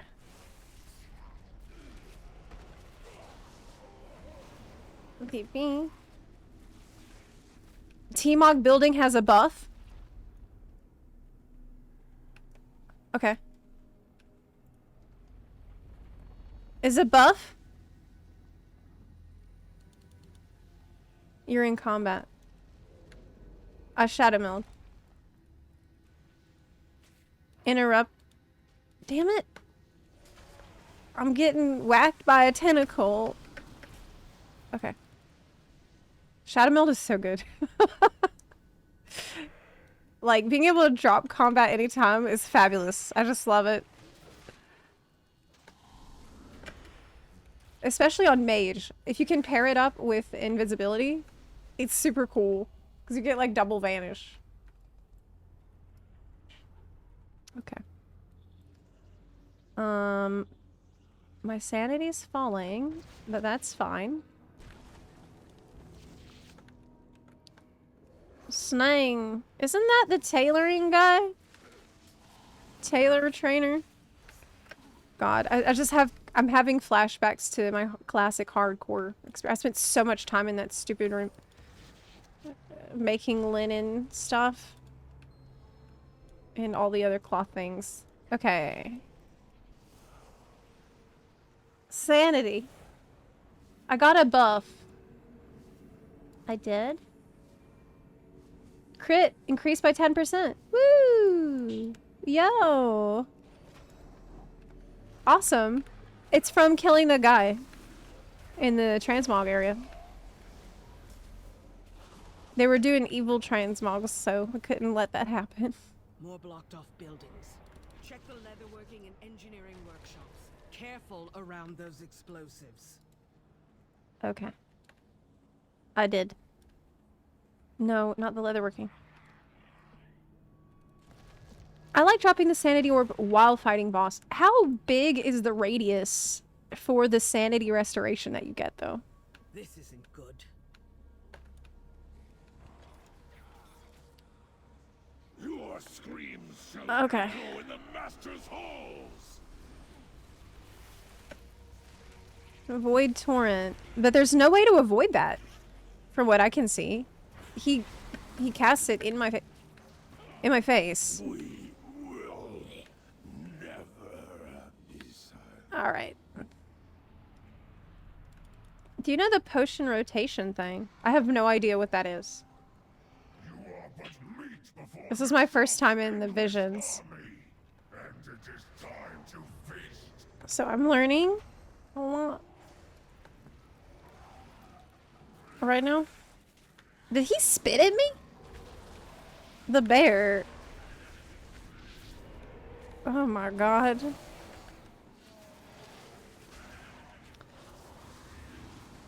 How do you get plus sanity IRL? I wouldn't know. I really wouldn't. I've already been going through a sanity drain by dealing with Comcast over the last several days.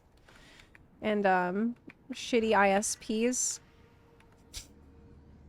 So, I feel like that was really good training to prepare myself for the losing sanity here. Like, nothing's gonna be as scary as that Comcast. After that gauntlet I've been through to get internet actually functioning. The random potions give you buffs. Drain. Or reduce.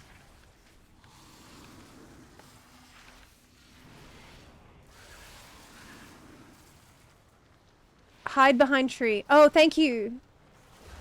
Well, hopefully, Our hide descends on Orgrimmar. I literally almost forgot about this. Again. It should have some audio effect. Maybe it doesn't, I just can't hear it.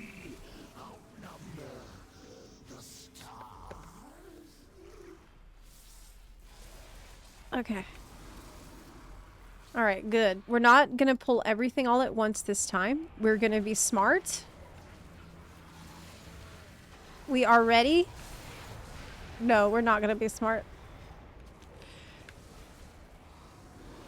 Are we smart enough?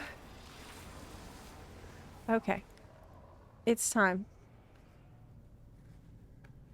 It's time. It's time.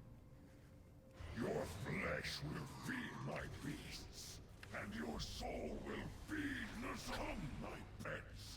Okay, avoid his crap on the ground. I see that. That's more than mere animal Oh my god. Did we do it? Oh. No way. No way. I did it. Yeah. Yeah. Oh man. Hooray. We're gonna do this. Look at us. Who'd have thought? Oh my god. I'm gonna stealth up there. Wow. This is Prague, y'all. This is huge progress. You can mount inside the instance, should you have to run back again. Well, what's that green? It says mysterious green liquid. Is that good or bad? Should I drink it? What do you think? Okay. The elements have spoken. It depends. Oh, there's no way to know. Okay. I'm using the orb now. The blood of the old god is our only salvation. Okay.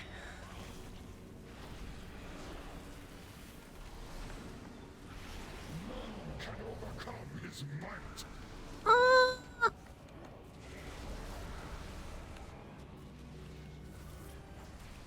Good, good, good, good, good.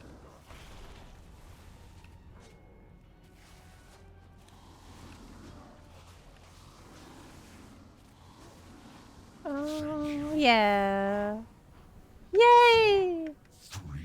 I did it! Hooray!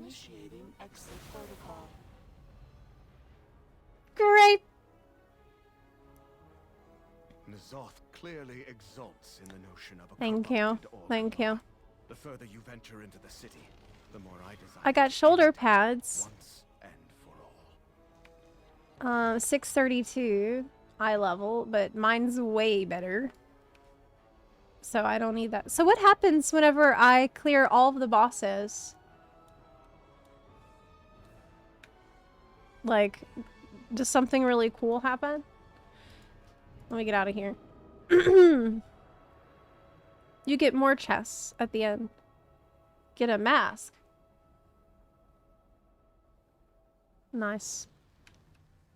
Okay. I have an echo. So we're gonna do mid, left, right. Or do we want more sanity drain? Chat.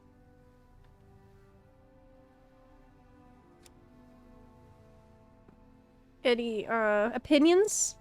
I'm probably gonna wrap up here today. It's 5 p.m. and I want to be starting the stream earlier tomorrow, hopefully. But yeah, I've really enjoyed the horrific vision so far. Even though it's been a bit of a struggle bus, I like learning and improving. And it would be really cool to come in here on Rogue and improve it Rogue too. Sanity drain. Alright. Thanks. Well, I'll be, I'll be here tomorrow. And do check out my World of Warcraft YouTube channel, Zepla's a WoW Realm. I just posted a new video on there a couple days ago, so I'd love for you to give it a watch, and hopefully you'll enjoy the content that I'm putting on there regularly. We also have Zepla, the stream clips channel. The stream has been out for the past couple of weeks because I've been moving cross country, and I have not had internet access for the last week, really. Just not good enough to stream with. But now all that's handled, and so I'm gonna be back in action, back in business here with streaming and videos. So I really appreciate all y'all that have been so supportive during this transition. It's pretty scary to miss so many stream days. So I really can't tell y'all just how much I appreciate those of you who have been continuing to support while I have been totally physically unable to stream. Thank you so much. I'll be seeing y'all tomorrow. I had so much fun today. And I'll see you later. Bye. Join our guild. Only buns. 1 year anniversary party planned for June 13th. Live on stream. See you tomorrow. Bye. Take care, bun buns. Be good. Bye.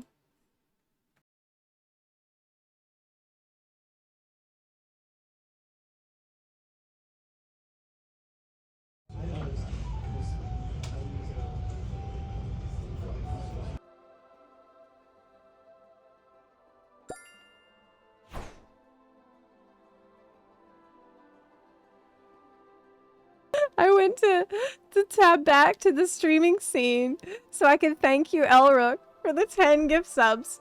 But when I did, it replayed the dog piss video automatically.